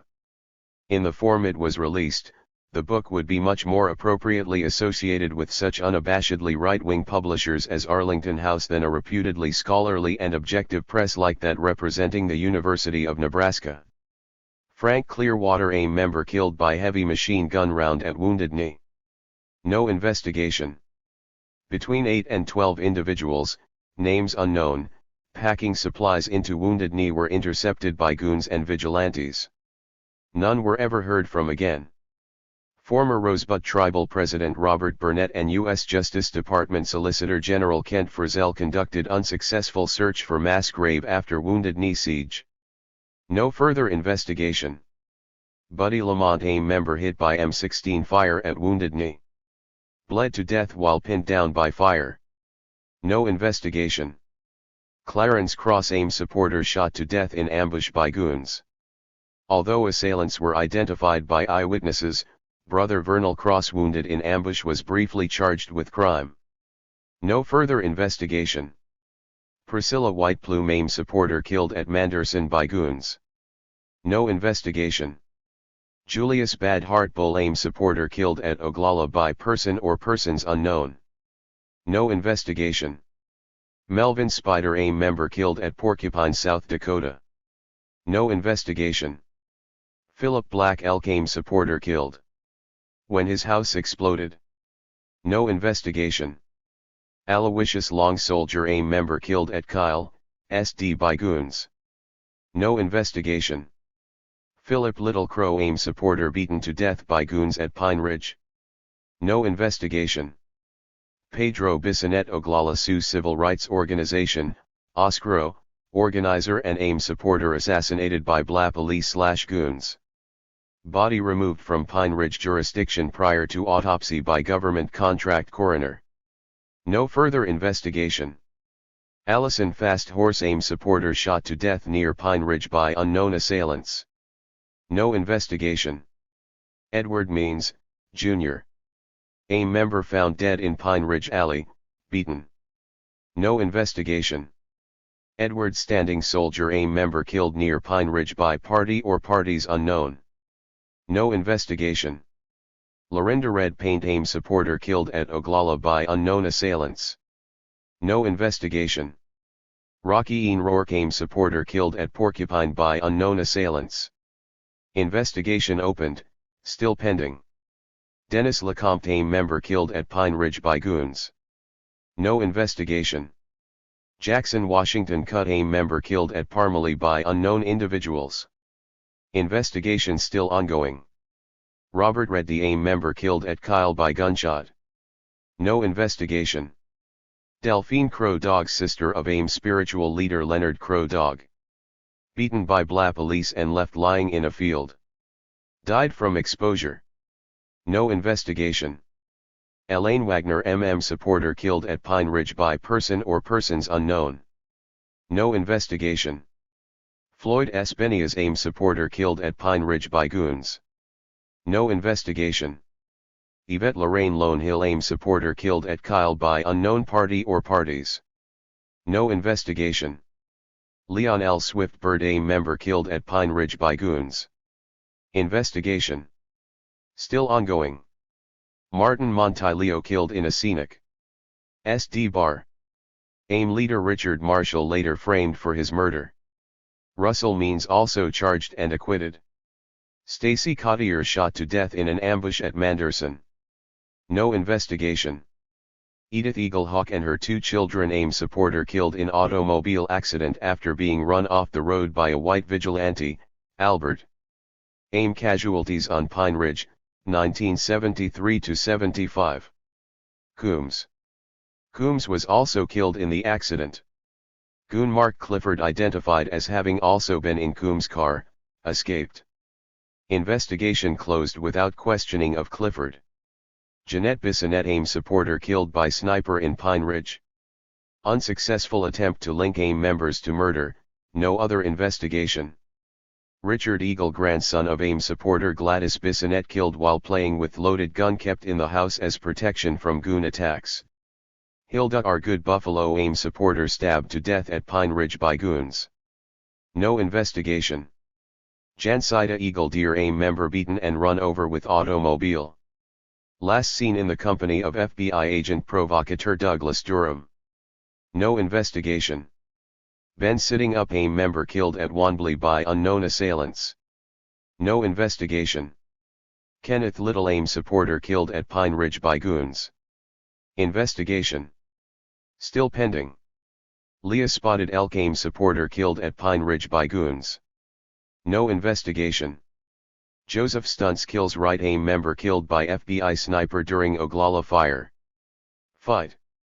No investigation. James brings yellow heart attack caused by FBI air assault on his home. No investigation. Andrew Paul Stewart, nephew of AIM spiritual leader, Leonard Crow Dog, killed by goons on Pine Ridge. No investigation. Randy Hunter, AIM supporter killed at Kyle by party or parties unknown. Investigation still ongoing. Howard Bluebird, AIM supporter killed at Pine Ridge by goons. No investigation. Jim Little, AIM supporter stomped to death by goons in Oglala. No investigation. Olivia Benias, AIM supporter killed in Porcupine by person or persons unknown. Investigation still open. Janice Black Bear, AIM supporter killed at Manderson by goons. No investigation.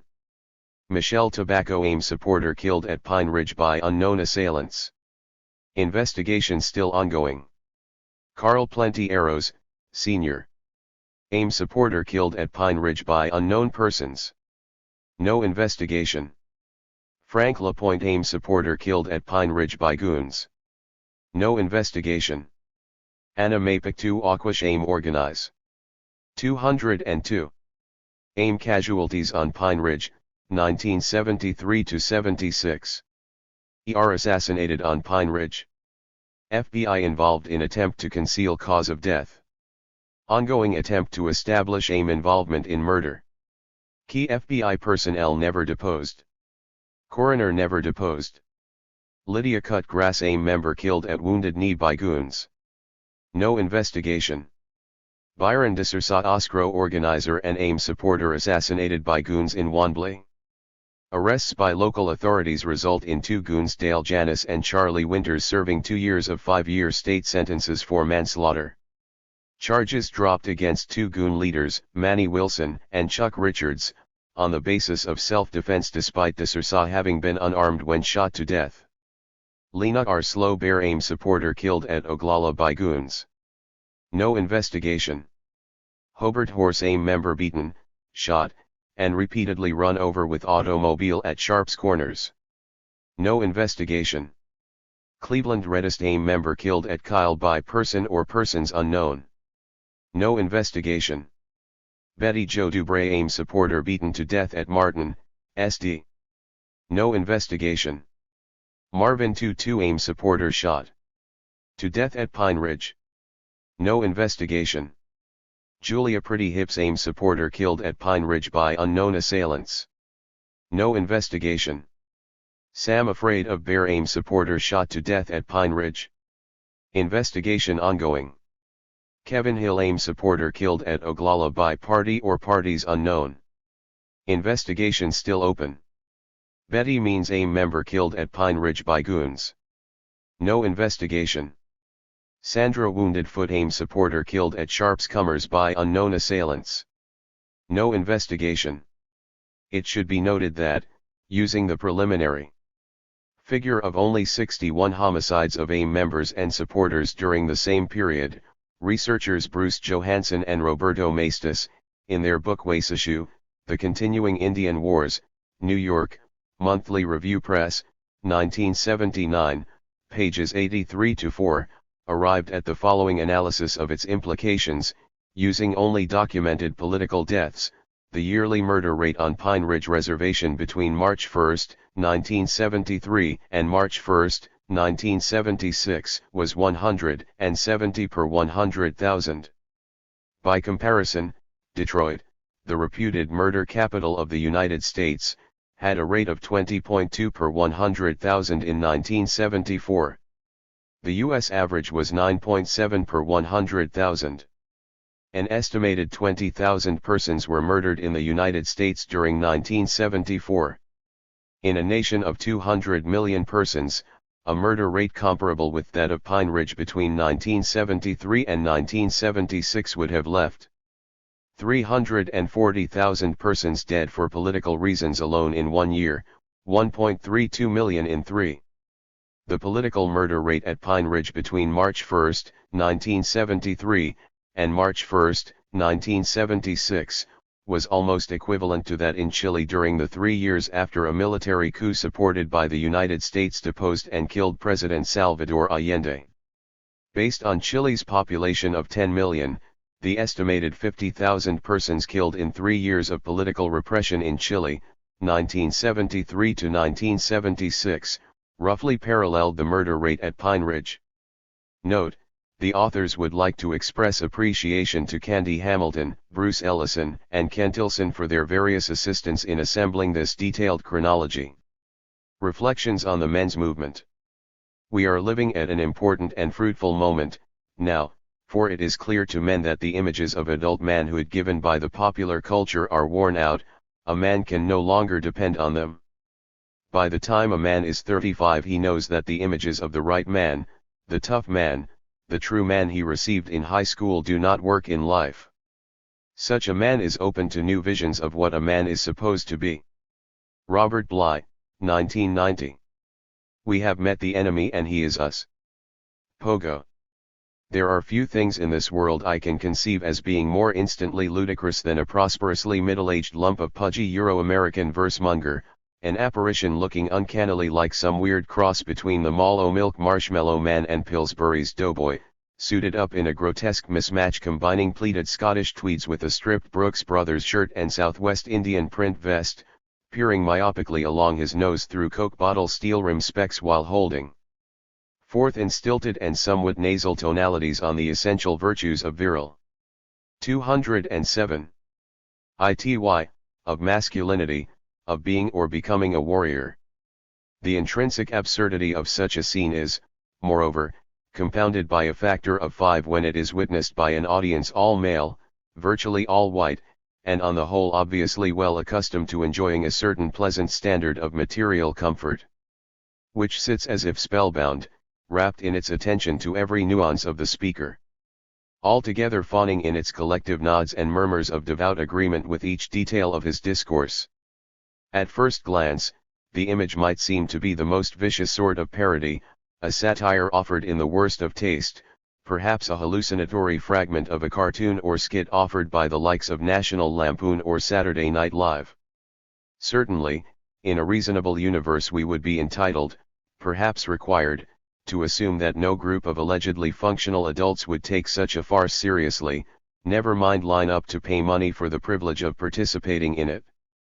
Yet, as we know, or should by now, the universe we are forced to inhabit has been transformed long since, notably by the very group so prominent in its representation among those constituting our warrior-mystic-wordsmith's assemblage, into something in which reasonable behavior and comportment play only the smallest of parts. And so the whole travesty is advanced with the utmost seriousness, at least by its proponents and a growing body of adherents who subsidize and otherwise support them.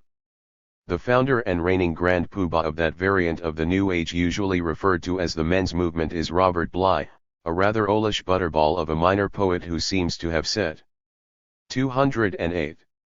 Out at 50-something to finally gamer unto himself some smidgen of the macho self-esteem his physique and life of letters had conspired to deny him up to that point.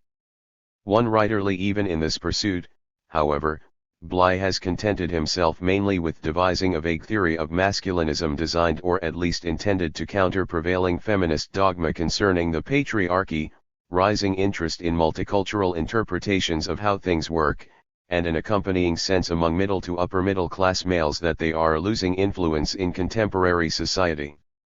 To a strange brew consisting of roughly equal parts Arthurian, Norse, and Celtic legend, occasional adaptations of fairy tales by the Brothers Grimm, a scattering of his own and assorted dead white males' verse and prose, a dash of environmentalism, and, for spice, bits and pieces of Judaic, Islamic, East Asian, and American Indian spiritualism. Bly's message of male liberation has been delivered via an unending series of increasingly well-paid podium performances beginning in the mid-80s. Presented in a manner falling somewhere between mystic parable and pop psychology, Bly's lectures are frequently tedious, often pedantic, pathetically pretentious in both content and elocution. Still, they find a powerful emotional resonance among those attracted to the central themes announced in his interviews and advertising circulars, especially when his verbiage focuses upon the ideas of reclaiming the primitive within us, attaining freedom through use of appropriate ritual, and the rights of all men to transcend cultural boundaries in redeeming their warrior souls. 3. 209.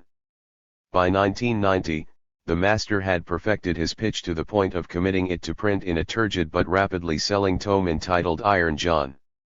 For he had also established something like a franchise system, training cotters in various localities to provide male empowerment rituals for a fee. A Wild Man weekend goes at $250 a pop, individual ceremonies are usually prorated.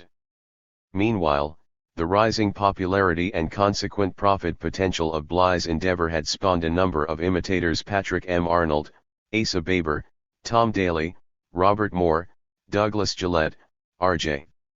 Stewart, Kenneth Wetcher, Art Barker, F.W.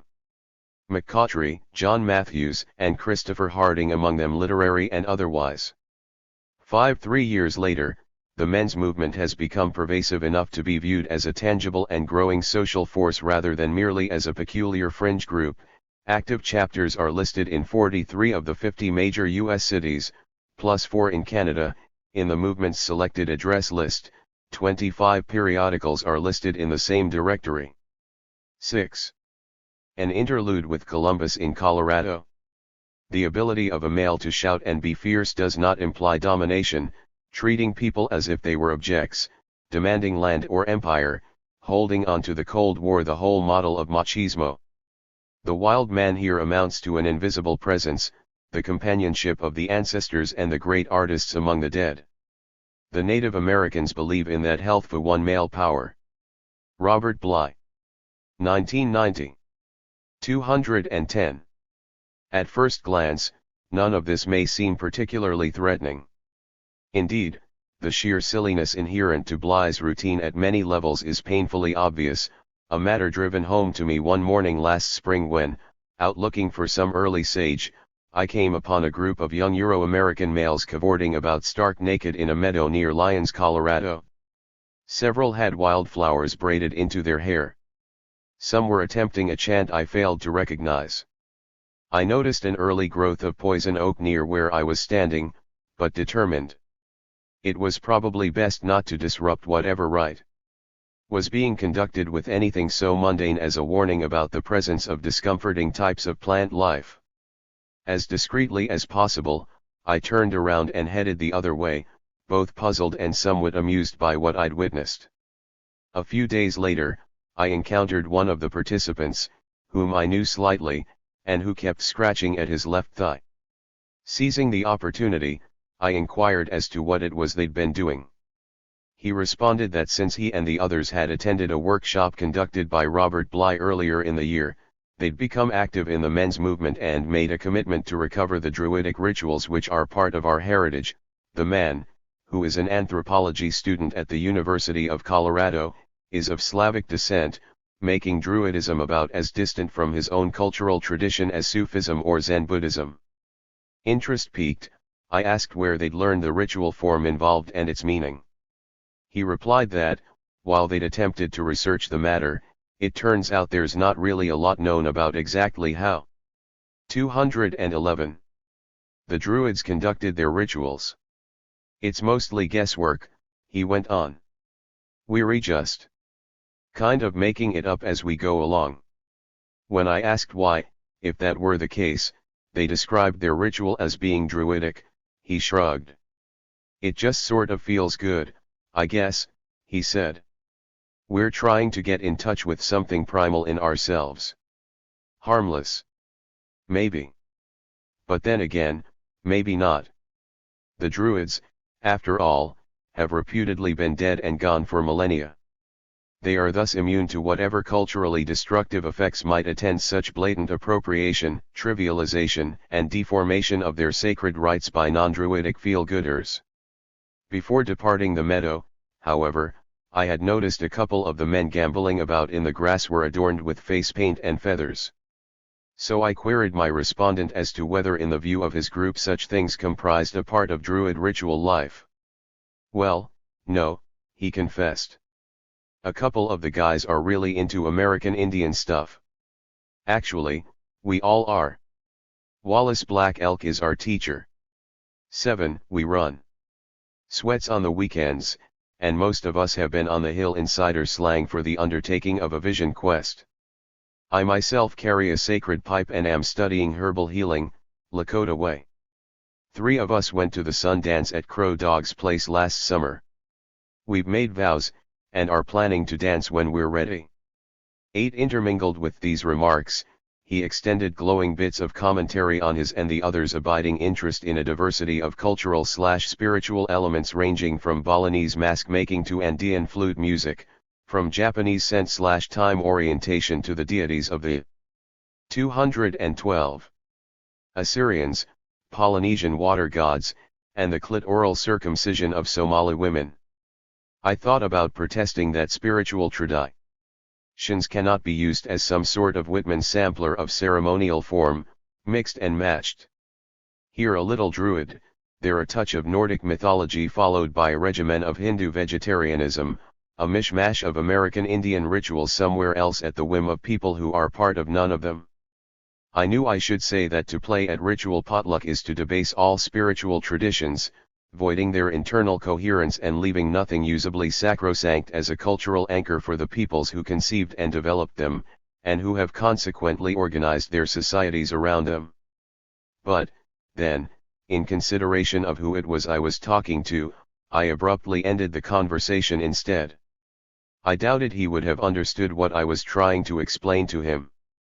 More importantly, I had the distinct impression he wouldn't have cared, even if he had. Such observations on my part would most likely have only set loose the warrior in him, a flow of verbal diarrhea in which he asserted his and his peers' inalienable right to take anything they found of value in the intellectual property of others, converting it to whatever use suited their purposes at the moment. I was a bit tired, having just come from a meeting with a white environmental group where I'd attempted unsuccessfully to explain how their support of native land rights might bear some positive relationship to their announced ecological concerns, and felt it just wasn't my night to deal with the ghost of Christopher Columbus for a second time, head on. 213. That's an excuse, to be sure. Probably, I failed in my duty. Perhaps, regardless of the odds against success, I should have tried reasoning with him. More likely, I should have done what my ancestors should have done to Columbus himself when the great discoverer first brought his embryo of the men's movement to this hemisphere.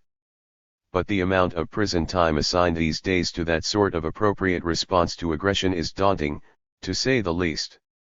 And I really do lack the wall space to properly display his tanned hide after skinning him alive. So I did nothing more than walk out of the coffee shop in which we'd been seated, leaving him to wonder what it was that had gotten me upset. Not that he's likely to have gotten the message.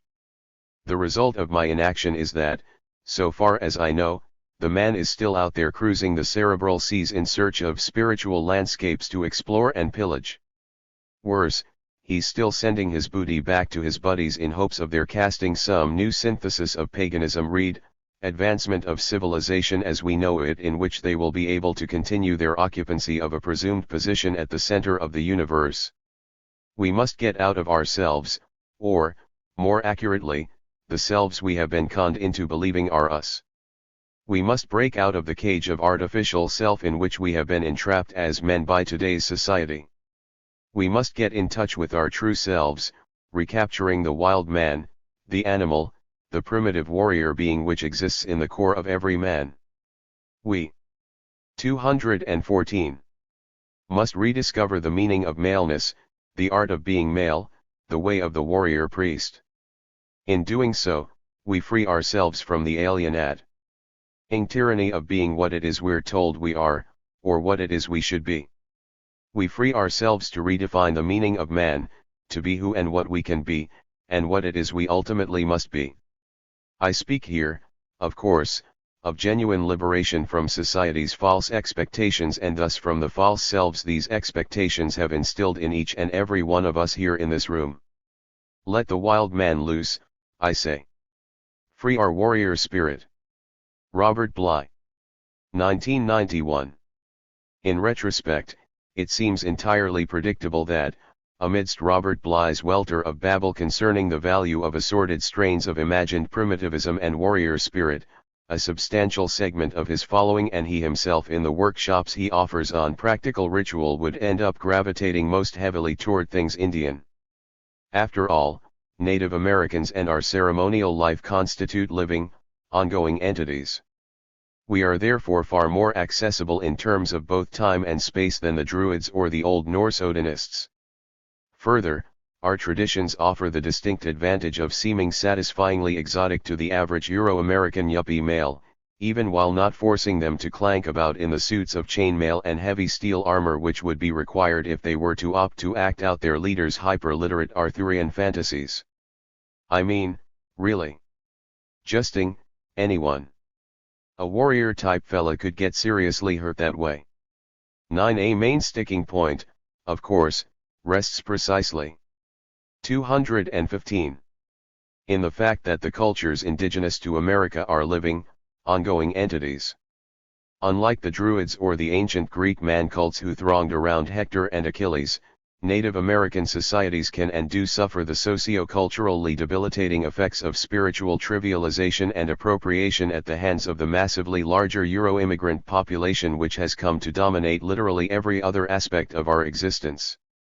As Margot Thunderbird, an activist of the Shinnecock Nation, has put it, they came for our land, for what grew or could be grown on it, for the resources in it, and for our clean air and pure water. They stole these things from us, and in the taking they also stole our free ways and the best of our leaders, killed in battle or assassinated. And now, after all that, they've come for the very last of our possessions, now they want our pride, our history, our spiritual traditions. They want to rewrite and remake these things, to claim them for themselves. The lies and thefts just never end. 10 or, as the Oneida scholar Pam Colorado frames the matter, the process is ultimately intended to supplant Indians, even in areas of their own culture and spirituality. In the end, non-Indians will have complete power to define what is and what is not Indian, even for Indians. We are talking here about a complete ideological/conceptual subordination of Indian people in addition to the total physical subordination they already experience. When this happens, the last vestiges of real Indian society and Indian rights will disappear. Non-Indians will then claim to own our heritage and ideas as thoroughly as they now claim to own our land and resources. 11. 216. From this perspective, the American Indian movement passed a resolution at its 1984 Southwest Leadership Conference condemning the laissez-faire use of native ceremonies and/or ceremonial objects by anyone not sanctioned by traditional indigenous spiritual leaders. 12. The AIM position also echoed an earlier resolution taken by the Traditional Elders Circle in 1980, condemning even Indians who engage in use of our spiritual ceremonies with non-Indian people for profit. 13. Another such condemnation had been issued during the first American Indian Tribunal at DQ University in 1982.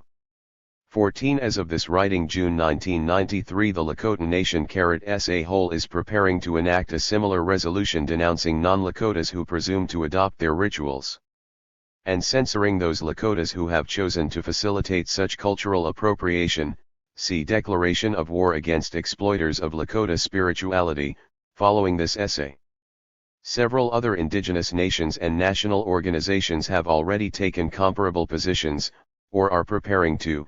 See alert concerning the abuse and exploitation of American Indian sacred traditions. This may seem an exaggerated and overly harsh response to what the Spokane/Coeur d'Alene writer Sherman Alexie has laughingly dismissed as being little more than a society for confused white men.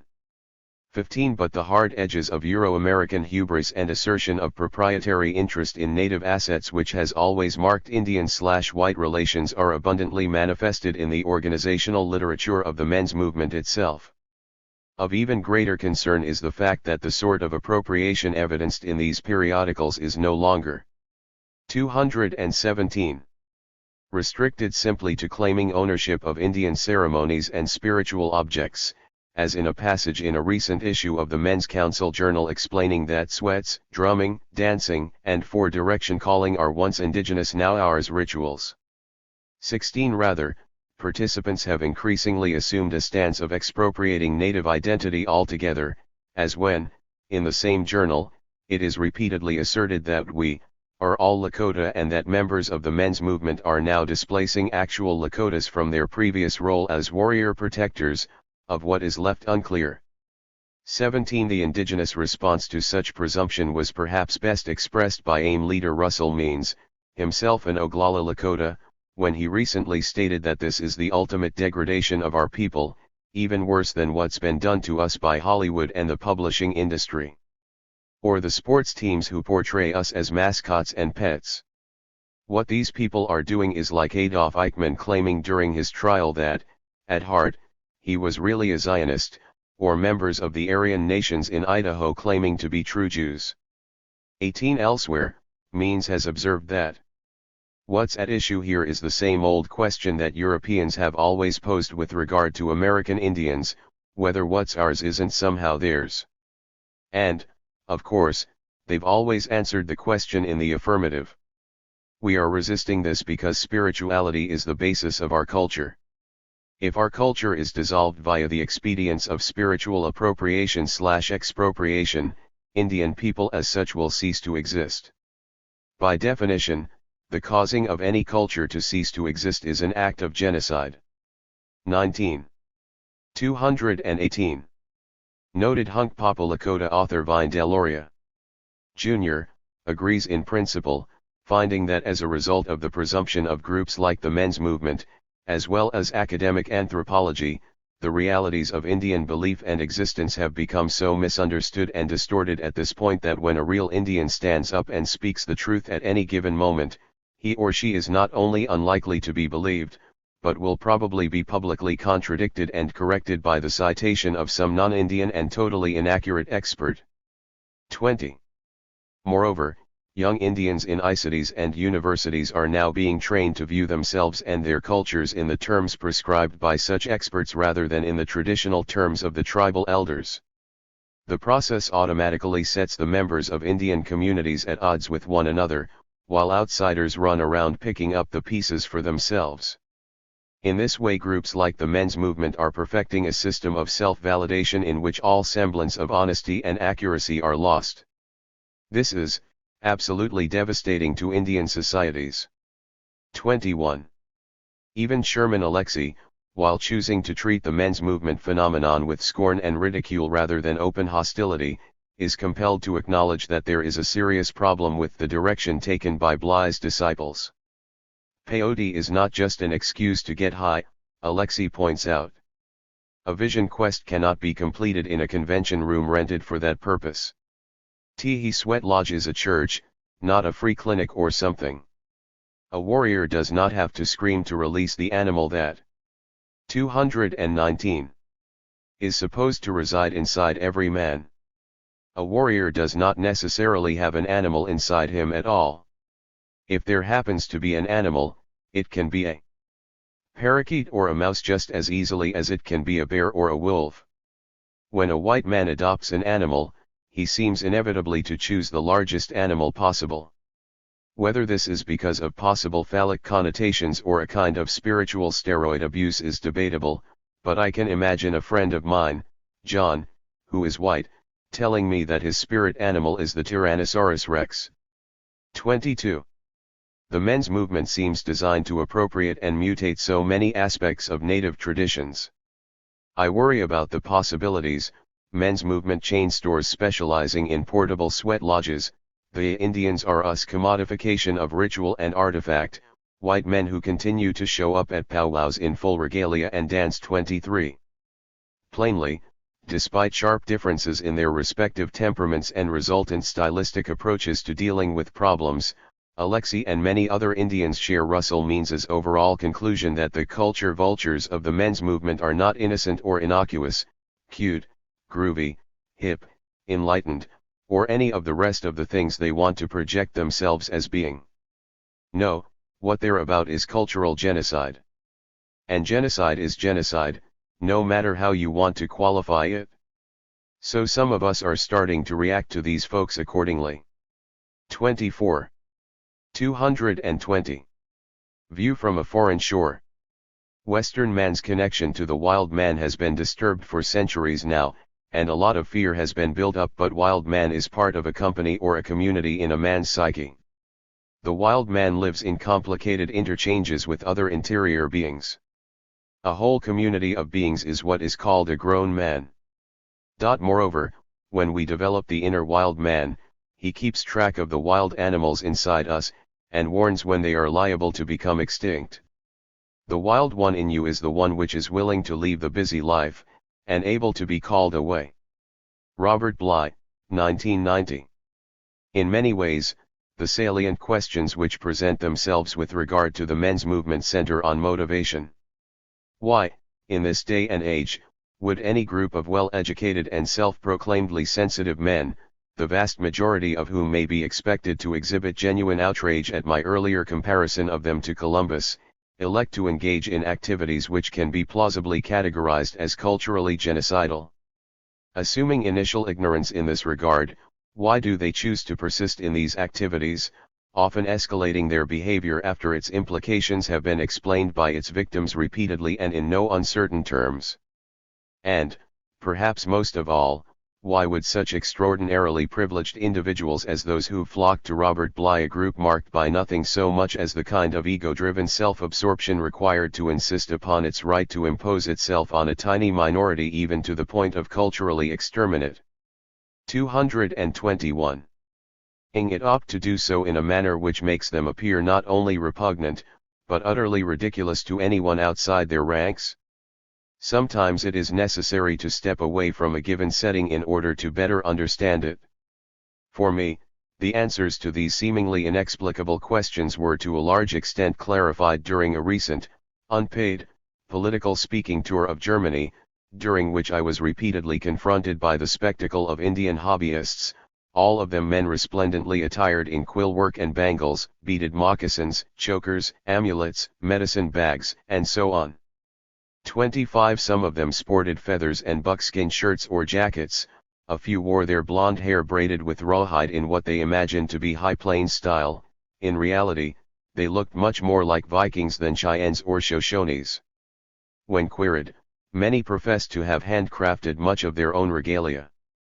26. A number also made mention of having fashioned their own pipestone pipes, or to have been presented with one, usually after making a hefty monetary contribution, by one of a gaggle of Indian or pretended Indian hucksters.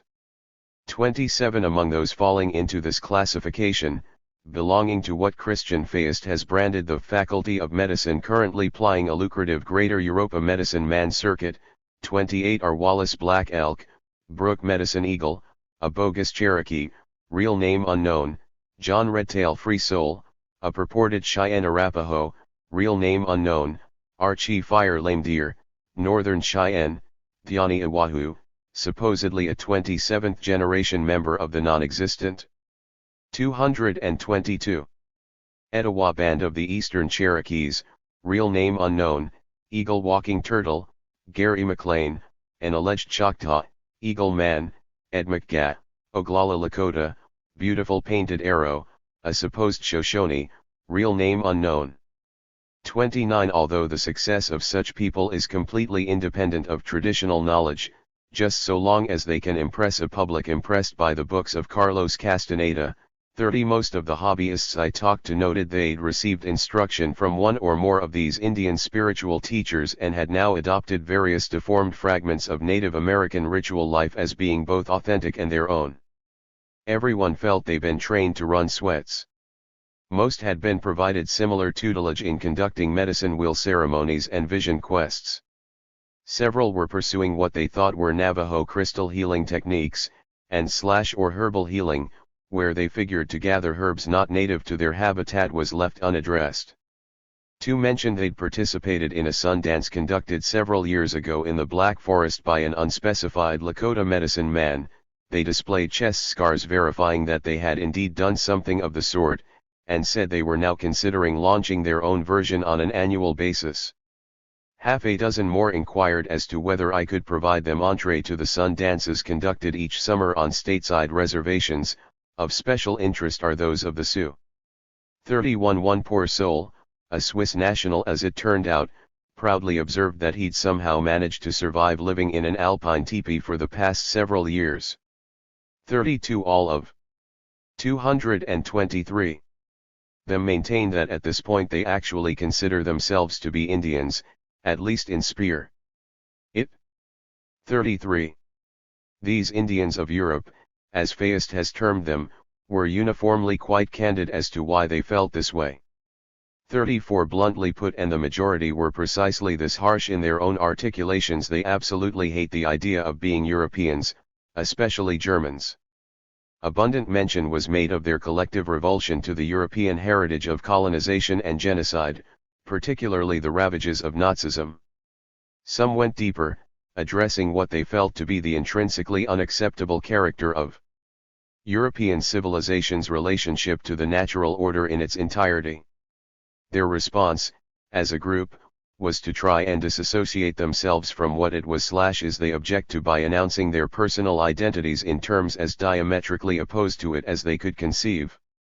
Becoming American Indians in their own minds apparently fulfilled this deep-seated need in the most gratifying fashion. 35. Yet, when I delved deeper, virtually all of them ultimately admitted they were little more than weekend warriors, or cultural transvestites, to borrow another of Feist's descriptors. 36. They typically engage in their Indianist preoccupations only during their off hours while maintaining regular jobs. Mainly quite responsible and well-paying positions, at that squarely within the very system of Germanic business as usual they claimed so heatedly to have disavowed, root and branch. The most candid respondents were even willing to admit, when pushed, that were it not for the income accruing from their daily roles as good Germans, they'd 224. Not be able to afford their hobby of imagining themselves as being something else, or to pay the fees charged by imported Native American spirit leaders to validate this impression. Further, without exception, when I inquired as to what they might be doing to challenge and transform the fundamental nature of the German culture, society, and state they profess to detest so deeply, they observed that they had become spiritual people and are therefore apolitical. Queries concerning whether they might be willing to engage in activities to physically defend the rights and territories of indigenous peoples in North America drew much the same reply. The upshot of German hobbyism, then, is that, far from constituting the sort of radical divorce from Germanic context its adherents assert, part-time impersonation of American Indians represents a means through which they can psychologically reconcile themselves to it. By pretending to be what they are not and in fact can never be, because the objects of their fantasies have never existed in real life, the hobbyists are freed to be what they are, but deny, and to feel good about themselves in the process. 37. And, since this sophistry allows them to contend in all apparent seriousness that they are somehow entirely separate from the oppressive status quo upon which they depend, and which their real-world occupations do so much to make possible, they thereby absolve themselves of any obligation whatsoever to materially confront it, and thence themselves. Voila! Wildmen and primitives carrying out the most refined functions of the German corporate state, warriors relieved of the necessity of doing battle other than in the most metaphorical. 225. Of senses, and then always, and only, in service to the very structures and traditions they claim and may even have convinced themselves to believe at some level or another their perverse posturing negates. 38. The dynamics of denial. Contemporary business life allows competitive relationships only, in which the major emotions are anxiety, tension, loneliness, rivalry, and fear. Zeus energy has been steadily disintegrating decade after decade in the United States. Popular culture has been determined to destroy respect for it, beginning with the Maggie and Jiggs and Dagwood and Blondie comics of the 1920s and 1930s, in which the man is always weak and foolish. The recovery of some form of powerful rituals of male initiation is essential to the culture. The United States has undergone an unmistakable decline since 1950, and I believe if we do not find these kinds of male ritual the decline will continue. Robert Bly. 1990. Obviously, the liberatory potential of all this for actual American Indians is considerably less than zero. Instead, hobbyism is a decidedly parasitical enterprise, devoted exclusively to the emotional edification of individuals integrally and instrumentally involved in perpetuating and perfecting the system of global domination from which the genocidal colonization of Native America stemmed and by which it is continued. Equally obviously, there is a strikingly close, if somewhat antecedent, correspondence. 226. Between German hobbyism on the one hand, and the North American men's movement on the other.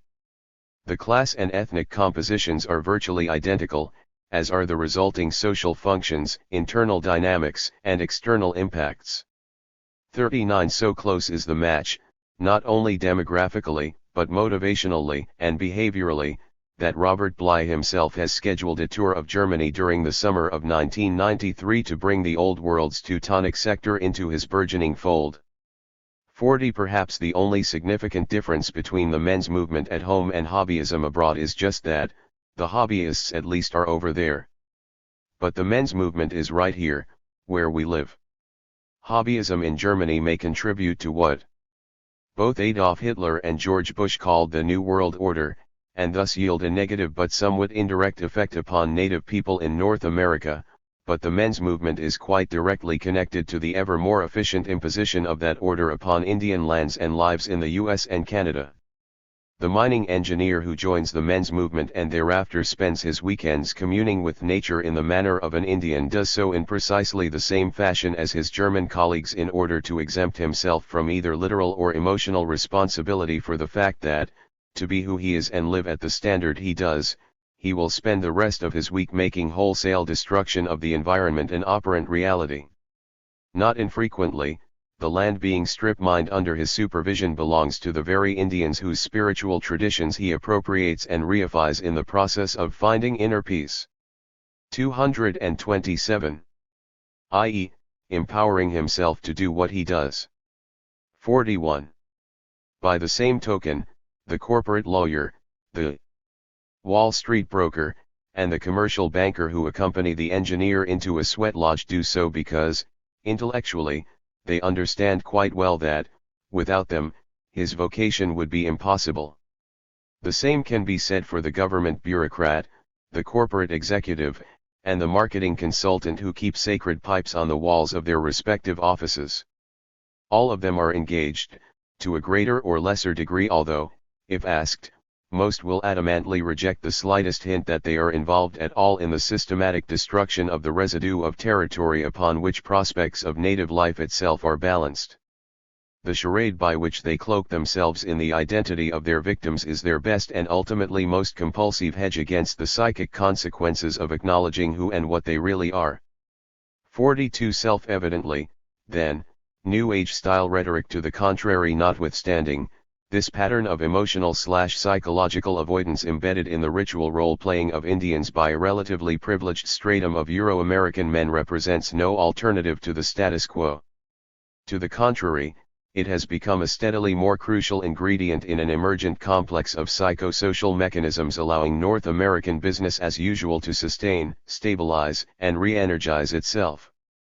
Put another way, had the men's movement not come into being, compliments of Robert Bly and his clones, it would have been necessary, just as the Nazis found it useful to do in their day, for North America's governmental corporate elite to have created it on their 228 own.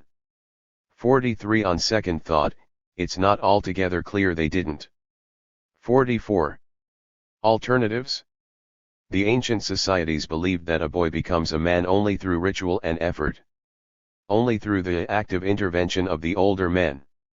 It's becoming clear to us that manhood doesn't happen by itself, it doesn't just happen because we eat Wheaties. The active intervention of the older men means the older men welcome the younger man into the ancient, mythologized, instinctive male world. Robert Bly, 1990. With all this said, it still must be admitted that there is a scent of undeniably real human desperation and all but obsessive desire to find some avenue of alternative cultural expression different from that sketched above, clinging to the men's movement and its new age and hobbyist equivalents. The palpable anguish this entails allows for, or requires, a somewhat more sympathetic construction of the motives prodding a segment of the movement's membership, and an illative obligation on the part of anyone not themselves experiencing it to respond in a firm, but helpful rather than antagonistic, manner. Perhaps more accurately, it should be said that the sense of despair at issue evidences itself not so much in the ranks of the men's movement and related phenomena themselves, but within the milieu from which these manifestations have arisen, white, mostly urban, affluent, or affluently reared. 229. Well-schooled, young, or youngish, people of both genders who, in one or another dimension, are thoroughly diseased by the socio-economic order into which they were born and their seemingly predestined roles within it. 45. Many of them openly seek, some through serious attempts at political resistance, a viable option with which they may not only alter their own individual fates, but transform the overall systemic realities they correctly perceive as having generated these fates in the first place. 46. Yet, as a whole, they seem sincerely baffled by the prospect of having to define for themselves the central aspect of this alternative. They cannot put a name to it, and so they perpetually spin their wheels, waging continuous theoretical and sometimes practical battles against each hierarchical and patriarchal fragment of the whole they oppose: capitalism and fascism, colonialism, neocolonialism and imperialism, racism and sexism, ageism, consumerism, the entire vast plethora of isms and ologies making up the modern, or postmodern, society they inhabit. 47. Frustrated and stymied in their efforts to come up with a new or different conceptualization by which to guide their oppositional project, many of the most alienated and therefore most committed to achieving fundamental social change eventually opt for the intellectual/emotional reassurance of prepackaged radical solutions. Typically, these assume the form of yet another battery of isms based in all the same core assumptions as the system being opposed. This is especially true of that galaxy of doctrinal tendencies falling within the general rubric of Marxism, Bernsteinian revisionism, Council. 230. Communism, Marxism-Leninism, Stalinism, Maoism, etc. But it is also an actuality pervading most variants of feminism, environmentalism, and anarchism/anti-authoritarianism as well. 48. Others, burned out by an endless diet of increasingly sterile polemical chatter and symbolic political action, defect from the resistance altogether, deforming what German New Left theorist Rudi Dutschke 49 once advocated as a long march through the institutions into an outright embrace of the false and reactionary security found in statism and bureaucratic corporatism. This is a tendency exemplified in the U.S. by such 1960s radical figures as Tom Hayden, Jerry Rubin, Eldridge Cleaver, David Horowitz, and Rennie Davis. 50. A mainstay occupation of this coterie has been academia, wherein they typically maintain an increasingly irrelevant and detached critical discourse, calculated mainly to negate whatever transformative value or utility might be lodged in the concrete oppositional political engagement they formerly pursued. 51. Some members of each group, formula radicals and sellouts, end up glossing over the psychic void left by their default in arriving at a genuinely alternative vision, immersing themselves either in some formalized religion, Catholicism, for example, or, somewhat less frequently, denominations of Islam or Buddhism, or the polyglot spiritualism offered by the New Age/men's movement/hobbyism syndrome. 52. This feudal cycle is now in its third successive generation of repetition among European and Euro-American activists since the so-called New Student Movement was born only 30 years ago. At 231. One level or another, almost all of those currently involved, and quite a large proportion of those who once were, are figuratively screaming for a workable means of breaking the cycle, some way of foundationing themselves for a sustained and successful effort to effect societal change rather than the series of dead ends they've encountered up till now. Yet a functional alternative exists, and has always existed. The German Tour Revisited. This was brought home to me most dramatically during my earlier mentioned speaking tour of Germany, a trip geared to include not only my own presentations, but those of Eminette Jamies, Bob Robideau, and Paulette Dowtuil as well. 53. The question most frequently asked by those who turned out to hear us speak on the struggle for liberation in native North America was, what can we do to help? Quite uniformly, the answer provided by all four of us to this query was that, strategically, the most important assistance the people in the audience could render American Indians would be to win their own struggle for liberation in Germany. In effect, we reiterated time after time, this would eliminate the German corporate state as a linchpin of the global politico-economic order in which the United States, along with its Canadian satellite, serves as the hub. You must understand, we stated each time the question arose, that we really mean it when we say we are all related. Consequently, we see the mechanisms of our oppression as being equally interrelated. Given this perspective, we cannot help but see a 232. Victory for you as being simultaneously a victory for us, and vice versa, that a weakening of your enemy here in Germany necessarily weakens ours there, in North America, that your liberation is inseparably linked to our own, and that you should see ours as advancing yours. Perhaps, then, the question should be reversed, what is it that we can best do to help you succeed? As an expression of solidarity, these sentiments were on every occasion roundly applauded. Invariably, however, they also produced a set of rejoinders intended to qualify the implications of what we'd said to the point of negation. The usual drift of these responses was that the German and American Indian situations and resulting struggles are entirely different, and thus not to be compared in the manner we'd attempted. This is true, those making this point argued, because Indians are colonized peoples while the Germans were colonizers. We Indians, they went on, must therefore fight to free our occupied and underdeveloped land base, while the German opposition, effectively landless, struggles to rearrange social and economic relations within an advanced industrial society. Most importantly, they concluded, native people in America hold the advantage of possessing cultures separate and distinct from that which we oppose, while the German opposition, by contrast, must contend with the circumstance of being essentially cultureless and disoriented. 54. After every presentation, we were forced to take strong exception to such notions. As long-term participants in the national liberation struggle of American Indians, we said, we have been forced. 233. Into knowing the nature of colonialism very well. Along with you, we understand that the colonization we experience finds its origin in the matrix of European culture. But, apparently unlike you, we also understand that in order for Europe to do what it has done to us, in fact, for Europe to become Europe at all, it first had to do the same thing to all of you. In other words, to become a colonizing culture, Europe had first to colonize itself. 55. To the extent that this is true, we find it fair to say that if our struggle must be explicitly anti-colonial in its form, content, and aspirations, yours must be even more so. You have, after all, been colonized far longer than we, and therefore much more complete. In fact, your colonization has by now been consolidated to such an extent that with certain notable exceptions, like the Irish and Euskadi, Basque, nationalists, you no longer even see yourselves as having been colonized. 56. The result is that you've become self-colonizing, conditioned to be so self-identified with your own oppression that you've lost your ability to see it for what it is, much less to resist it in any coherent way. You seem to feel that you are either completely disconnected from your own heritage of having been conquered and colonized, or that you can and should disconnect yourselves from it as a means of destroying that which oppresses you.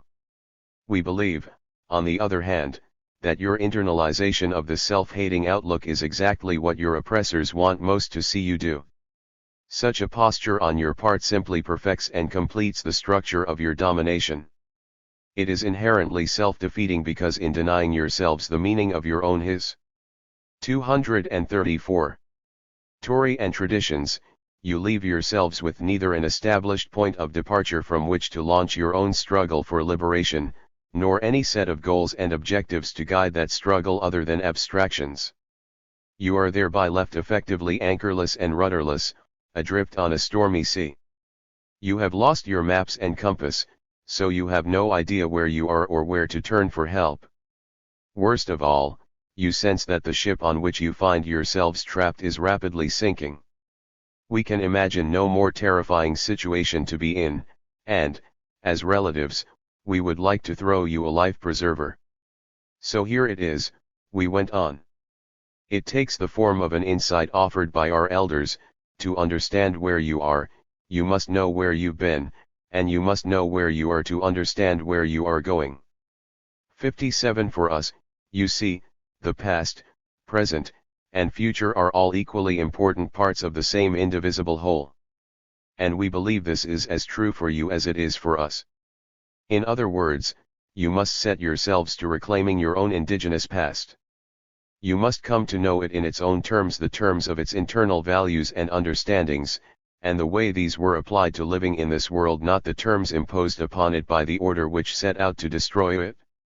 You must learn to put your knowledge of this heritage to use as a lens through which you can clarify your present circumstance, to know where you are, so to speak. And, from this, you can begin to chart the course of your struggle into the future. Put still another way, you, no less than us, must forge the conceptual tools that will allow you to carefully and consciously orient 235. And your struggle to regaining what it is that has been taken from you rather than presuming a unique ability to invent it all anew. You must begin with the decolonization of your own minds, with the restoration of your understanding of who you are, where you come from, what it is that has been done to you to take you to the place in which you now find yourselves. Then, and only then, it seems to us, will you be able to free yourselves from your present dilemma. Look at us, and really hear what we're saying, we demanded. We are not unique in being indigenous people. Everyone is indigenous somewhere. You are indigenous here. You, no more than we, are landless. Your land is occupied by an alien force, just like ours. You, just like us, have an overriding obligation to liberate your homeland. You, no less than we, have models in your own traditions upon which to base your alternatives to the social, political, and economic structures now imposed upon you.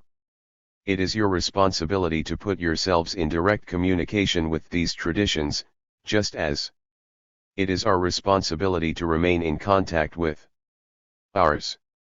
We cannot fulfill this responsibility for you any more than you can fulfill ours for us. You say that the knowledge we speak of was taken from you too long ago, at the time of Charlemagne, more than 1,000 years ago. Because of this, you say, the gulf of time separating then from now is too great, that what was taken then is now lost and gone. We know better. We know, and so do you, that right up into the 1700s your European colonizers were still busily burning witches at the stake. We know, and you know too. 236. That these women were the leaders of your own indigenous cultures. 58. The span of time separating you from a still flourishing practice of your native ways is thus not so great as you would have us and yourselves believe. It's been 200 years, no more. And we also know that there are still those among your people who retain the knowledge of your past, knowledge handed down from one generation to the next, century after century. We can give you directions to some of them if you like, but we think you know they are there. 59. You can begin to draw appropriate lessons and instruction from these faith keepers, if you want to. We have said that for the world to live, Europe must die. 60. We meant it when we said it, and we still do. But do not be confused. The statement was never intended to exclude you or consign you, as people, to oblivion. We believe the idea underlying that statement holds just as true for you as it does for anyone else. You do have a choice, because you are not who you've been convinced to believe you are. Or, at least not necessarily. You are not necessarily a part of the colonizing, predatory reality of Europe. You are not even necessarily Germans, with all that that implies. You are, or can be, who your ancestors were and who the faith keepers of your cultures remain: Angles, Saxons, Huns, Goths, Visigoths. The choice is yours, but in order for it to have meaning you must meet the responsibilities which come with it. Objections and responses.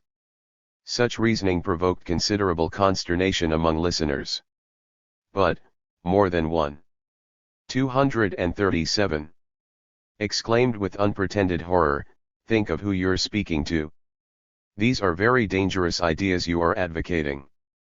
You are in Germany, among people raised to see themselves as Germans, and yet, at least in part, you are telling us we should do exactly what the Nazis did. We Germans, at least those of us who are consciously anti-fascist and anti-racist, renounce such excavations of our heritage precisely because of our country's own recent experiences with them. We know where Hitler's politics of blood and soil led not just us but the world. We know the outcome of Himmler's reassertion of Germanic paganism.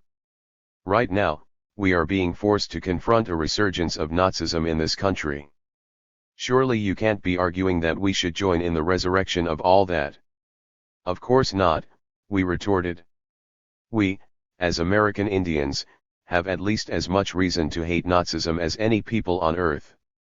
Not much of anything done by the Nazis to people here had not already been done to us, for centuries, and some of the things the Nazis did during their 12 years in power are still being done to us today. Much of what has been done to us in North America was done, and continues to be done, on the basis of philosophical rationalizations indistinguishable from those used by the Nazis to justify their policies. If you want to look at it that way, you could say that anti-Nazism is part of the absolute bedrock upon which our struggle is based. So, don't even hint that any part of our perspective is somehow pro-Nazi. We are aware that this is a highly emotional issue for you. But try and bear in mind that the world isn't one-dimensional. Everything is multi-D. 238. Mentional, possessed of positive as well as negative polarities. It should be obvious that the Nazis didn't represent or crystallize your indigenous traditions. Instead, they perverted your heritage for their own purposes, using your ancestral traditions against themselves in a fashion meant to supplant and destroy them. The European predator has always done this, whenever it was not simply trying to suppress the indigenous host upon which it feeds. Perhaps the Nazis were the most overt, and in some ways the most successful, in doing this in recent times. And for that reason some of us view them as being a sort of culmination of all that is European. But, the point is, they very deliberately tap the negative rather than the positive potential of what we are discussing.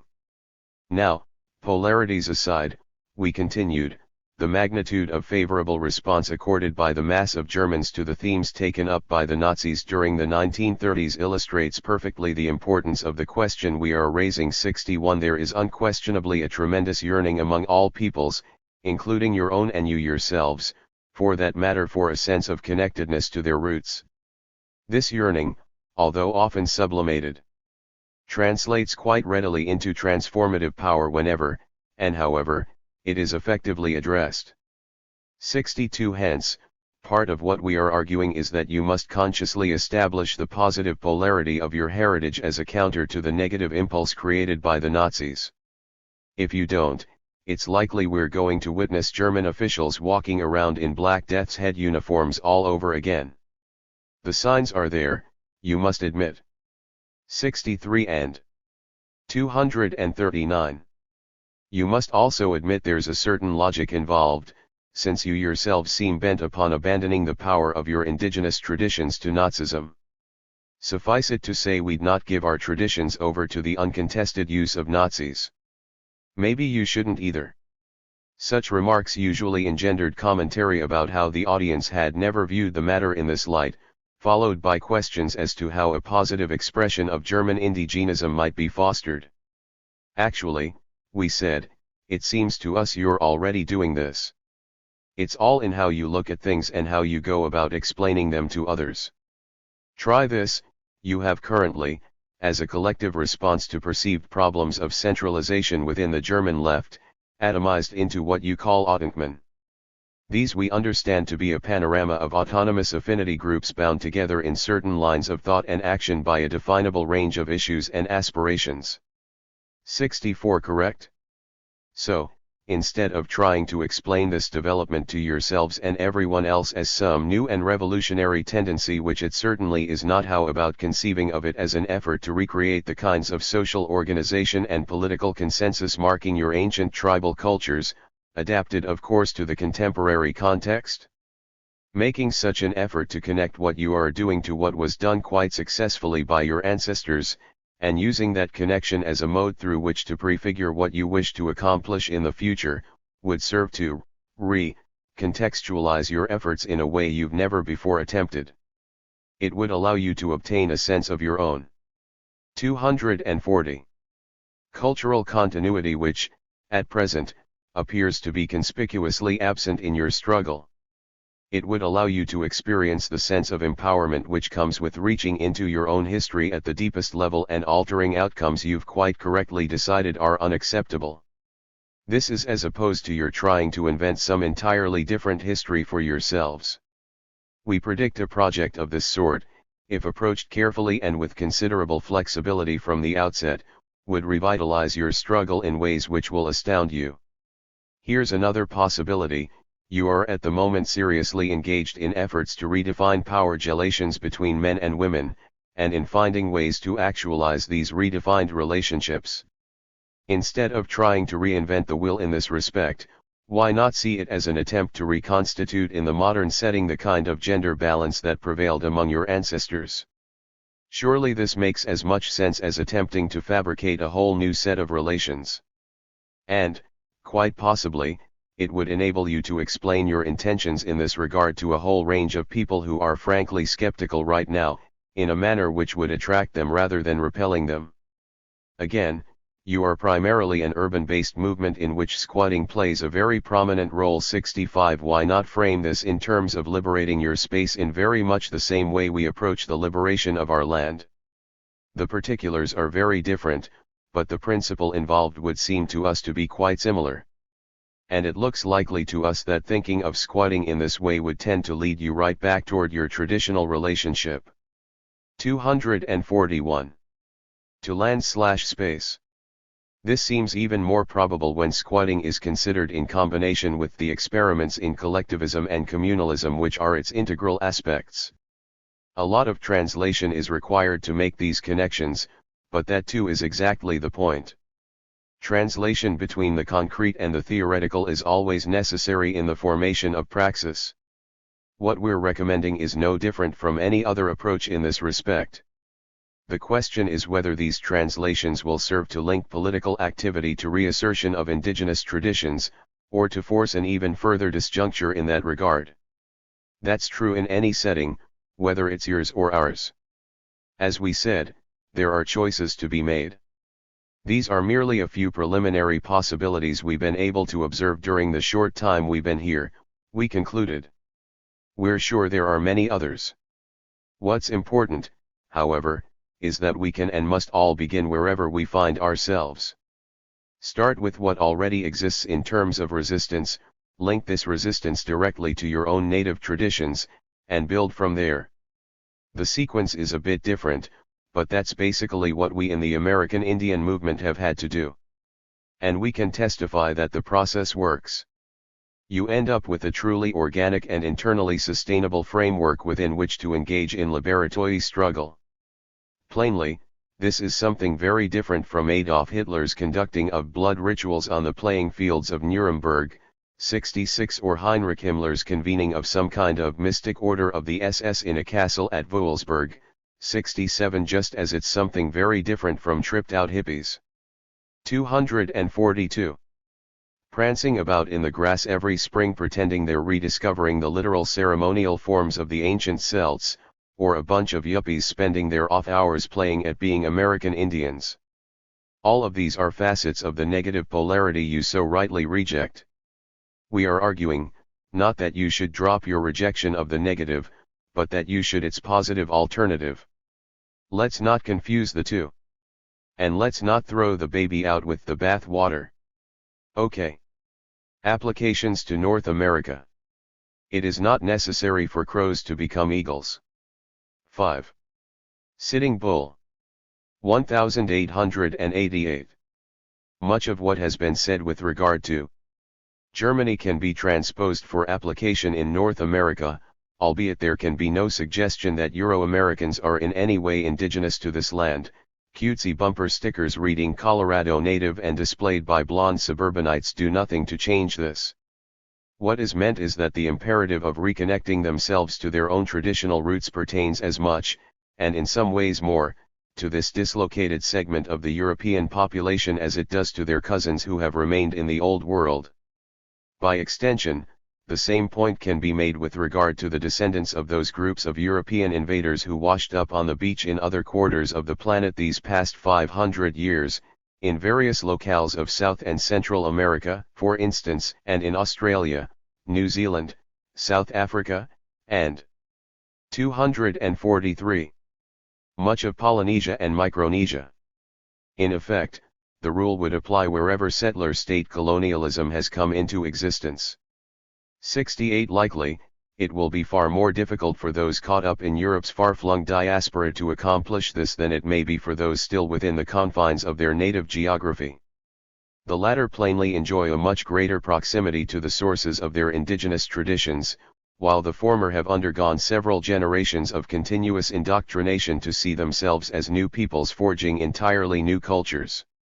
69. The sheer impossibility of this last has inflicted upon those among the Euro-diaspora with an additional dimension of identity confusion largely absent among even the most conspicuously deculturated elements of the subcontinent itself. Rather than serving as a deterrent, however, this circumstance should be understood as heightening the urgency assigned the reconstructive task facing Euro-Americans and others, elsewhere, who find themselves in similar situations. By and large, the Germans have at least come to understand, and to accept, what Nazism was and is. This has allowed the best among them to seek to distance themselves from it by undertaking whatever political action is required to destroy it once and for all. 70. Their posture in this respect provides them a necessary foundation for resumption of cultural/spiritual traditions among themselves which constitute a direct and fully internalized antidote to the Nazi impulse. In effecting this reconnection to their own indigenous heritage, the German dissidents will at last be able to see Nazism that 244.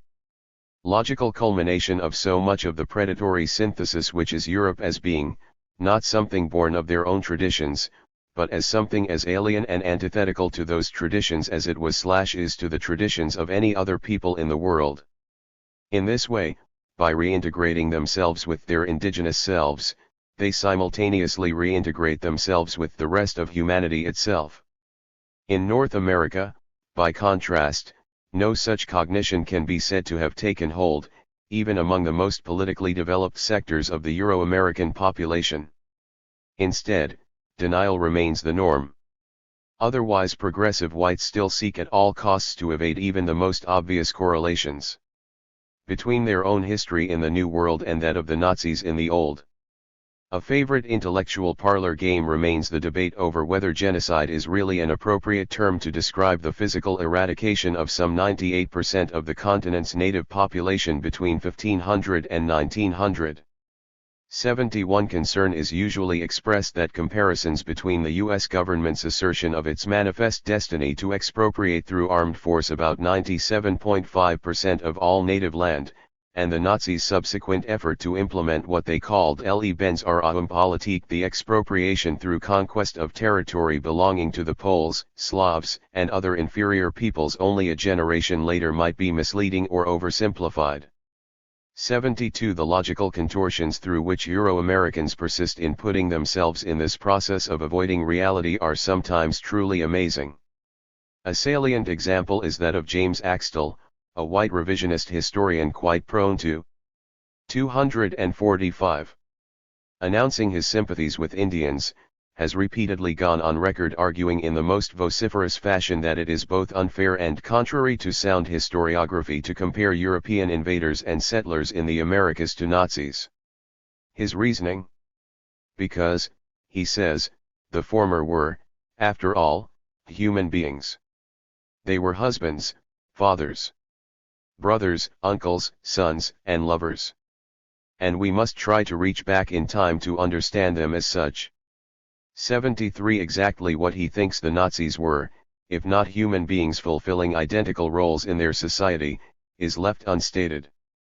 For that matter, Axtell fails to address how he ever arrived at the novel conclusion that either the Nazis or European invaders and Euro-American settlers in the New World consisted only of men. A more sophisticated ploy consists of a ready concession on the part of white activists/theorists that what was done to America's indigenous peoples was tragic, even while raising carefully loaded questions suggesting that things are working out for the best in any event.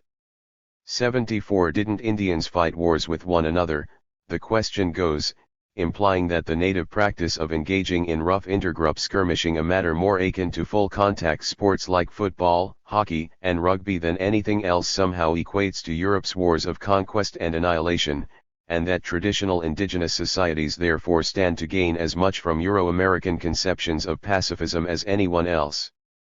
75, You bet, boss. Left to our own devices, we'd undoubtedly have exterminated ourselves. Praise the Lord that y'all came along to save us from ourselves.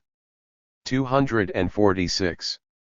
Marxian organizations like the Revolutionary Communist Party USA express deep concern that native peoples' economies might have been so unrefined that we were commonly forced to eat our own excrement to survive, a premise clearly implying that Euro-America's industrial devastation of our homelands has ultimately worked to our advantage, ensuring our material security whether we're gracious enough to admit it or not. 76, Thanks, boss. We were tired of eating shit anyway. Glad you came and taught us to farm. 77, The cutting-edge ecologists of Earth First have conjured up queries as to whether Indians weren't the continent's first environmental pillagers. They claim we beat all the woolly mammoths to death with sticks, among other things. Meaning we were always sorely in need of Euro-America's much more advanced views on preserving the natural order. 78 White male anarchists fret over possible authoritarian aspects of our societies. You had leaders, didn't you? That's hierarchy. 79 While their feminist sisters worry that our societies may have been sexist in their functioning. 80 Oh no, boss. We too managed to think our way through to a position in which women did the heavy lifting and men bore the children. Besides, hadn't you heard? We were all queer, in the old days, so your concerns about our being patriarchal have always been unwarranted. 81 Even the animal rights movement chimes in from time to time, discomfited that we were traditionally so unkind to non-human members of our sacred natural order as to eat their flesh. 82 Hey, no sweat, boss. We'll jump right on your no-meat bandwagon. But don't forget the 247 Sacred Cherokee Clan of the Carrot.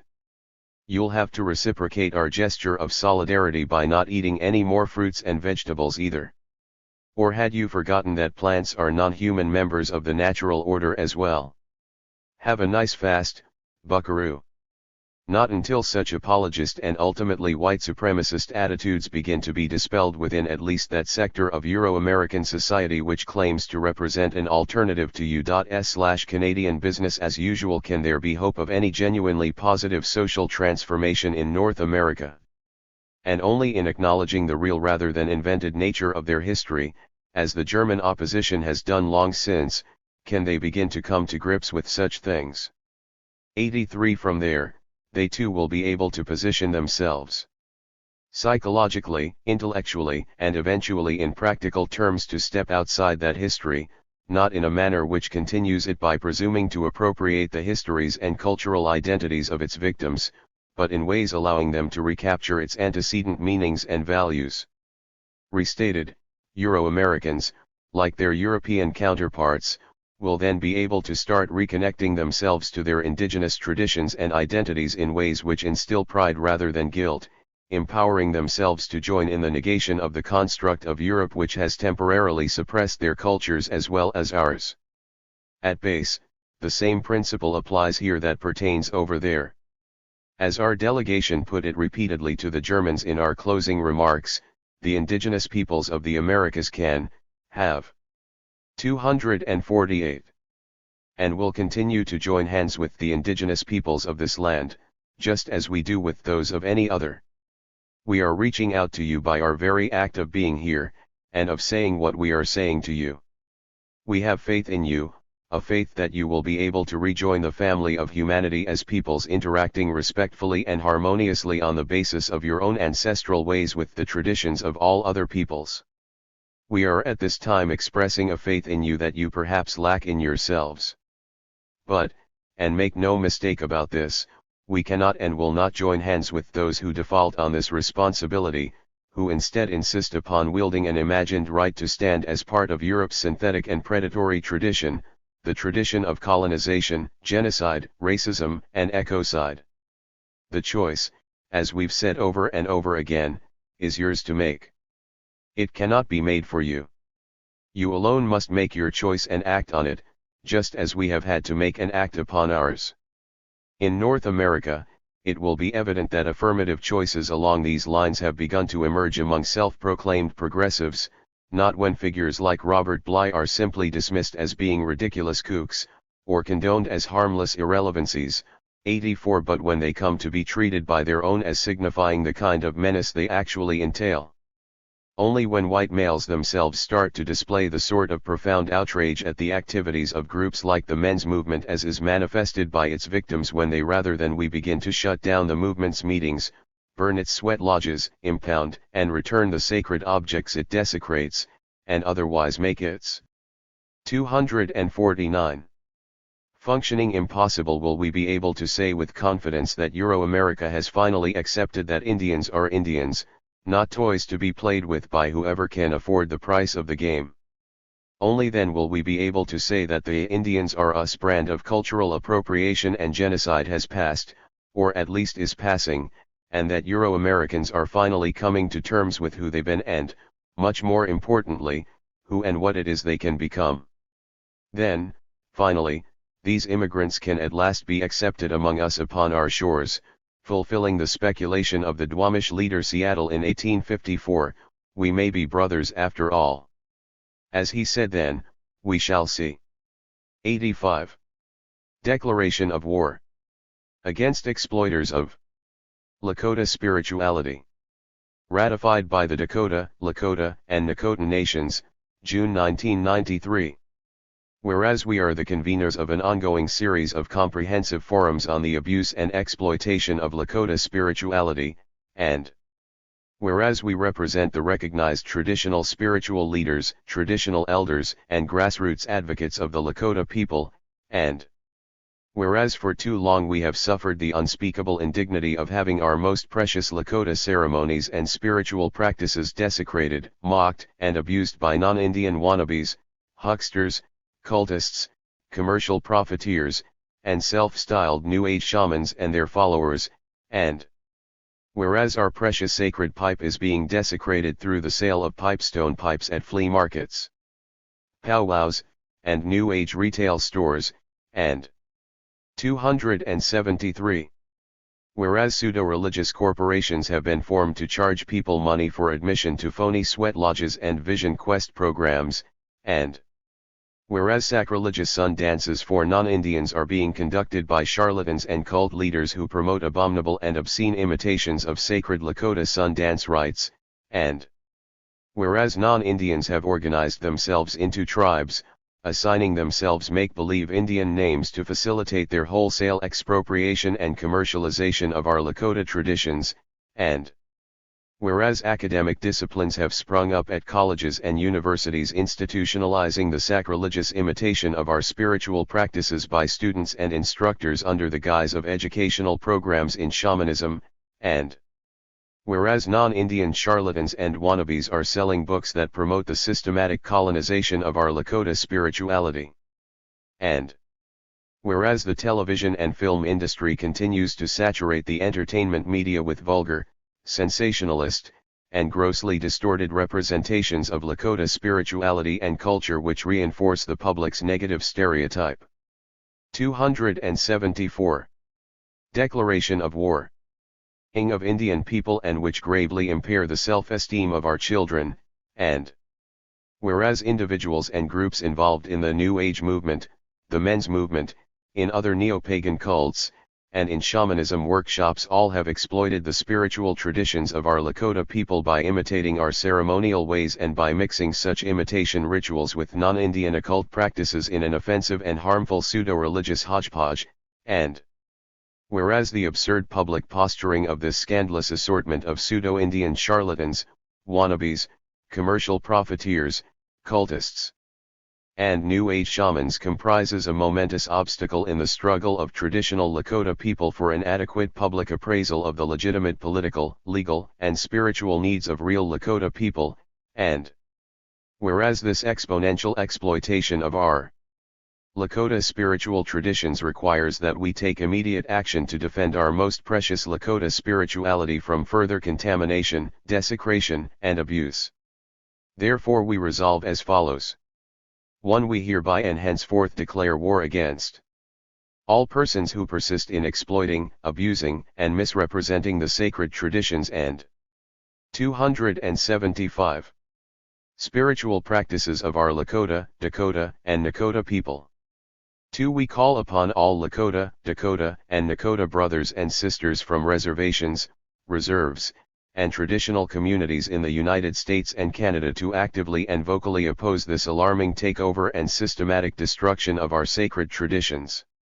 3. We urge our people to coordinate with their tribal members living in urban areas to identify instances in which our sacred traditions are being abused, and then to resist this abuse, utilizing whatever specific tactics are necessary and sufficient, for example, demonstrations, boycotts, press conferences, and acts of direct intervention.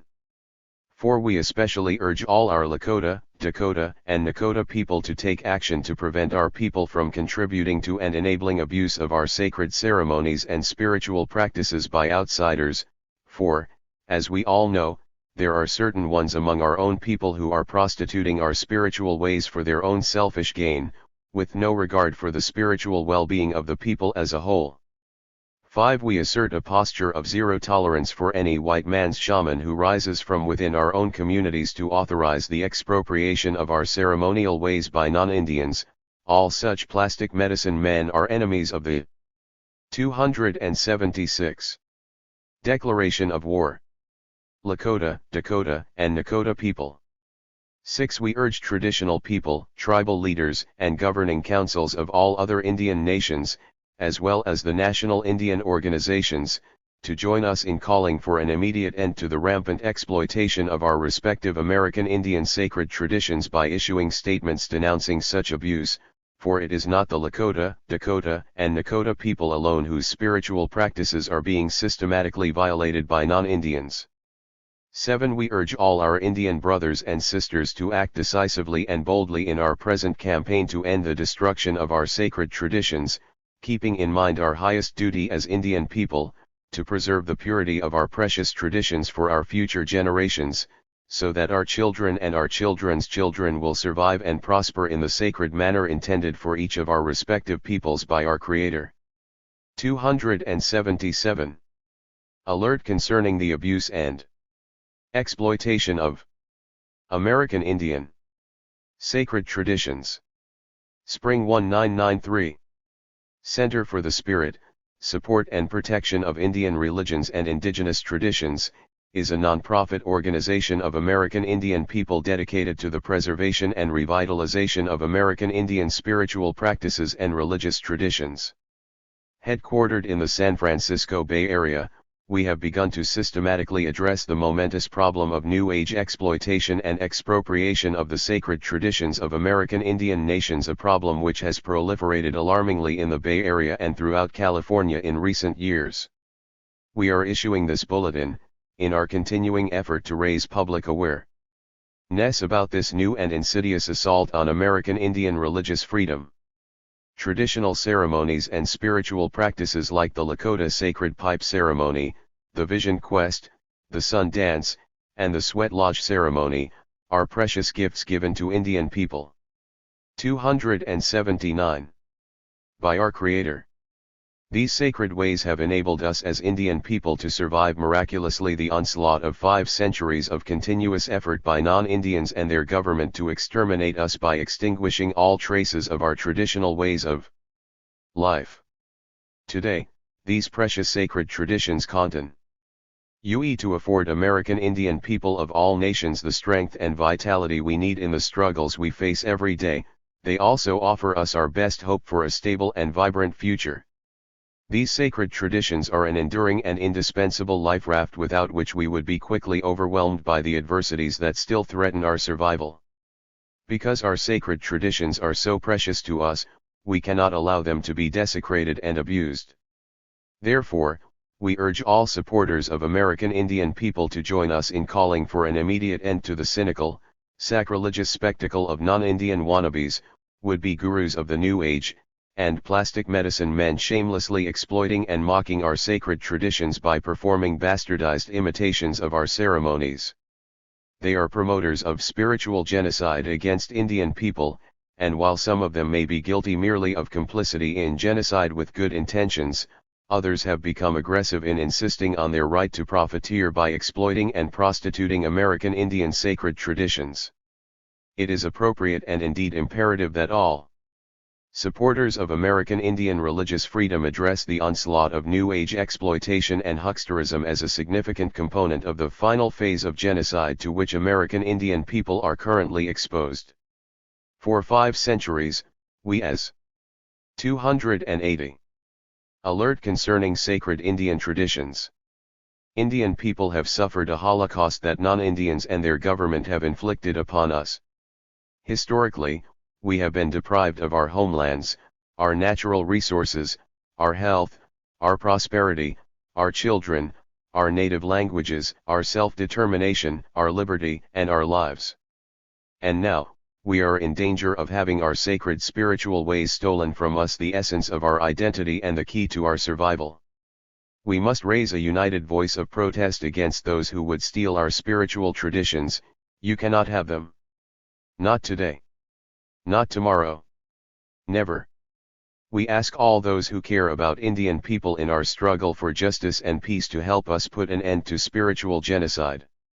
We urge you to protest against plastic medicine men and hucksters wherever they appear in public, to lend them no degree of credibility, and to warn your friends who, through ignorance or naivete, are in danger of being swindled by these con artists. Editor's note: the thematics and much of the terminology in this alert are taken directly from Ward Churchill's Spiritual Hucksterism, The Rise of the Plastic Medicine Men, in his Fantasies of the Master Race, Literature, Cinema, and the Colonization of American Indians, Monroe M.E., Common Courage Press, 1992, pages 215-22. That essay also appeared in Z Magazine in December 1990. 281. Do-it-yourself Indianism. The Case of Ed McGaz. Mother Earth Spirituality. If a ceremony works, or can be made to work for our purposes, we use it. Men's Movement Organizer, 1992 L. When I was a little boy, my mother, bless her heart, used to buy me books like Ben Hunt's Indian Crafts and Lore in a forlorn effort to keep me somewhat in touch with the indigenous aspect of my heritage. Hence, early on, I was exposed to such Boy Scoutish homages to things Indian as using uncooked macaroni to simulate the bone employed in making chokers and breastplates, making peace pipes out of wooden dowels, and pasting carefully colored bits of graph paper to t-shirts in an effort to create the appearance of a beaded Indian costume. It was, Mom's best intentions notwithstanding, the stuff of John Ford movies, koshery dancers, and little white kids dressed in paint and turkey feathers during the nation's annual pre-Thanksgiving classroom sensitivity exercises, an unconscionably arrogant trivialization and degradation by the dominant society of everything meaningful in native material culture. Of course, there were always more than a few. 283. Straight off the nickel looking Indians willing for a fee to say the exact opposite. They'd shuffle in with their crew cuts and VFW medallions, carrying tom-toms and wearing their genuine Cherokee war bonnets, announce that they were the hereditary chiefs of some real or invented native people, mumble a few traditional chants as a benediction, and then solemnly thank the assembled Euro-Americans for the respect and understanding they demonstrated by having become Indian hobbyists. With that, they'd pocket the $50 or so they thus earned, and head for the nearest bar to prepare for the next day's appearance at the local museum. There, they'd tearfully bless the curator for his complicity in expropriating and displaying everything of physical significance, including the bones of their ancestors, for non-Indian edification. The rubric employed at museums and burial mounds was usually intercultural communication. The rate charged for such endorsements and authentications was typically a bit higher than that charged for addressing hobby groups. At a certain point in my life, all this became a matter of great confusion and anxiety for me. How could I or anyone else reconcile the craven image presented by these beings with the ideals of fierce and undeviating native pride embodied in the historical resistance of Tecumseh and Osceola, Crazy Horse and Satanta, Sitting Bull and Mangus Colorado, Victorio and Dull Knife, Satank, Geronimo, Gaul, and so many others? Surely, the legacy of such struggles and suffering could not reasonably be said to have transformed itself into the transparently accommodationist posturing of those. 284. Individuals wandering the Friends of the Indian lecture and performance circuits, or hooping it up in Walt Disney productions like Tonka. How to make sense of this non sequitur? Indeed, could sense actually be made of such a seeming paradox? It was not until my mid-20s, after I'd been to Vietnam and subsequently become part of the American Indian movement, that I was able to figure it out.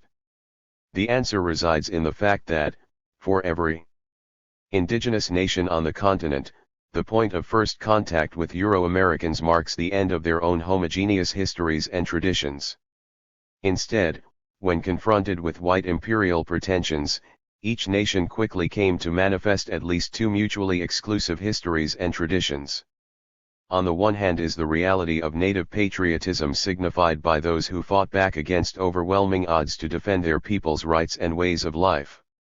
On the other is an equally important, if much less discussed, history of those who weren't up to the task, who obediently, and often for petty reasons of perceived self-interest, joined hands with the invaders to destroy their people's ability to resist colonization.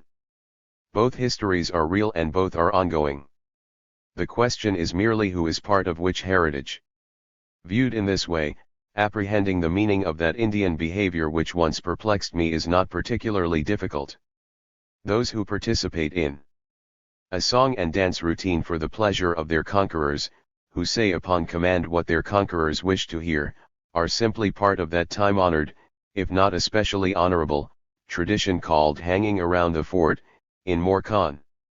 285. Temporary parlance, it's called selling out. In the old days, they made a habit of staying rather close to the nearest army post, all the better to be in position to sign instruments conveying legal title over other Indians' land to the United States. In exchange for such services, they were officially designated as leaders of their people by various government commissions, usually receiving a bit of sugar to sweeten their coffee as compensation. A little later, when the land was mostly gone, they began to trade blankets, beadwork, medicine bags. Their younger sisters, if need be, for half-pints of rot-gut whiskey. In their shame and degradation, they actively assisted in the destruction of those who refused to go along. It was an Oglala, after all, who held the arms of Crazy Horse while he was bayoneted by a soldier. A hunk Papa led the Indian police unit which murdered Sitting Bull. A Chiricahua helped the army track down Geronimo. Unfortunately, there is no shortage of comparable examples occurring in Indian country even as these words are written. Things have, to be sure, progressed over the years. Today, not only the land and resources have long since been taken, or brokered away, but also the art and artifacts which formed the fetishes of my youth. Increasingly, the non-Indian commerce in that which belongs to Indians has come to center in our last definable asset, our conceptual property, the spiritual practices and understandings which hold together the final residue of humanity which was once Native America. When these are gone or hopelessly prostituted, there will truly be nothing left with which we may sustain ourselves. Yet, as Al. 286 ways, there are those of Indian lineage who step forward, eagerly offering up that which was never theirs to sell. Already we endure a raft of hucksters, emblematically represented by Sun Bear, Vincent Laduke, an erstwhile Chippewa holy man and founder of something called the Bear Tribe, who has made a lucrative career penning New Age texts and peddling ersatz Indian ceremonies to an endless gaggle of white groupies. Now comes Ed McGath, an Oglala Lakota attorney calling himself Eagle Man, who has gone Sun Bear one better, publishing Mother Earth Spirituality, Native Paths to Healing Ourselves and Our World, HarperCollins Publishers, 1991, a Ben Hunt-style how-to manual on his people's ritual life, by the numbers. Now, this is how to do a sun dance. 1 2 3 4, here's the way to build a sweat lodge. See the sweat lodge checklist starting at page 223, turn to chapter 9 for instruction on how to do a vision quest, read chapters 6 and 8 for a thin explanatory veneer concerning what it all means. Page 135 begins the lesson on how to construct a sacred pipe. All non-Indians are qualified to be pipe carriers, even if all Lakotas are not, for investment of the $15 cover price and the time it takes to read this hokey little tome, anyone can purport to have the inside scoop on Native religion, even becoming a medicine man in his or her own right. Eagle Man himself said so. On top of all their other contemporary problems, the Lakotas may now expect to shortly be engulfed by a wave of newly enlightened hippies demanding their inherent right to be included in the rituals of their choice or, worse, joining that eternal chorus of 287. Pompous Euro-American academics asserting their qualifications to teach Indians the true meaning of their spiritual traditions. We are all related, so we are all the same, which means we are entitled to anything of yours we want. Nor is there some magic barrier restricting these sorry effects to McGah's own people, a circumstance readily corroborated by the recently acquired and growing penchant of groups like the Rainbow Tribe to dabble in everything from the Aztec calendar to Navajo crystal healing ceremonies. Perhaps we should all anticipate that some Mormonized Hopi will soon publish a volume titled Kiva Classics, simultaneously breaching the shield of confidentiality with which the traditional priesthood has protected itself for many generations, and bastardizing their worldview beyond any possible redemption. Ed McGah knows full well he is peddling a lie, that it takes a lifetime of training to become a genuine Lakota spiritual leader, which he is not, that the ceremonies he describes are at best meaningless when divorced from their proper conceptual context, and that the integrity of Lakota cultural existence is to a large extent contingent upon the people's retention of control over their spiritual knowledge. He has transgressed against Lakota rights and survival in every bit as serious a fashion as those hang around the forts who once professed to legitimate the U.S. expropriation of the Black Hills, the only slight redemption being that most of the information he presents is too sloppy and inaccurate to be as damaging as might otherwise be the case. One can only hope that the author of this culturally genocidal travesty didn't repeat the error of his predecessors. 288. Do-it-yourself Indianism. Soars by selling himself too cheaply. But that might be expecting a bit much from someone of his evident sensibilities. In any event, now that he's made his money, in whatever amount, it's high time he came to be treated like the sellout he is. There must be enough real Indians left to accomplish that, and from there, perhaps we can begin to recover some of what we've lost these past couple of centuries rather than continuing to give up the pittance of ourselves we have left. 289. Toward a language of American Indian liberation. Until the last decade of the treaty-making period, terms familiar to modern international diplomacy were used in the Indian treaties. Many provisions show the international status of Indian tribes, through clauses relating to war, boundaries, passports, extradition, and Foreign Relations. Felix S. Cohen Handbook on Federal Indian Law. What's your tribe? This familiar query, typically coming after introductory greetings between American Indians, or extended by non-Indians when introduced to Indians, is hardly as innocuous as it may seem on its face. Nor is the usual reply, offered reflexively and consisting of only a few words, I'm a member of the Kiowa tribe, or the Mohawk tribe, the Lumi tribe, or any of several hundred comparable designations popularly, anthropologically, and often legally recognized as describing the status of the many distinct peoples indigenous to North America. Although both the question and its response, may appear harmless enough, merely a cordial or even sensitive intercultural speech pattern which has become well accepted through customary usage, they are actually charged with a high degree of political content, all of it implicitly negative in terms of native rights and dignity. Indeed, the vernacular of tribalism is one which goes a long way toward foreclosing on the potential for positive changes in the socio-economic and political situation of American Indians occurring in the future. The principles at issue are both fundamental and straightforward. How one is perceived by others does much to determine the nature of the respect or lack of it they are likely to accord you. By the same measure, how one sees oneself is a crucial element, the predicating element, in fact, by which one ultimately defines the type and extent of respect, and attendant rights, one asserts as one's due. If one is generally viewed by others as being shiftless, he will be treated quite differently than an individual who is considered to be motivated. To the extent that one adopts or accepts this externally imposed designation of shiftlessness as an accurate depiction of oneself, it will be validated, the accompanying treatment one is accorded permanently locked in place as being both necessary and appropriate. Only when one's self-concept is at odds with the views of others does the foundation exist for one to challenge and resist one's classification and the treatment which results from it. Moreover, the degree to which one rejects a given categorization correlates rather precisely to the kind and depth of challenge and resistance one is likely to offer, and, correspondingly, the probability that one will be able to force changes in external perceptions and the circumstances that derive from them. Such matters are, of course, as relevant to the dynamics of interactive group processes as they are. 292. To the realm of interpersonal relations, how a group is seen by others, and how it sees itself, are factors that in many ways define the conditions under which the group will live, and the options it will be able to exercise in affecting these conditions. It is, for example, one thing to see oneself as being part of a social or political movement, quite another to be lumped in as a member of a mere gang.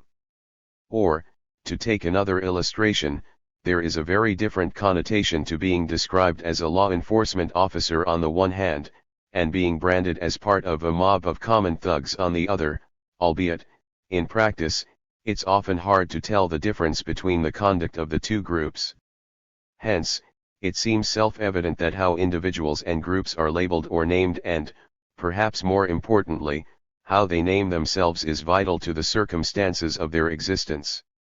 In naming ourselves, both individually and collectively, we in effect name not only our reality, but our destiny.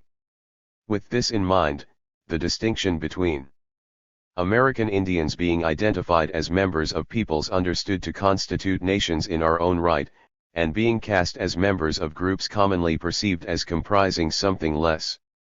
A community, say, or a family, a clan, a minority group, or a tribe incurs a decisive meaning.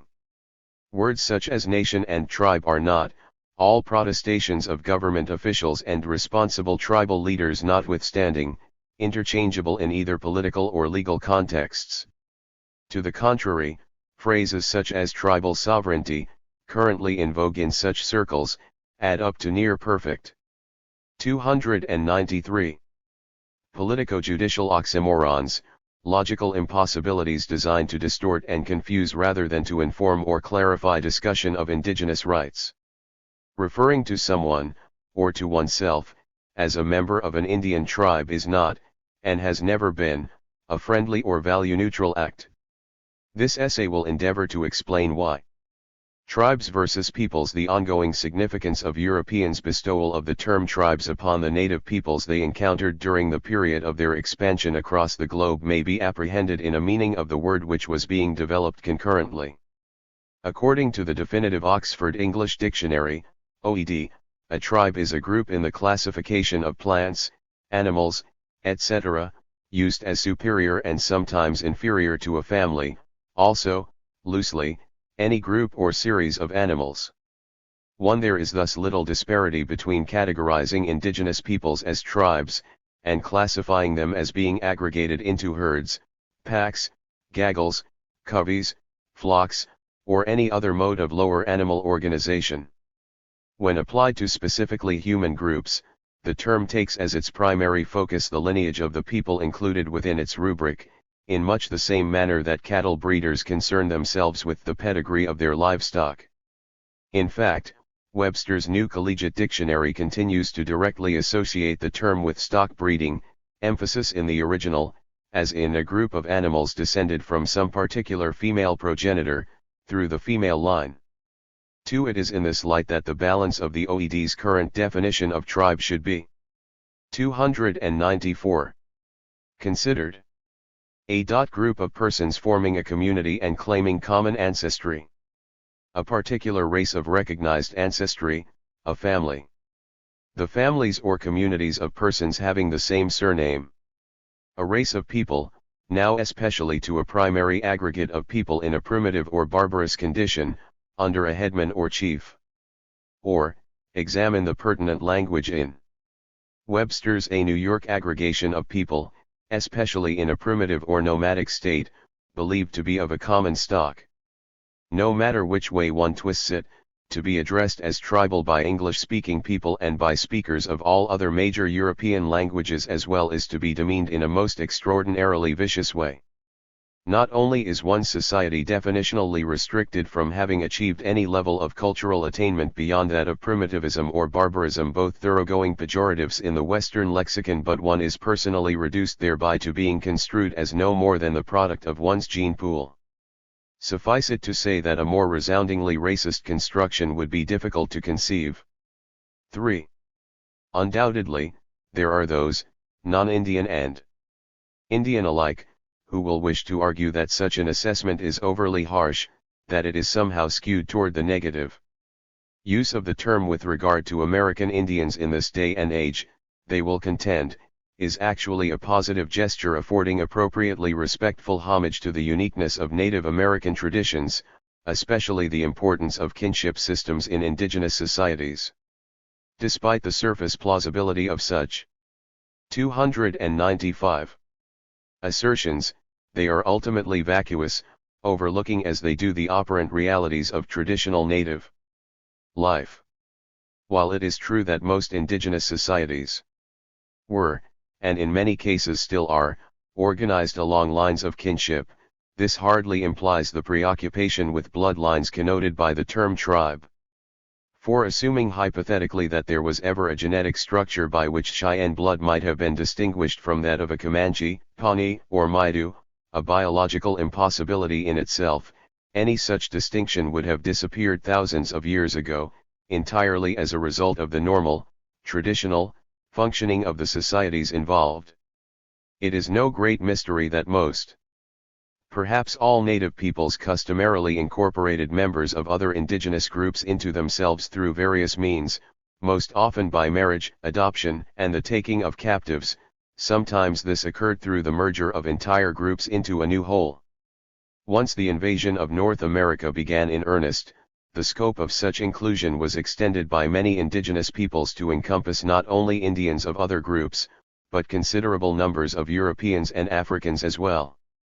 5. In any event, it is clear that Native American traditions most often placed a premium on such things as cultural integrity and allegiance to the group, as opposed to lineage per se, in determining social membership and identity.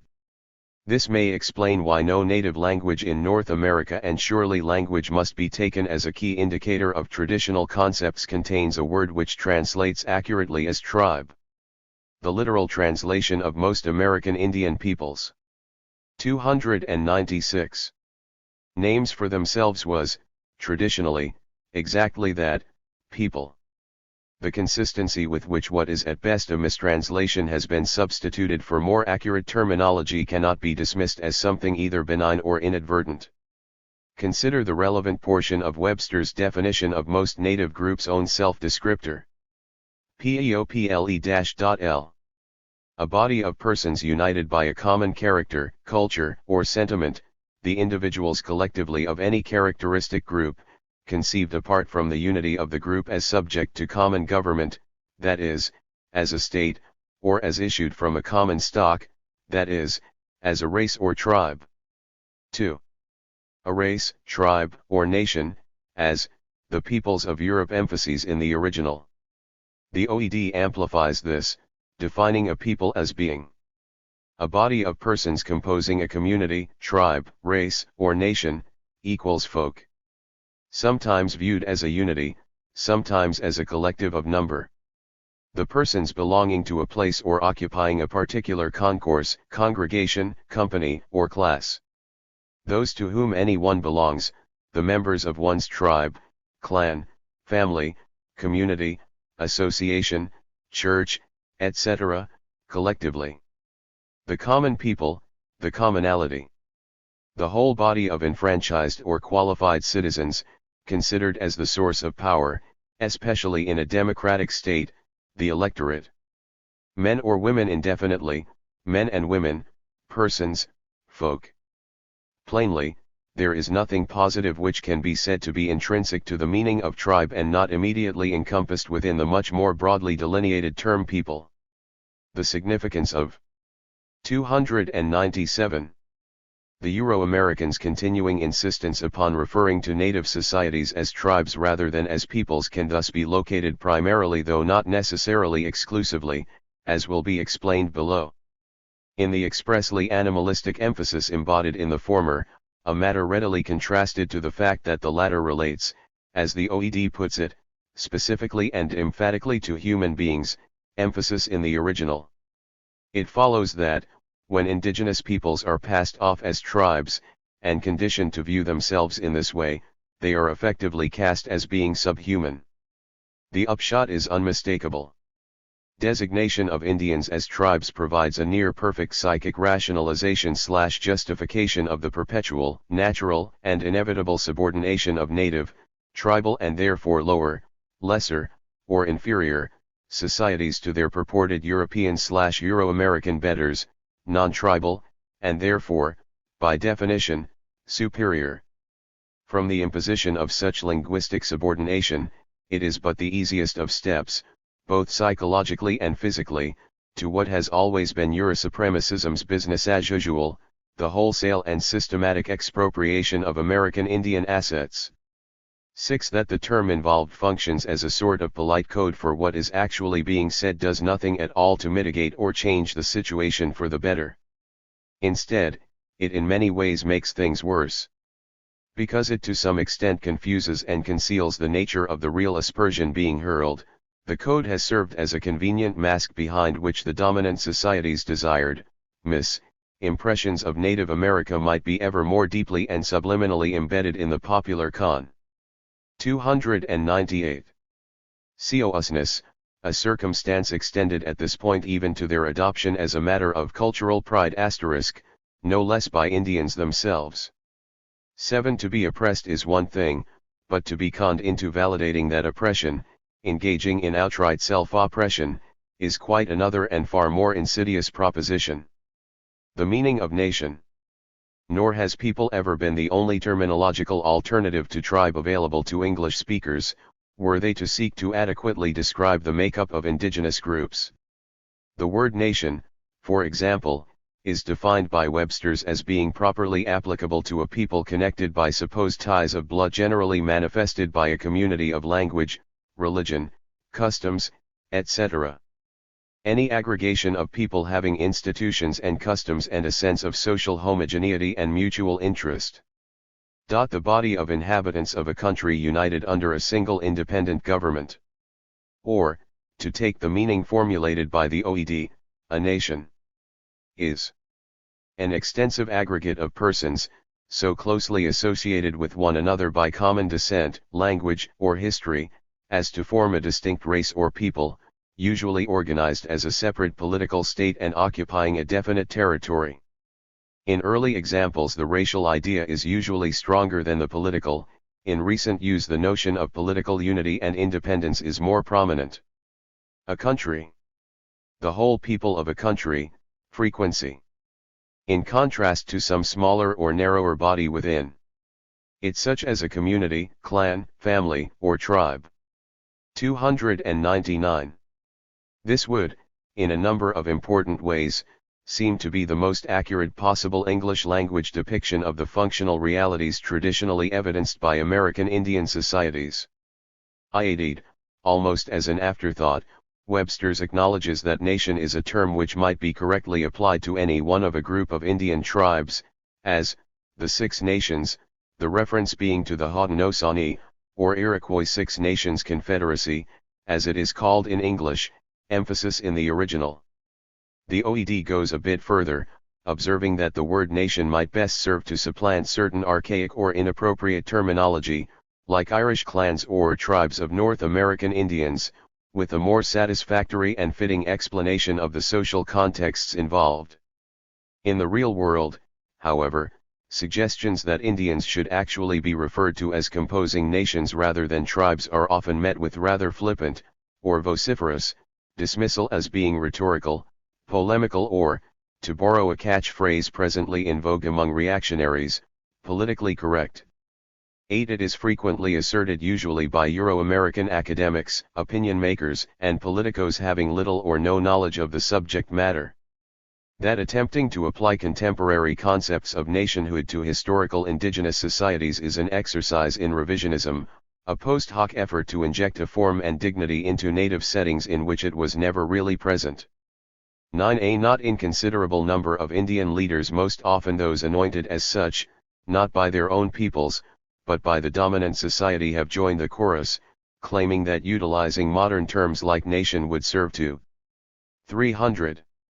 Negate much that is of value in the tribal heritage, notably the forms of native social organization and the primacy of Indian perceptions of themselves as being natural peoples. 10. Such arguments are at best absurd. Taking the last point first, it should be noted, as the OED in fact notes, that the term nation derives directly from the root words nature and nativity. So much for the alleged conflict between nationalism and naturalism. On the potentially deeper question that some real aspect of indigenous social identity would be lost if a supposedly topical construct like nationality were substituted for tribalism, the example of the Irish clans, posited by the OED as being analogous to American Indian tribes, is instructive.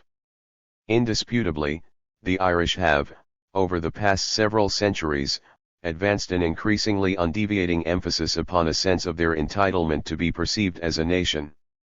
Equally indisputably, they have predicated the articulation of their nationalism on an explicit retention of the kinship structures and other core dimensions of their own traditional, primitive, social organization. 11. Neither the Irish nor anyone else finds a contradiction inherent to the Irish being, simultaneously, members of their respective clans and citizens of the Irish nation. There is no particular reason why things couldn't work in very much the same fashion for American Indians. The idea that the concept of national identity is somehow too modern to be applicable to indigenous societies is itself a bizarre revision of historical fact. Even the most cursory reading of the literature of the European colonial period in North America, 301, reveals that the colonists and their respective governments understood very well that when dealing with indigenous peoples, they were dealing with other nations. The Spanish record in this connection is ambiguous, but is marked at least to some extent by the Dominican priest Bartolomé de las Casas's early 16th century declaration that no one may deny that these people are fully capable of governing themselves, and of living like men of good intelligence, and that they are more than others well ordered, sensible, prudent, and rational. 12. The French are known to have entered into a whole series of formal alliances with a large number of Algonquian-speaking peoples, the Montagnais, Micmacs, Etchemins, Hurons, Abenakis, and Algonquins, among them of the sort explicitly reserved for the realm of international affairs. 13. Regarding the brief extension of Dutch colonialism onto the continent, it has been observed that colonists and Indians lived apart physically as well as culturally. They treated each other as separate powers, equal in theory and practice. The Dutch came to America for trade and empire. In seeking these they dealt with the Indians as political and military powers to be negotiated with, fought as enemies, or courted as allies. The expansion and prosperity, even the very existence of some of the colonies, demanded that these matters be given priority as long as the Indians clung to their independence and their freedom of action. 14. The English crown in particular, despite a concomitant and abundant usage of terms such as tribes and savages, or salvages, as it was most 302. Often spelled in those days, to describe Indians in popular literature, consistently referred to native peoples as constituting nations in their own right. 15. This was intended, not metaphorically, but in a precise and legalistic sense. Examples are legion, but citation of only a few selected to demonstrate that this appreciation of indigenous national qualities was manifested in geographically diverse locales and over a long period should serve to illustrate the point. In 1624, for instance, Plymouth colonist William Wood remarked that, among the native societies he encountered in Massachusetts, there were both laws and a relative absence of criminal conduct. As their evil courses come short of many other nations, so they have not so many laws, though they are not without some. 16. Somewhat later, an anonymous chronicler of Indian/white relations in Maryland recorded native ambassadors seeking to school their English counterparts in Ye Law of Nations. 17. No people in the world, wrote English Superintendent for Southern Indian Affairs Edmund Atkin in 1754, understand and pursue their true national interest, better than the Indians. 18. On the whole, England officially and repeatedly affirmed the genuinely national character of most of Eastern North America's indigenous societies, forging a complex set of diplomatic relations with them which included numerous trade agreements and military alliances. Career diplomats were committed by the Crown to such purposes, Atkin in the South, for example, and Sir William Johnson in the North. Their efforts consummating in a lengthy series of treaties between England and an array of American 303 Indian peoples. What is important to note in this connection is that the prevailing international custom and convention to which England was then bound held that treaties were instruments of understanding and agreement which could exist only between fully sovereign nations. 19. In other words, each treaty effected with Indians legally signified England's formal and unequivocal recognition that its native counterparts embodied the same attributes of nationality evidenced by England itself. As Atkin put it at the time, in their public treaties no people on earth are more open, explicit, and direct than Indian nations. Nor are they excelled by any in the observance of them. 20. After 1776, the newly emergent United States followed the English example, conducting its relations with Indians on an explicitly nation-to-nation basis involving formal treaties and other accoutrements of international diplomacy. 21. Between 1778 and 1868, the federal government entered into more than 370 ratified treaties, and several hundred more which were never ratified, each of them conveying direct legal recognition by the United States that one or more indigenous peoples constituted nations in exactly the same sense as any other. 22. Given that many of these international instruments entailed land cessions by the native peoples involved, and thus constitute the basic title to most of what the U.S. now claims as its own territory, the majority of the treaties remain in force at the present time despite the government's official suspension of treaty-making with Indians in 1871. 23. Although it has become increasingly fashionable in some circles to insist U.S./Indian treaties never 304 really implied any genuine acknowledgement of the national status of the latter peoples, the statements of the federal government's most preeminent legal authorities at the time point to the exact opposite. As Chief Justice of the Supreme Court John Marshall observed in 1831 with regard to the Cherokees, the numerous treaties made with them by the United States recognize them as a people capable of maintaining the relations of peace and war, of being responsible for their political character for any violation of their engagements, or for any aggression committed on the citizens of the United States, by any individual of their community. Hence, the acts of our government plainly recognize the Cherokee Nation as a state, and the courts are bound by those acts. 24. More broadly, Attorney General William Wirt framed the matter in the following way in an opinion written in 1828.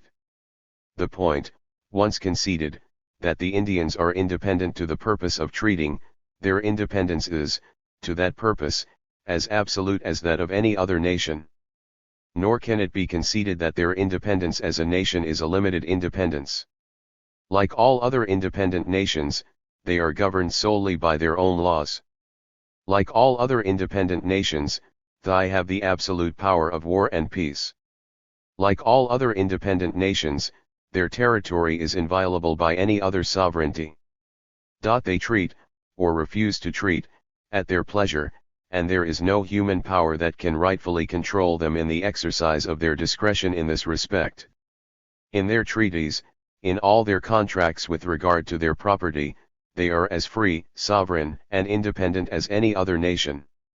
25. 305. This was by no means a transient or atypical viewpoint. A generation later, there was still no disagreement among U.S. policymakers as to whether treaty making with Indian peoples entailed recognition of them as nations, especially among those opposed to the making of any further such treaties. As Indian Commissioner Illy S. Parker stated in 1869, a treaty involves the idea of a compact between two or more sovereign powers. 26. A matter which led Commissioner Edward P. Smith to conclude in 1873 that, we have in theory over 65 independent nations within our borders, with whom we have entered into treaty relations as being sovereign peoples. 27. It was this recognition of Indians as independent nations, and the nature of the rights they were entitled to assert on the basis of such recognition, that had already prompted Secretary of the Interior Caleb B. Smith to demand a radical change in the mode of future U.S. Indian policy. 28. Nits make lice that the popular European/Euro-American discourse on American Indians, most of it government-sanctioned and quite a lot of it literally government-sponsored, continued to rely upon the vernacular of tribalism even while the governments themselves were evolving policies in which Indians were officially recognized as nations may seem entirely contradictory on its face. This apparent paradox can, however, be reconciled by the simple suggestion that the governments involved never intended to honor the commitments they were making to indigenous nations in the first place. It has 306.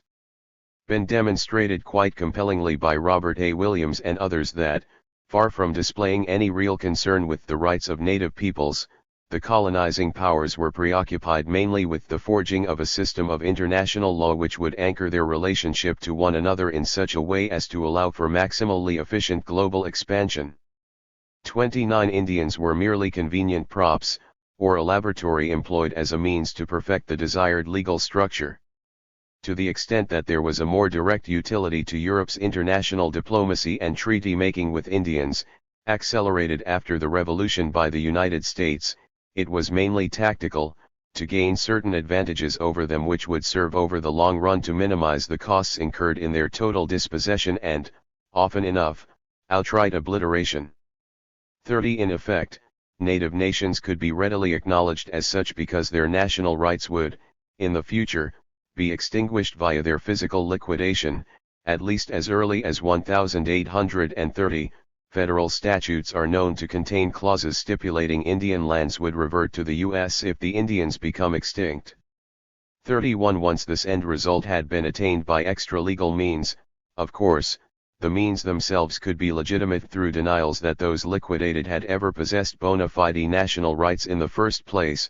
The dead, after all, are in no position to debate the point. Eventually, even the process of liquidation itself could be denied, at least in terms of its magnitude and attendant implications. Small wonder that Adolf Hitler would later expressly base his own notions of Diplo. 307. Macy and foreign policy directly on the example offered by the Nordics of North America. 32. As a rule, it was the population at large, average colonists, pioneers, and settlers, not the formal apparatus of the various European states, which was expected to carry out the actual expropriation of native property and corresponding eradication of indigenous populations, the idea often being to make it appear that what was happening was a sort of irresistible natural process, something which continued to occur despite the best efforts and intentions of the European crowns and later the U.S. government to display an appropriate noblesse oblige with regard to Indians. 33. In order for this to work in practice, it was imperative that the general citizenry of Europe be inculcated with a view of those to be exterminated, or enslaved en masse, or simply dispossessed, as something less than themselves, or, preferably, less than human. 34. To this purpose, the nomenclature of tribalism, with all its emphasis of the animalism of those thus classified, was ideally suited. The resulting rhetoric of dehumanization directed at indigenous peoples, juxtaposed as it was to a contemporaneous rhetoric of civilization by which Europeans were indoctrinated to view themselves as the world's inherently superior race, quickly evinced a broad popular appeal. 35. In short order, it had become all-pervasive among the inhabitants of a subcontinental protuberance from the Asian landmass, who were soon to demarcate themselves, with telling grandiloquence, as occupants of the continent. 36. Thus, during the 16th century, the Spanish could lead the way to a new and highly enlightened. 308. Theory of international legality, all of it based directly in Spain's hypothetical relationship to the indigenous peoples it was encountering in the New World, secure in the absolute certainty that the colonists it was dispatching to America would violate the very same laws at every step. 37. To be sure, the Spaniards who established what the Crown came to call New Spain drew the obvious conclusions from their society's general designation of the natives as tribes, customarily referring to Indians as beasts and treating them as such. 38. In the Caribbean, this led from the outset to the unremitting horrors documented by Las Casas and the reduction of the regional indigenous population from as many as 14 million to extinction in barely a generation. 39. On the mainland, the story was much the same, although attrition there may have reached only into the 90th percentile in most cases. In central Mexico, for example, the population fell by almost 95% within 75 years following the Europeans' first arrival, from more than 25 million in 1519 to barely 1,300,000 in 1595. 40. In Peru, the drop was from as many as 14 million to about 1/2 million between 1520 and 1620. 41. And so it went, throughout Latin America. The means and attitudes by which this was accomplished are supremely instructive. To many of the conquerors, the Indian was merely another savage animal, and so dogs were trained to pursue and rip apart their human quarry with the same zest as they felt when hunting wild beasts. 42. In one instance, involving men under command of the celebrated discoverer of the Pacific, Vasco Núñez de 309. Balboa. The Spaniards cut off the arm of one, the leg or hip of another, and from some their heads at one stroke, like butchers cutting up beef or mutton for market. 600, including the cacique, were thus slain like brute beasts. Vasco ordered 40 of them to be torn to pieces by dogs. 43. Such scenes were the norm rather than the exception in Spanish practice, as historian David E. Stannard recounts. Just as the Spanish soldiers seem to have particularly enjoyed testing the sharpness of their yard-long rapiers on the bodies of Indian children, so their dogs seemed to find the soft bodies of infants especially tasty, and the accounts of the invading conquistadors and the padres who traveled with them are filled with detailed descriptions of young Indian children routinely taken from their parents and fed to the hungry animals. Men who could take pleasure in this sort of thing had little trouble with less sensitive things, such as the sacking and burning of entire cities and towns. 44. Meanwhile, the English, who had already acquired considerable recent experience in dealing with tribes of wild Irish, whom they correspondingly described as unreasonable beasts, began their invasion of North America. 45 Soon, colonial militias were running amok, to quote one New Englander who was there, killing, wounded men, women, and children indiscriminately, firing their camps, burning the Indians alive or dead in their huts which were elsewhere likened to kennels. 46 Puritan leader Cotton Mather directly linked the lat. 310. Ter activity to the cooking of meat, jubilantly referring to the burning of Indians as a barbecue. 47 Just as in New Spain, hunting redskins became a popular sport in New England, especially since the personal danger to hunters was very slight. 48 It could be profitable, too, as a bounty was paid by local governments for Indian scalps until there were simply no Indians left to kill. 49 Like their Spanish counterparts, although perhaps to a lesser extent, the English also exhibited a penchant for feeding their game to dogs. Massachusetts colonist John Easton, for example, records how the capture of a very decrepit and harmless old Indian by Puritans precipitated a debate among them. Some would have had him devoured by dogs, wrote Easton, but the tenderness of some of them prevailed to cut off his head. 50 In Virginia and Maryland, another writer described how, as a rule, bloodhounds were used to draw after Indian quarry, and mastiffs to seize them. 51 By 1763, when Lord Geoffrey Amherst issued his infamous written order to extirpate this execrable race through consciously bacteriological means, thereby proving beyond all reasonable doubt that the devastation of native societies by disease was never so necessarily mysterious to or unintended by European colonists as their apologists would now like to pretend. 52 The indigenous peoples of North America's Atlantic seaboard, once numbering as many as 2.2 million, had been reduced by approximately 99%.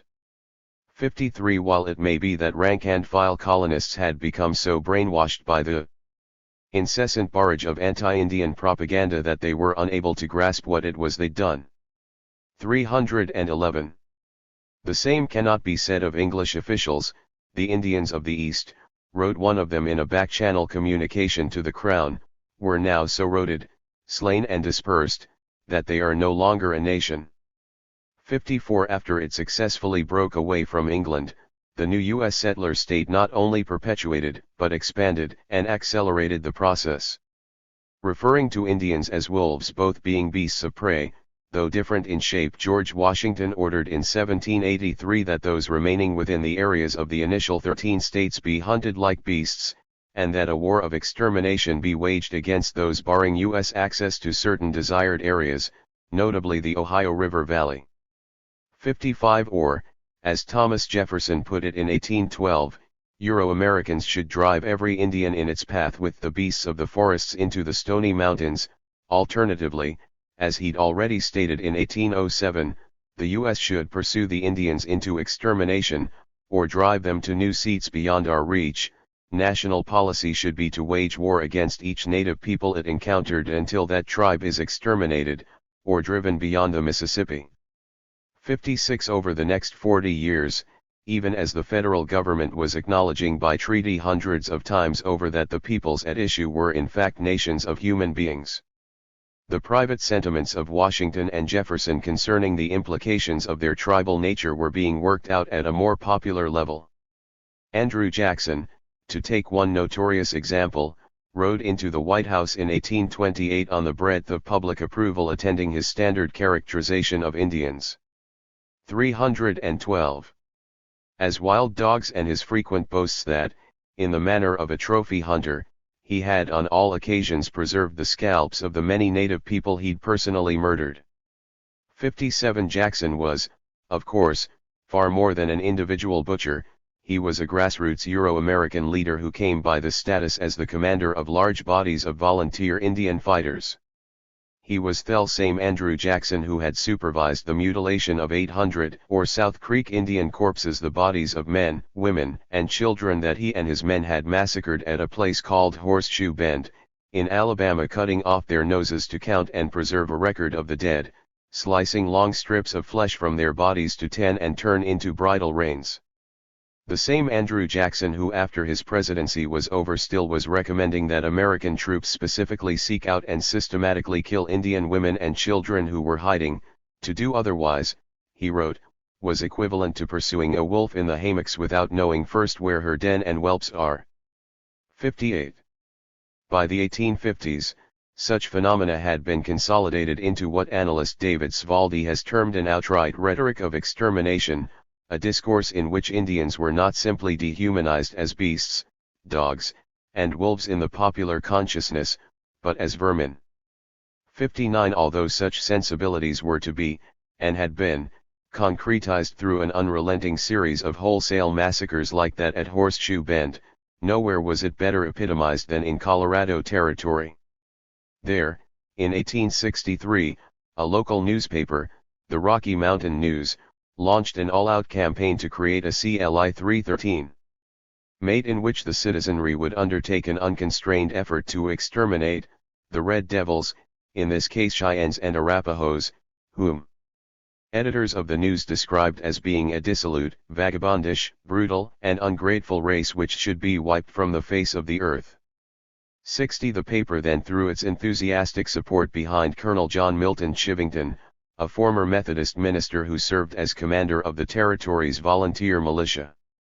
Several months earlier Chivington, who by 1864 was also a candidate for Congress, had announced in a speech that his policy was to kill and scalp all, little and big. Nits make lice, he was fond of saying. Indeed, the phrase became a rallying cry for his troops, since Indians were lice, their children were nits, and the only way to get rid of lice was to kill the nits as well. Clearly, Colonel Chivington was a man ahead of his time. It would take more than half a century, after all, before Heinrich Himmler would think to describe the extermination of another people as the same thing as delousing. 61. Chivington was, however, hardly alone.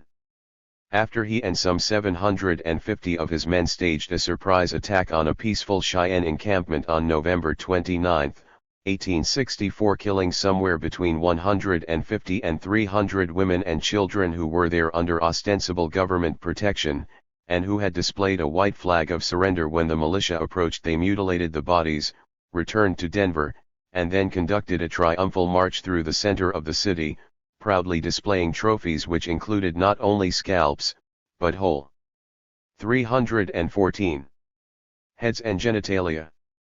62. The good citizens of Denver went wild with applause, while the news proclaimed the whole affair to have been a brilliant feat of arms and chuckled that Cheyenne scalps are getting thick as toads in Egypt. Everybody has got one and is anxious to get another to send east. 63. Three separate congressional and military investigating committees, convened to effect the proper official posture of concern about the excess which had occurred in Colorado, condemned what had happened but somehow failed to recommend a single prosecution. President Theodore Roosevelt later went out of his way to rehabilitate Chivington's honor, the colonel himself having gone on to become a favorite on the after-dinner lecture circuit by proclaiming the massacre to have been as righteous and beneficial a deed as ever took place on the frontier. 64. It is in this context that a favorite tidbit of Americana, General Phil Sheridan's 1869 observation that the only good Indians I ever saw were dead, must be understood. 65. The reality bound up in the general's catchy phrasing was a near insatiable popular bloodlust in which another army officer, Alfred Sully, ordered the skulls of Teton Lakotas mounted as decorations on his headquarters wall. 66. Where scalp bounties paid better than buffalo hides for enterprising citizens in Texas and the Dakotas until the 1880s. 67. Where the entire Navajo Nation was interned in a concentration camp at the Bosque Redondo in New Mexico in 1864, until, after 4 years and the death of half their number by starvation and disease, they were finally released. 68. Where, for sport, the early set 315 tears and miners in California drove the state's Indian population, which had once been over 1 million, downward from 100,000 in 1849 to fewer than 35,000 in 1860, and finally to a nadir of barely 15,000 in the 1890s. Even after the last great massacre, the 7th Cavalry's slaughter of about 300 unarmed Menekanjo Lakotas at Wounded Knee in 1890. The popular sentiments demanding total extermination persisted.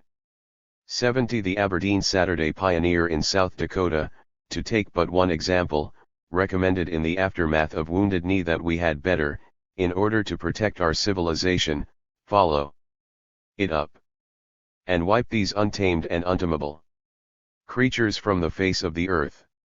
71 The editor, L. Frank Baum, later to win acclaim as the kind and decent soul who authored The Wizard of Oz, went on to explain that Indians are merely a pack of whining curs who lick the hand that smites them.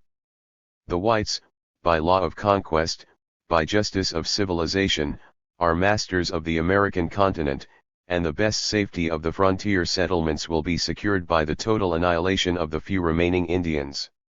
Why not annihilation? Better they should die than live as the miserable wretches that they are. 72. In sum, there can be no question but that the sort of dehumanizing implications of Europe's imposing the mantle of tribalism upon indigenous peoples through popular discourse has contributed greatly to the kind and extent of ill treatment, often quite literally genocidal, we have suffered since our 15th century discovery by Europeans. While it 316 is true that the most overt pattern of behavior by which this was expressed is primarily historical, at least in North America. 73 There is no shortage of indication that certain effects continue to linger, witness the sign on the door of a bar in scenic South Dakota removed only during the late 1980s which read "No dogs or Indians allowed." More importantly, the evidence is overwhelming that much of what was worst in the historical interactions between European/Euro-Americans and Indians is being continued in more covert fashion, as a matter of official policy, and under the time-tested rubric of indigenous tribalism. The Great Revision.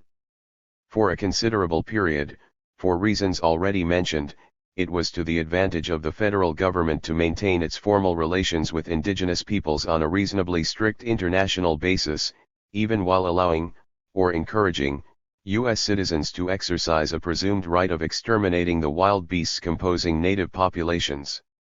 During this phase of U.S.-Indian relations, the normative legal phraseology defining the status of Indians was as nations, or, at worst, as nations and tribes.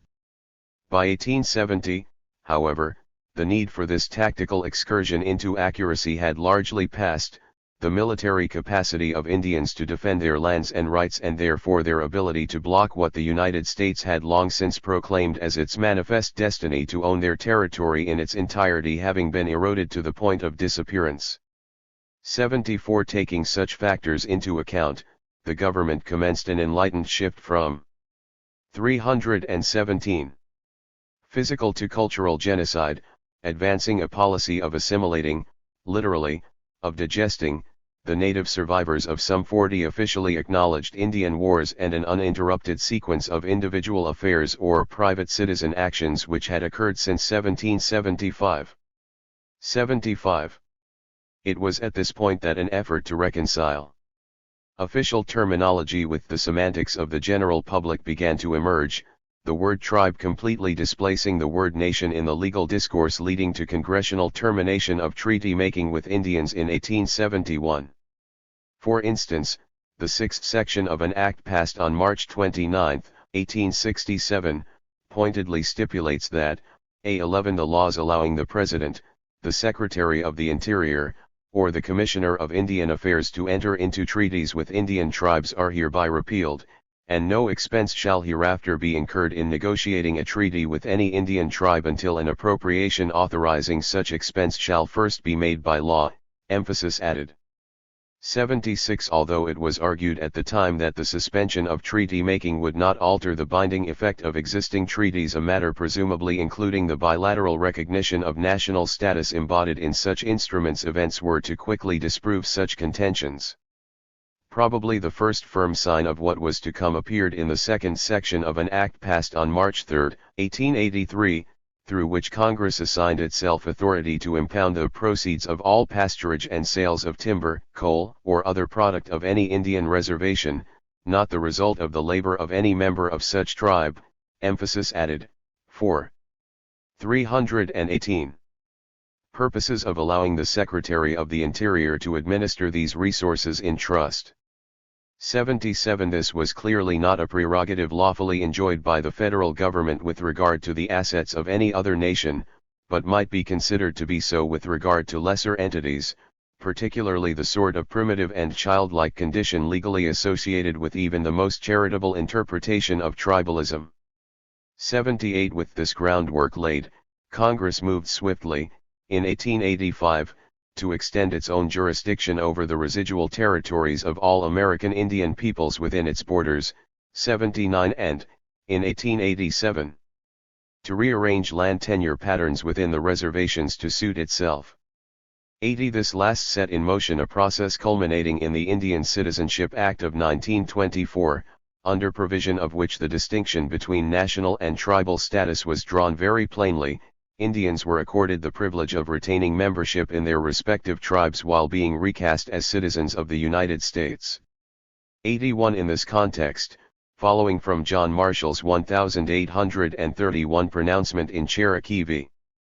Georgia that Indian peoples, while being nations, were nations of a peculiar type both domestic to and dependent upon the United States, the Supreme Court decided that, practically speaking, they should not be treated as nations at all. 82. The High Court held, in the 1903 case of Lone Wahi v. Hitchcock, that, since Indians had been forced into a position of domesticity and dependence vis-a-vis the U.S., the federal government was entitled to exercise plenary, full and absolute, power over their property and their affairs. The U.S.-Indian relationship was framed, not in terms in any way resembling the 319 nation-to-nation arrangement acknowledged by the Marshall Court, but as that of a guardian to a ward, usually a child or mental incompetent. Tellingly, the word nation is not used with regard to Indians anywhere in the Lone Wolf opinion. Instead, the terms tribe, tribes, and tribal are used exclusively, appearing even as substitutes for nation, nations, national in paraphrases of Marshall's original language. 83. By the 1950s, continuation of this legalistic and unilateral demotion of indigenous peoples from national to tribal status had resulted in their having been subsumed, not only under the jurisdiction of the federal government, but often that of individual states of the Union as well. By now, many have been pushed even lower, placed under the jurisdiction of counties and, in at least some cases, under that of municipalities as well. 84. During the same period, the Supreme Court quietly completed the process of voiding the original legal foundation upon which Indians had been recognized as constituting nations. This took the form, in the 1955 THIRD v. United States case, of the assertion that, since the tribal plaintiffs could point to no document by which the U.S. had conveyed land title to them, they could not be said to own or to ever have owned any land. 85. The opinion completely inverted elements of international law, in effect since Vittoria's mid-16th century codification of discovery doctrine, holding that land title was always to be considered as vested in the indigenous nations who were found in occupancy, ownership, of it until such time as they themselves willingly conveyed title to discovering powers like the United States. 86. 320. The position of the High Court in the THIRD case exemplifies a trend in U.S. juridical practice. That of simply ignoring inconvenient historico-legal facts or of actively distorting them into conformity with the notion that Indians had always been seen as tribes, never as nations, which became fully congealed during the second half of the 20th century. Thus, Chief Justice William Rehnquist, writing for the majority of the Supreme Court in 1978, would peremptorily disregard a mass of evidence to the contrary in order to rule that Indian tribes do not have inherent jurisdiction to try and punish non-Indians committing criminal offenses within reservation boundaries. Judicial acknowledgement that Indians held any such right, the Chief Justice argued, would be inconsistent with their status, emphasis in the original, as tribes rather than nations, and had therefore never been recognized by the United States. 87 This contention was quite literally false, as Rehnquist had every reason to know. Not only are there numerous instances in which U.S. citizens were required to obtain passports before traveling abroad in Indian country, 88 but even the Standard Federal Handbook on Indian Law points out that treaties define the boundaries between the United States, or the separate states, and the territories of the various Indian tribes or nations. Within these territories the Indian nations had not only full jurisdiction over their own citizens, but the same jurisdiction over citizens of the United States that any other power might lawfully exercise over emigrants from the United States. Treaties between the United States and the various native peoples commonly stipulated that cit. 321. Islands of the United States within the territory of the Indian nations were to be subject to the laws of those nations. 89. Such judicial revision of the record to conform to the topical requirements of Euro-American hegemony dovetails quite neatly with similar techniques applied by European/Euro-American scholars and officials from very early on. The Spanish, for example, attempted to dismiss Las Casas and other chronicles of their genocide of native peoples as a black legend. 90. The English proved themselves even more heavy-handed in their efforts to deny what they had done, and, by extension, what they were continuing to do. After the extermination of the Pequots in 1637, for instance, the word Pequot was removed from English maps, the river of that name was changed to the Thames and the town of that name became New London. Having virtually eradicated an entire people, it was now necessary to expunge from historical memory any recollection of their past existence. 91. In the United States, as Francis Jennings and others have shown, techniques employed for similar purposes have been more incremental and sophisticated, centering as a matter of first priority on manipulation of information concerning indigenous population size.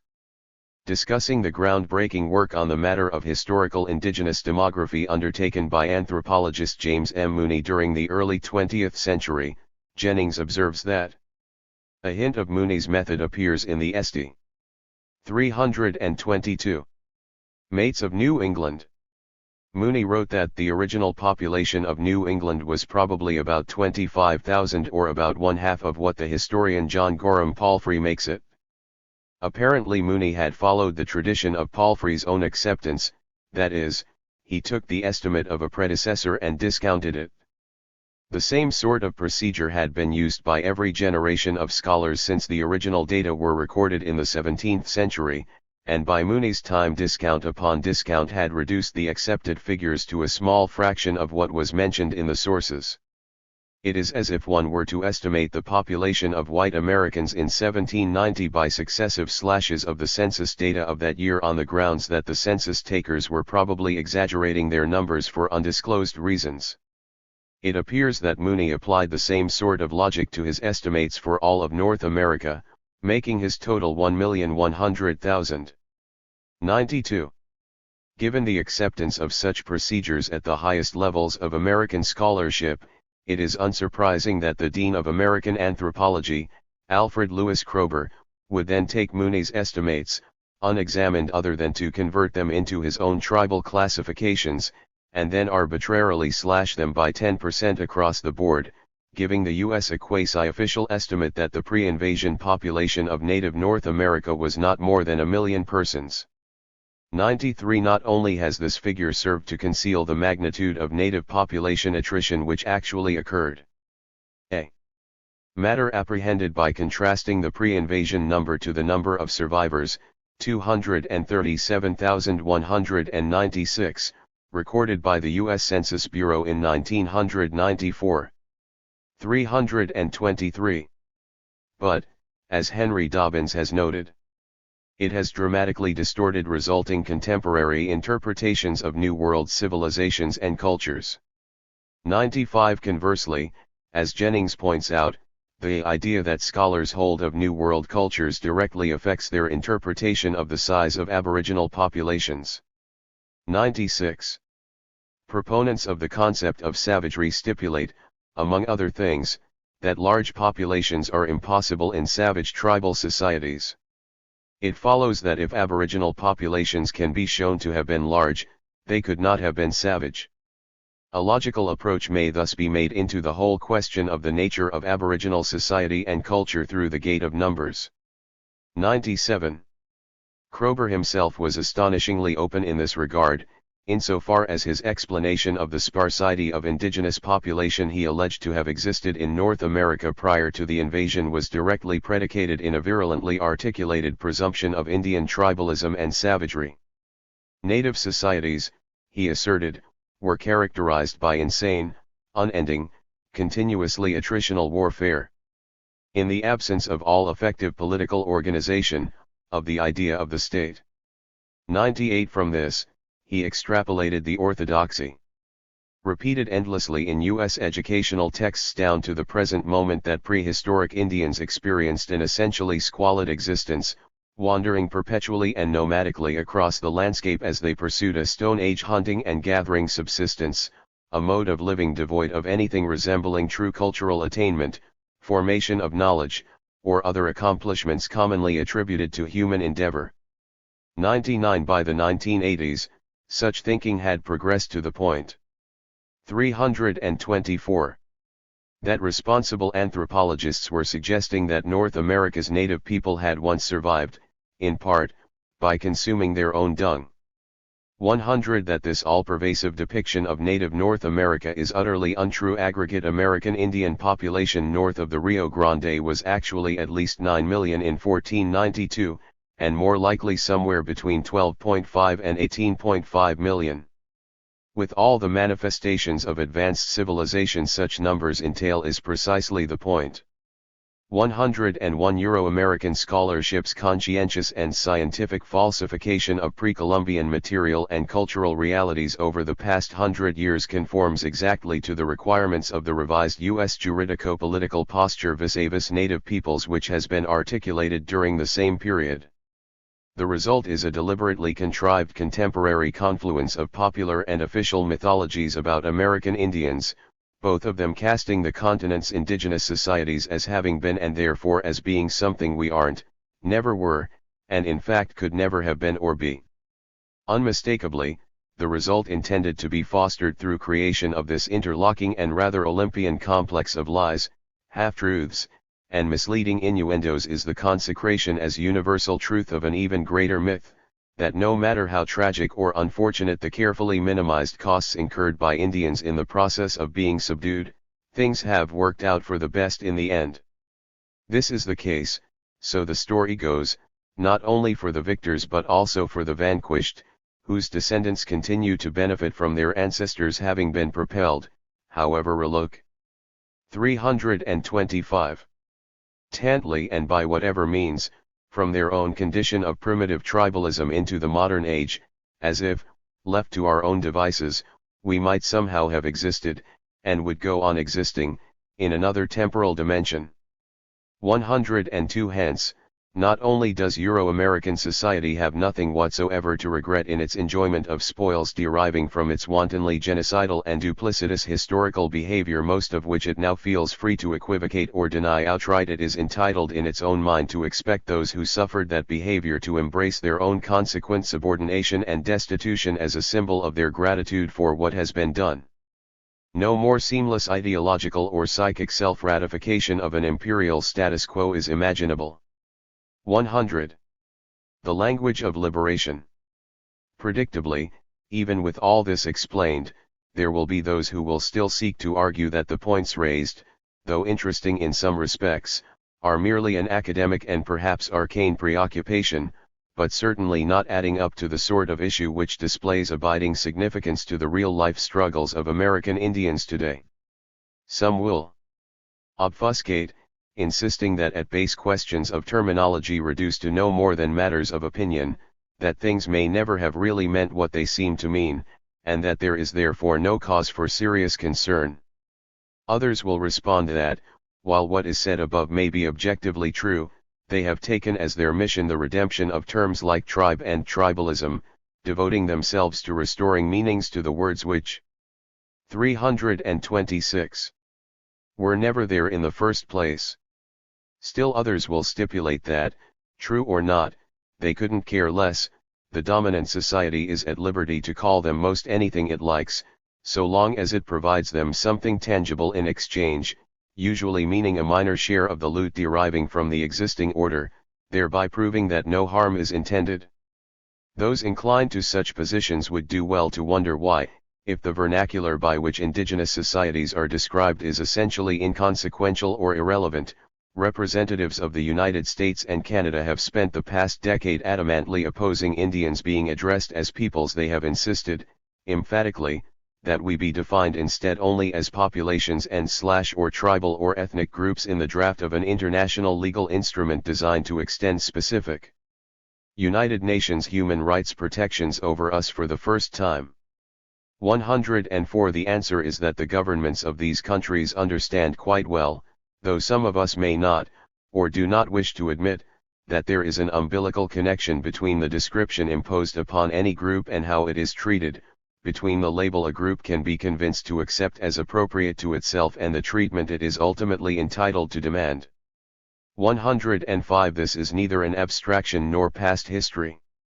In contemporary international law, custom, and convention, ethnic population groups often referred to as ethnicities or racial minorities, of which tribes are but a specifically inferior classification, have been formally construed as subparts of nations, an internal or domestic concern of those countries in which they happen to be situate. 327. Ed.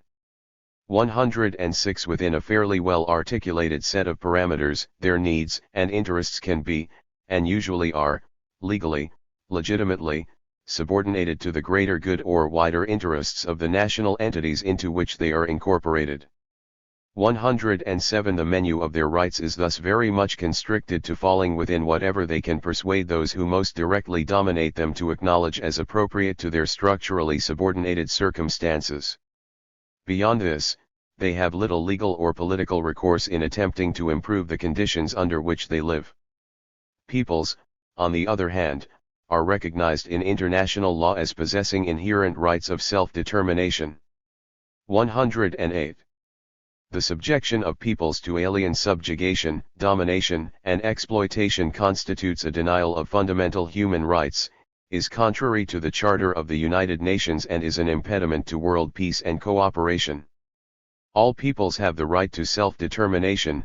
By virtue of that right they freely determine their political status and freely pursue their economic, social, and cultural development. Emphasis added. 109.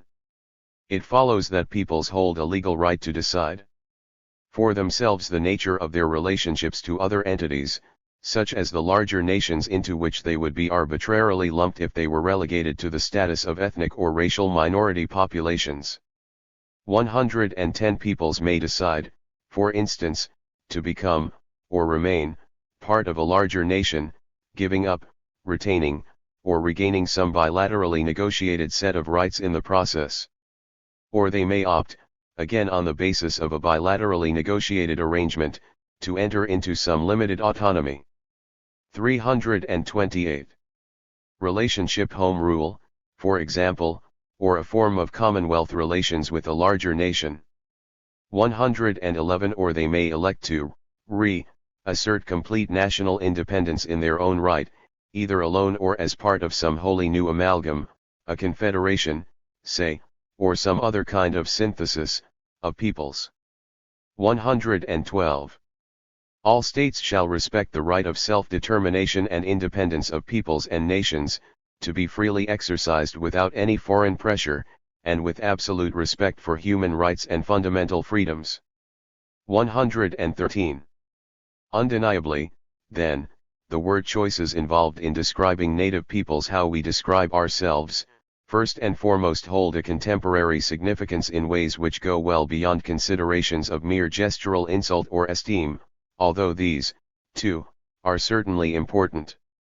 The sorts of concrete rights and options attaching themselves to groups officially acknowledged as being peoples is today, as has always been the case, far greater than those accorded groups designated as ethnic/racial populations.